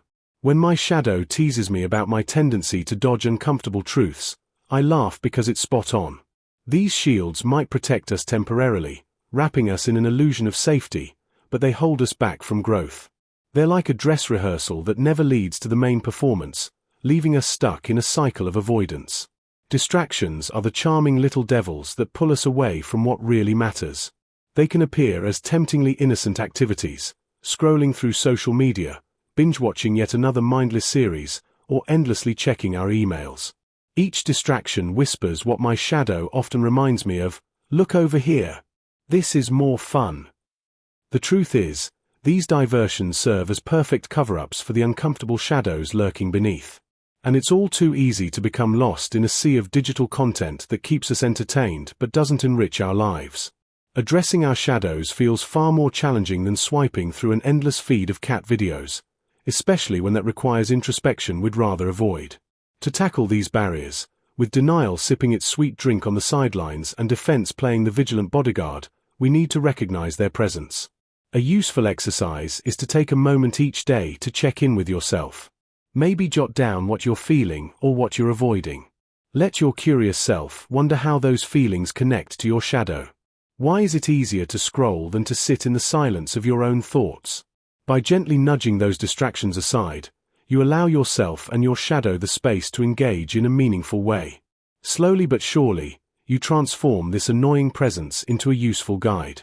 That's the beauty of shadow work. It shifts from being a nuisance to a teacher. Pay attention, and your shadow may just lead you to places you've never thought to explore. Strategies for overcoming resistance and denial. "You're pretending this isn't happening, aren't you?" my shadow whispered, leaning in as I avoided glancing at that email marked urgent. Resistance feels a lot like being a stubborn teenager in an argument you don't want to have, arms crossed, stubborn to the point of ridiculousness. It's our brain's way of putting up shields, making sure we don't spiral into uncomfortable emotions or truths that challenge our cozy sense of normal. Resistance isn't some villain. It's a protector, confusing comfort with safety. The shadow knows exactly how to rile us up, poking at the places where denial resides, those dusty corners where we stash inconvenient facts. This defensive dance keeps us stuck, repeating patterns, convinced that if we just ignore something long enough, it will disappear. Spoiler alert, it rarely works that way. Denial often feels quieter than resistance, but just as stubborn. It's the patch over the crack, pretending the house isn't slowly drifting apart. When we say, "That's not a problem," or "It's fine, really," the shadow taps a finger on our shoulder and challenges us to notice what we're skipping over. Denial creates a polite fog, blurring the edges of reality so we can swim in easier waters. But that fog makes it impossible to see what's beneath the surface, keeping us from healing or growing. The tricky part is that letting go of denial isn't about sudden breakthroughs or dramatic revelations. It's more about soft shifts and tiny admissions, each one a little crack in the fortress. Overcoming resistance is less about force and more about gentle unplugging. It starts with tuning in to those small, honest moments when we catch ourselves fudging the truth, not with judgment but with curiosity. For example, instead of charging headfirst into a confrontation with our inner doubts or fears, we simply notice the hesitation, the quick excuses, or the urge to scroll endlessly to distract ourselves. That pause is like a secret handshake with awareness. The shadow often remarks, "Nice dodge, but your heart noticed." Turning avoidance into awareness means letting ourselves experience discomfort in manageable doses, almost like dipping a toe into a cold lake instead of diving into the deep end. Each tiny, truthful moment builds a bridge away from denial without triggering a full-blown mental rebellion. It's less a battle and more a negotiation between the part of us that wants safety and the part of us craving growth. One way to invite acceptance is by naming emotions as they come, even if it feels awkward at first. Saying out loud, or jotting down, the awkward, confusing, or scary feelings can shake loose the grip of denial because it interrupts the silence we maintain around inner struggles. When I once found myself stuck in a loop of ignoring a glaring problem with my work, my shadow cracked a joke about my master plans for procrastination, and that laugh was a doorway. I began jotting down little notes about what I really felt while avoiding the task, and these notes gradually made the once threatening problem feel more like a challenge I could handle instead of an enemy to run from. Shifting from confrontation to invitation, inviting the truth in like a guest rather than barging in as a critic, softens resistance and opens space for growth. Quiet moments also carry power. Imagine the times you catch yourself pausing before reacting, that breath before the latest social media scroll, or the hesitation before brushing off feedback. These pauses are golden opportunities to transform. By simply acknowledging the hesitation internally, "I see you're holding back. What's behind that?" You start unraveling resistance thread by thread. The shadow will probably make a sarcastic comment, but underneath that teasing is a nudge that says, "You're onto something. Keep peeling back." In those small moments, honesty can slip through, changing avoidance into curiosity. This kind of gentle nudging is less scary and more sustainable than a grand revelation pitched like a thunderclap. It's about practice, patience, and kindness toward yourself. If you want to try something out right now, next time you notice yourself denying or resisting something, maybe a feeling you don't want to feel or a reality you'd rather dodge, pause and breathe. Say to yourself, "I'm noticing my resistance right now." Say it without judgment, just like you're observing the weather. That simple act of noticing softly cracks open the door. Over time, these little cracks let the shadow of denial fade and invite greater self-awareness. The shadow might snicker, look at you, getting all mindful and grown up. And you can smile back, knowing you're well on your way. Recognizing emotional burnout and overload. Ever had one of those days where you're buried under a mountain of emails, scrolling endlessly through social media, and feeling like your brain is a foggy sponge? Maybe you haven't realized it yet, but that's often the moment the shadow quietly grins, knowing you've crossed into burnout territory. I remember one afternoon, sitting at my desk, staring at the blinking cursor, when I caught myself snapping at a family member over something trivial. It hit me then, how exhaustion was quietly slipping into every corner of my life, hiding behind a thin veil of productivity. Burnout sneaks in like a mischievous friend who never quite leaves the party but slowly drains all the fun out of it. Recognizing these signs early can be tricky, especially when our minds are experts at dismissing fatigue as just being busy or having a rough week. But the truth bubbles up when small things become disproportionately irritating or when energy feels like it's draining faster than you can replenish it. Think of burnout as your body's subtle way of waving a red flag, if only you pay attention to it before the warning lights turn into a full-blown crisis. Our minds seem to have a knack for resisting the idea that we're approaching or in overload. It's as if there's a clever little voice convincing us to push forward, ignore the growing fatigue, and keep that to-do list ticking. This mental trick is known as denial, and it often plays out without us even realizing it. For example, we may tell ourselves, "Just a few more emails," or "I can handle one more project," even when our bodies are signaling exhaustion. The subconscious loves to smooth over these signs, directing our attention elsewhere, maybe onto the screens, the notifications, or the urgent messages that demand our focus. When we're overwhelmed, our brain begins to spin a web of stories to justify ignoring our needs. It's like that nagging notification that appears just when you're about to relax, reminding us about everything and nothing all at once. But what if you started seeing these mental tricks as clues, messages from your own mind urging you to pause and check in? Recognizing the patterns of resistance can be like discovering a hidden alert from your psyche, calling you to slow down before full-on collapse happens. Feeling emotionally overwhelmed doesn't usually stem from a single cause but from a series of small, neglected signals. For example, constant stress at work, unresolved conflicts with loved ones, or a relentless hustle to keep up with societal expectations all pile up, like a mountain growing taller with each passing day. Sometimes, even when you're aware of these pressures, it's easier to push through, adding another task or ignoring your feelings, rather than facing the fatigue directly. It's no surprise that we often mistake burnout for just being really busy or going through a rough patch, rather than seeing it as a sign our system needs a break. That feeling of being tangled in emotions, the eye twitch from sleepless nights, or that inexplicable sense of disconnection from people or passions, these are signs worth noticing. Ignoring them can lead to emotional overload, where feelings become too heavy to carry comfortably. When we misread or dismiss these signals, we risk piling on more stress until our resilience crumbles. The key is learning to spot these early warning signs, like catching a faint notification from within, and acting on them before burnout fully takes over. Once you start recognizing the signs of emotional overload, a new awareness begins to emerge. It's as if the shadow, that sarcastic wisecracker, is whispering, "Hey, you're running low on juice." Paying attention to how you feel, irritable, anxious, tired, or numb, can serve as a tap on the shoulder from your own mind. Notice if you're feeling increasingly impatient with simple tasks, withdrawing from social activities, or losing your usual zest for things you once loved. These are often common signals that emotional reserves are dwindling. Some people experience physical signs like headaches, stomach upset, or changes in sleep patterns, which are often overlooked as minor inconveniences but can actually be signs of deeper overload. The urge to suppress these feelings, to simply push through, only worsens the situation. Recognizing this pattern means catching your internal notifications and treating them like alarms, not nuisances. It's about understanding that feeling overwhelmed isn't evidence of weakness, but a soft plea from your body and mind to take better care of yourself before a full burnout sets in. One practical step to becoming more aware is to regularly pause and check in with yourself. Take a moment, perhaps at the end of each day, to ask, "How am I really feeling right now?" Be honest. If you notice signs of fatigue, irritability, or emotional numbness, these aren't weaknesses, they are your body's way of sending an SOS. Acknowledging these signs without judgment creates space for genuine care. It's like receiving a message from a trusted friend who says, "Hey, maybe I need a break." Turning inward with curiosity instead of criticism helps build resilience.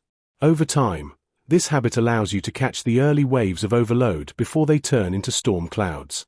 The shadow might tease you about your overuse of distraction or denial, but recognizing these signs is the first step towards reclaiming some power over burnout. After all, the more aware you are, the easier it becomes to steer around or pause before hitting the edge of emotional exhaustion. When to seek external support for shadow challenges. "You're pulling that old trick again," my shadow quipped as I stared into my phone, mindlessly scrolling through social media for what felt like the 100th time today. Trying to find solace in the glow of a screen. I couldn't exactly argue with it. I knew I was sidestepping something deeper, avoiding thoughts and feelings I didn't want to confront. That's when it hit me. How often do we dismiss these little nudges from our shadows? Sometimes these nudges grow into persistent resistance, surfacing as emotional waves that seem unmanageable and unpredictable. It's crucial to recognize these signs when they arise. Maybe you find yourself feeling anxious without a clear reason, or perhaps you continually procrastinate on important tasks. You may notice a growing avoidance in your everyday interactions, dodging conversations, or pushing friends away. Each of these behaviors can indicate your shadow is waving a flag, letting you know that external support could bring light to the darker corners of your mind. Ignoring these signals can lead to a cycle where the shadow grows stronger, making it even harder to face what lies beneath the surface. As I sat there avoiding those intimidating thoughts, the shadow piped up again. Why not just grab a therapist or a support group? They're not just for crisis situations, you know. It was right, of course. The notion of seeking help can feel like admitting defeat, but in truth, it's an act of strength. You aren't failing, you're wise enough to seek clarity and insight. Engaging with a professional or a community can reveal those hidden corners of your mind that you may not even be aware of. Just like stumbling across a long-lost sock in a dark closet, you might uncover something that transforms your understanding of yourself. Therapists, coaches, or support groups can act as mirrors, reflecting aspects of your inner world that you may overlook. By having someone to talk to, you can process emotions and thoughts that seemed jumbled and confusing on your own. External support can help illuminate your thoughts, ensuring you don't navigate your shadowy corners alone. So next time you find yourself wrestling with emotional waves, consider reaching out for that insight. It could change your perspective and help integrate your shadow rather than battling against it. Take a moment today to check in with yourself. Grab a journal and jot down any feelings you've pushed aside. You might be surprised at what surfaces. Remember, it's not about perfection. It's about progress and learning to embrace the shadows as guides instead of enemies. 14. Embodying the shadow for authentic living. Practices for embodying shadow qualities positively. You're clenching your jaw again, my shadow nudged, voice dripping with mock concern. Tense shoulders, much? Trying to hold the world hostage with your silent fury. Funny how anger shows up when we least invite it but most desperately need to understand it. Recognizing anger, vulnerability, or even a bit of assertiveness lurking in everyday life means paying attention to those moments where discomfort visits unannounced, like when a colleague's offhand remark feels like a slap or when your chest tightens before voicing a no. These feelings aren't enemies waiting to explode, they are clues left behind by our emotions, signaling needs unmet or boundaries blurred. It's enough to pause and ask, what's really brewing here, instead of spinning into denial or shame. Turning these shadowy parts into allies isn't about erasing discomfort but inviting it to the table with a sense of humor and curiosity. Think of anger as a barking dog on your emotional porch. It demands attention but doesn't have to bite. When you start naming your feelings, like, hello, here's my irritation again, you begin to soften the grip they have. Assertiveness, too often mistaken for aggression, is simply your inner voice stretching out, making space. Vulnerability, despite its reputation as fragile, holds the power to deepen connections and invite authenticity. These traits, once buried or denied, become the raw materials for building a stronger, more honest you. Your shadow loves showing up at the oddest times, whispering sharp truths and asking, what if you stopped hiding? And maybe, just maybe, that's the start of real growth. There's a certain magic in transforming shadow qualities into sources of strength because it teaches you about balance and self-acceptance. When fear lurks, that same energy can fuel courage. When anger blazes, it can spark necessary change. Turning lurking fears into conscious allies requires patient self-talk and small experiments, like daring to voice an opinion in a meeting or holding your own space calmly in tense conversations.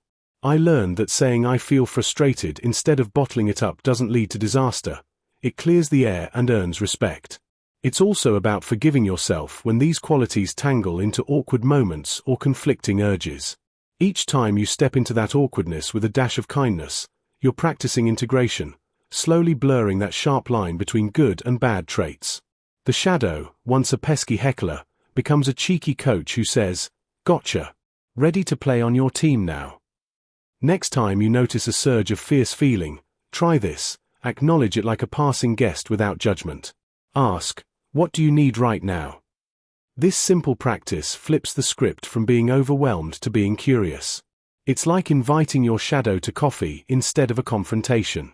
Each tiny moment of this attention grows the muscle of self-awareness.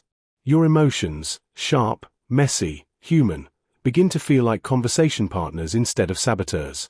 It's not about becoming perfect or unshakable, but about showing up as a whole human, shadow and all, with wit and wisdom at your side.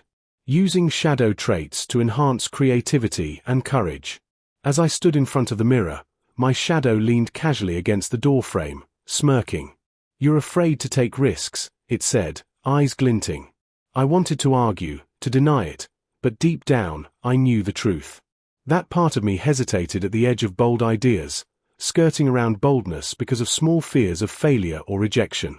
These shadow traits, those hidden parts we often pretend aren't there, can feel like barriers. But here's the twist, they can also be the secret fuel for creating something new and acting bravely, even when the mind whispers, "Who, me?" What makes shadow traits so powerful is that they are simply parts of us left unacknowledged or unintegrated. Traits like risk-taking, vulnerability, impulsivity, or hesitation aren't inherently good or bad, They're signals pointing to where we've built walls. If we can learn to listen instead of suppress, these traits shift from the enemies of action to doors opening into fresh territory. For example, a tendency to avoid failure might hide a desire to protect oneself from disappointment. When you look at it honestly, that fear can be transformed into courage by understanding that vulnerability is a bridge, not a barrier. Embracing these traits prevents them from becoming unconscious forces that control us, turning them into inner allies that spark creativity and push us toward courage. Shadows are like truths hiding in plain sight, whispering, "Hey, you've got something to learn here."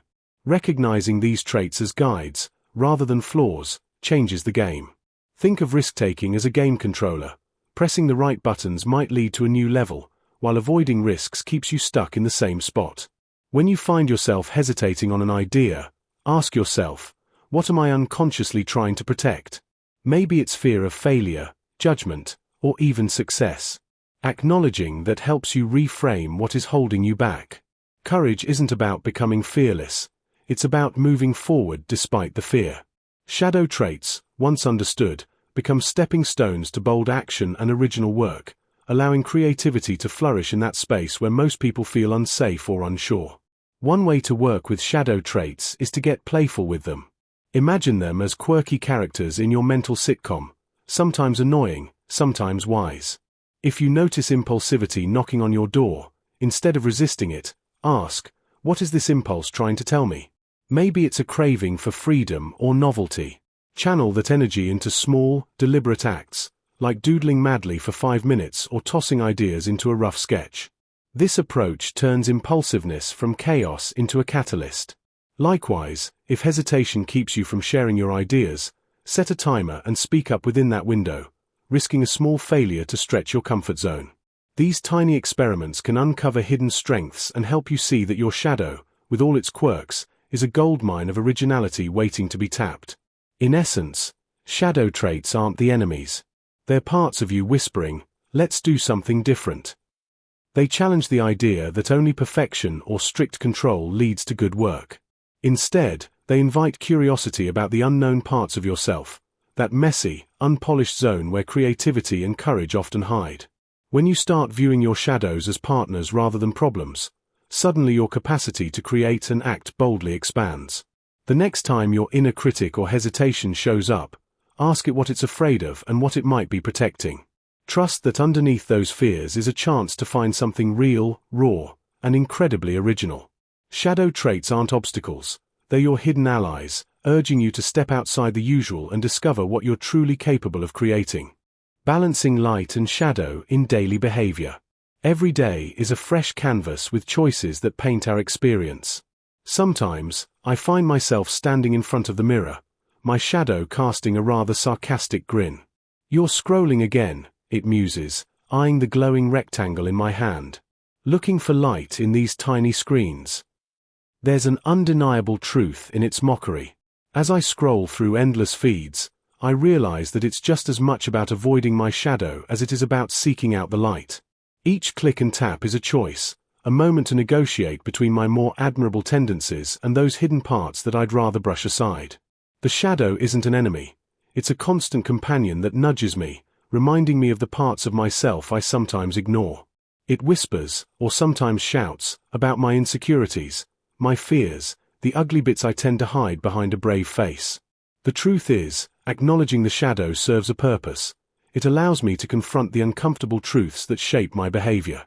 Whether it's self-doubt that creeps in during a meeting or the urge to impress others on social media, these everyday choices are opportunities to find balance between who I want to be and who I sometimes feel I am. Life is a mix of light moments and shadowy corners, and navigating that delicate balance can lead to genuine self-discovery.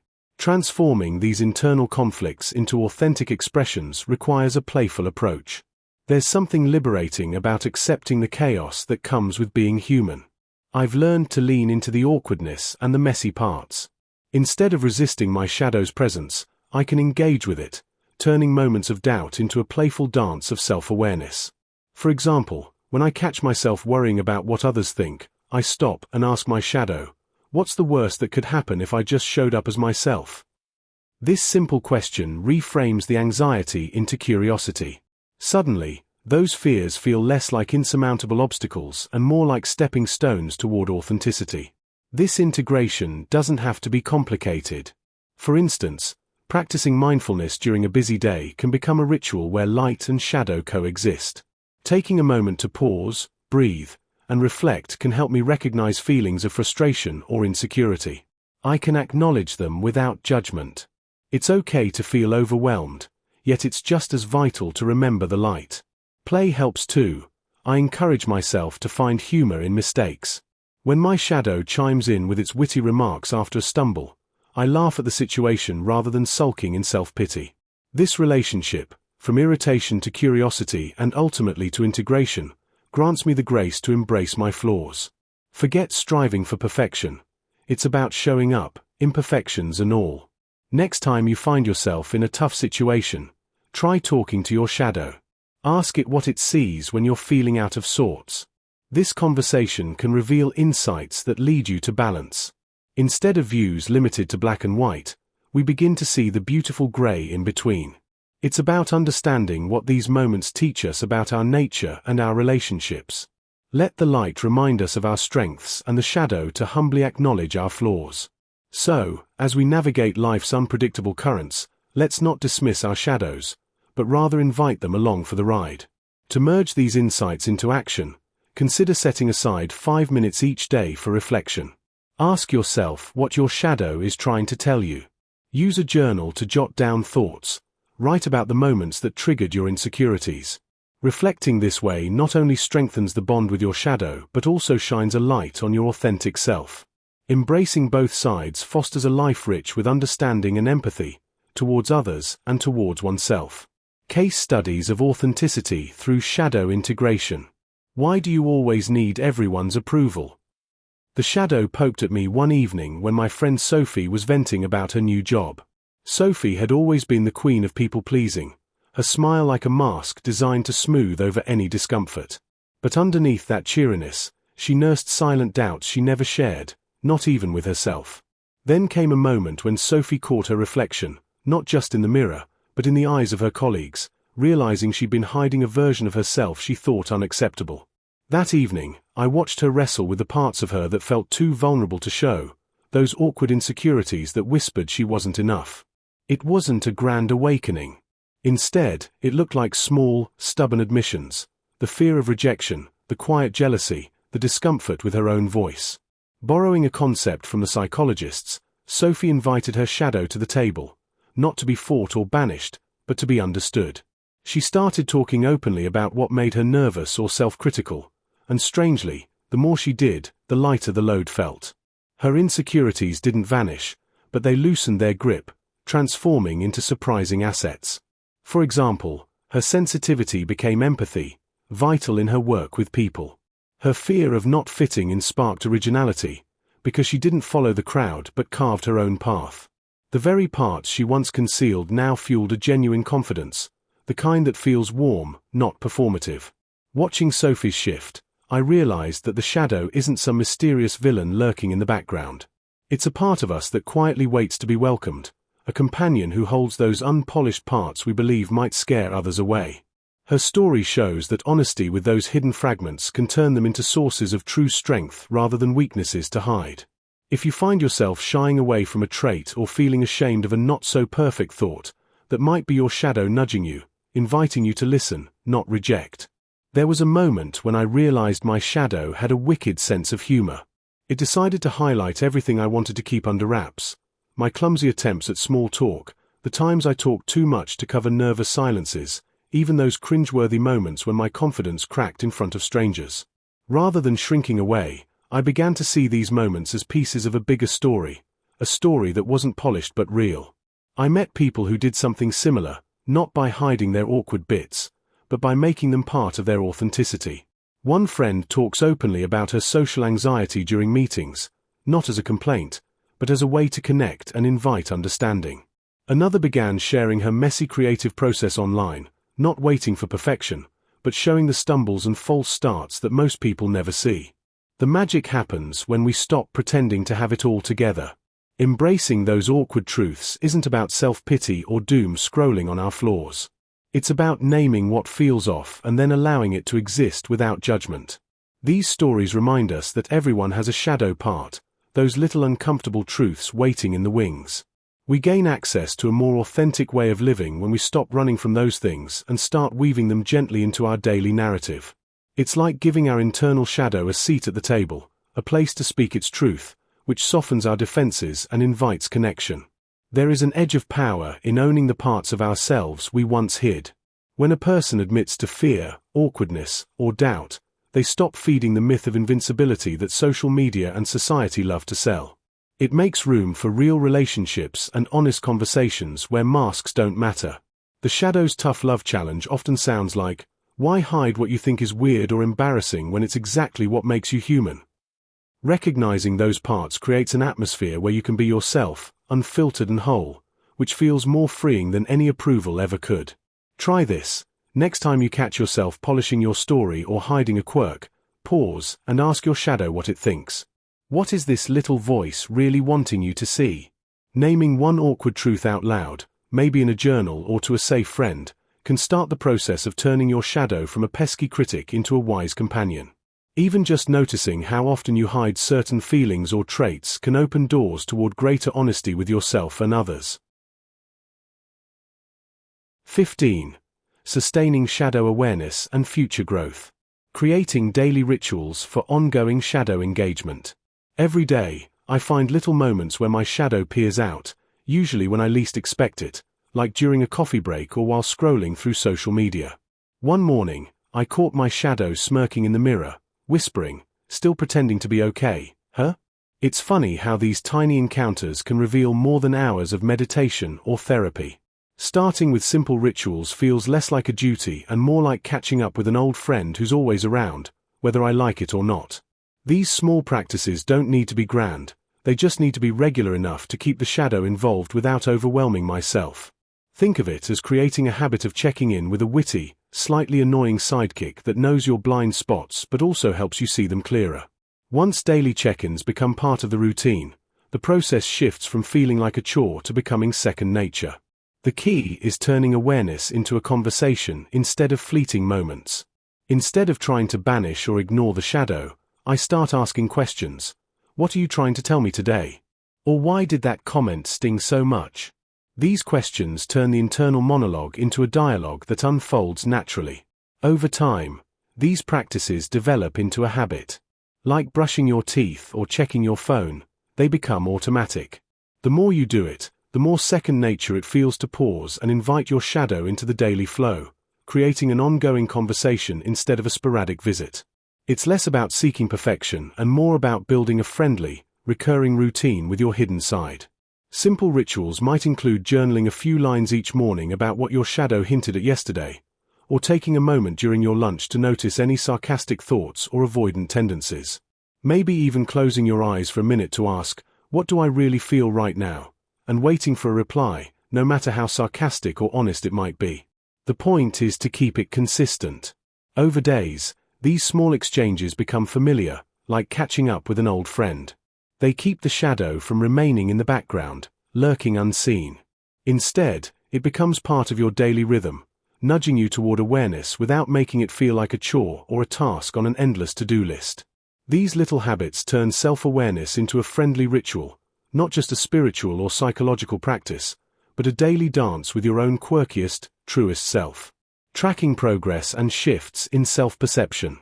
Have you ever caught yourself staring in the mirror, wondering if that's really you looking back? You're scrolling again, my shadow chirped one day, peeking over my shoulder as I lost time in the glow of my phone. Looking for light in glowing rectangles, are we? In that moment, all I could do was roll my eyes. But yeah, it was right. The shadow, with its dry humor and uncanny ability to know me better than I know myself, makes it clear. Self-perception is fluid, and often, we don't observe the changing tides. Each encounter with my shadow brings a new insight, a slip of self-awareness that nudges me toward something deeper. Imagine driving through an intersection with a malfunctioning traffic light. The green turns into a constant yellow, flickering uncertainly like my ever-changing mood.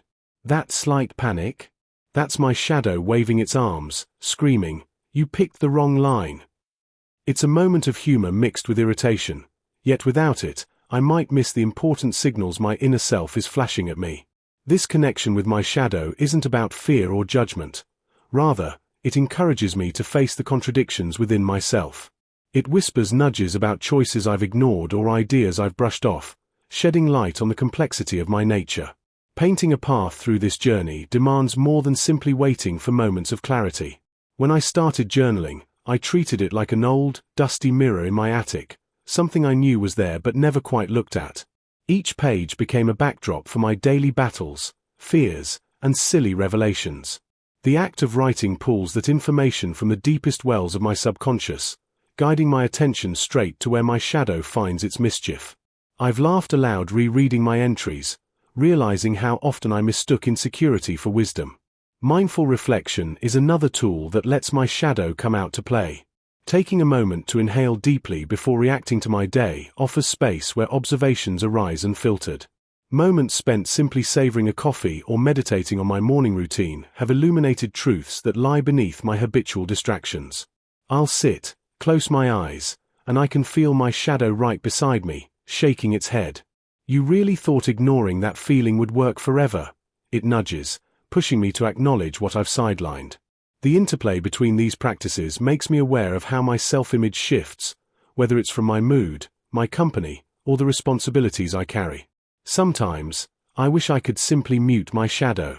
But it has a knack for showing up in unexpected places, particularly during playful check-ins with friends. I'll mention a half-baked idea I've been nursing, and there it is, the glimmer of self-doubt shining through. "Do you even believe that?" My shadow smirks, guiding conversations in ways that reveal my hidden hopes and deep-seated fears. Instead of shying away from these dialogues, I find they illuminate parts of myself I've been reluctant to face.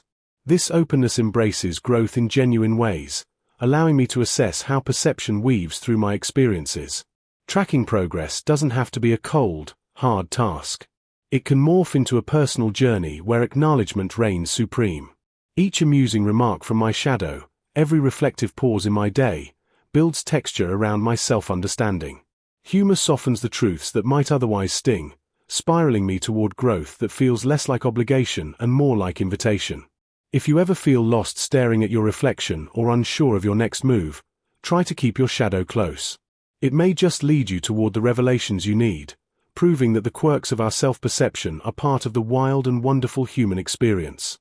Building a community or support system for shadow work. "You really think you can handle this alone?" my shadow whispered from the corner of my mind, smirking like it held the last slice of pizza. It's funny how shadow work often feels like a solo mission, a private showdown with your own hidden parts. But here's the real talk. Isolation is where the shadows get louder and less charming. When you invite others into your process, the room changes. It's no longer a solitary dungeon crawl but a kind of soulful neighborhood where people share their own battles, their own awkward confessions. Suddenly, those invisible masks start to slip, and you realize you're not the only weirdo wrestling with these thoughts. Growing alongside others turns the journey into a conversation, a shared campfire with stories, laughter, and yes, the occasional awkward silence filled with honest nods. Creating a community for shadow work might feel awkward at first, like inviting strangers to your own emotional garage sale. But that's the magic where the cracks form light. You can start small, with one curious friend or a mentor who's done some of this digging themselves. It often helps to pick people who don't shy away from the messy stuff but also respect your pace and boundaries. When the shadow shows up with its usual sarcasm, instead of hiding, those in your circle ask the questions that make you pause, sometimes gently poking at blind spots you'd missed. Technology helps here too. There are online groups where people swap stories about self-sabotage, unresolved anger, or secret fears without judgment. These spaces become training grounds for understanding that your humanity isn't a flaw but a shared condition. Maintaining this support system means showing up even when you feel like pretending everything's fine is easier. It means sharing your doubts out loud because those admissions prompt deeper connections and remind everyone involved that shadow work isn't a polishing of an already perfect surface but the acceptance of cracked, complicated beauty. When your group becomes a safe zone for messy honesty and reflection, it encourages ongoing growth, not perfection. The presence of others acting as mirrors and sounding boards offers something a journal can never quite catch, the texture of human empathy, and the often hilarious irony of our shared blind spots. Keep in mind, too, that your role is both receiver and giver. Offering your own insights or even just your presence adds to this shared safety, creating a cycle that sustains everyone's journey. One way to deepen this connection is to bring structure without stiffness. Maybe you establish regular check-ins where everyone shares a shadow moment. No filters, no fixes, just honesty. Sometimes, simply naming a fear or admitting a failed attempt to be better creates a ripple of relief. Other times, a group meditation or a shared creative ritual invites a different kind of connection beyond words, letting shadows dance in new light. Allow your community to evolve organically. What works today might shift tomorrow, and that fluidity honors the very nature of shadow work. The goal isn't to have all the answers, but to build a place where questions can live safely and where even the shadow feels invited to join the party, sulking and sarcastic, yet somehow part of the whole. Think of this as creating a network that anchors your awareness and makes ongoing integration less daunting. Shadow work isn't a one-time patch, it's continuous weaving in new understandings, facing new layers peeling off over time. Your community becomes the lifeline that catches you when the shadow gets loudest or when you need that unexpected, "Hey, I'm struggling too" message at midnight. To start strengthening your support system, try reaching out in simple ways. Share one insight you've stumbled on recently or ask for perspectives about a recurring pattern. Notice how opening the door to others' stories lessens your own load. And keep your shadow close by. It loves to stir the pot, but in that teasing is the nudge toward honesty and integration. Envisioning your evolved self, long-term integration strategies. Picture your future self as a seasoned traveler, someone who's wandered through unknown landscapes of growth long enough to have picked up stories, scars, and a few good laughs along the way. This traveler isn't rushing or panicked. They've learned how to carry their baggage lightly, with a sense of humor and curiosity. When the shadow flickers into view, sarcastic, mocking, or wise, they don't get defensive. Instead, they nod, maybe even smile, recognizing that this cheeky guide is part of the journey. Visualize yourself having conversations with this wiser version, asking questions, and genuinely listening. This mental image makes the idea of long-term change less intimidating, transforming it into an ongoing adventure rather than a distant, impossible goal. Thinking about your future self as a constant companion helps turn abstract concepts into something tangible.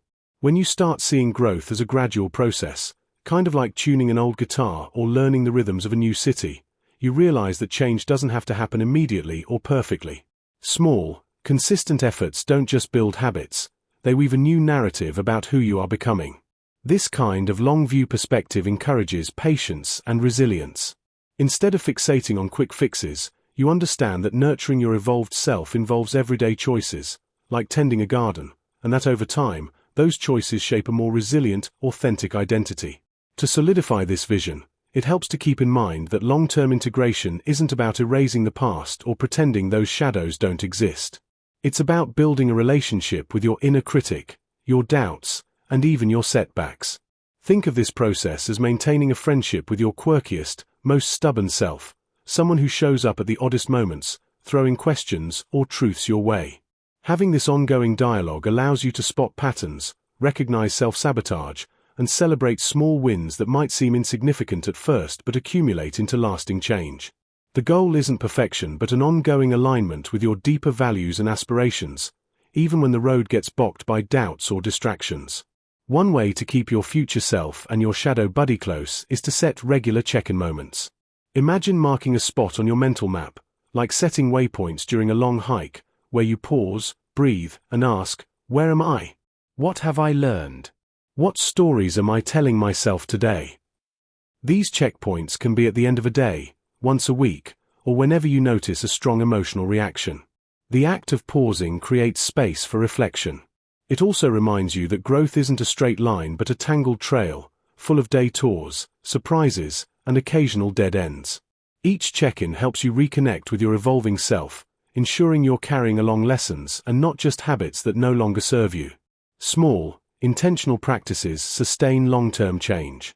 For instance, journaling a few thoughts at night can illuminate recurring themes or fears you might overlook otherwise.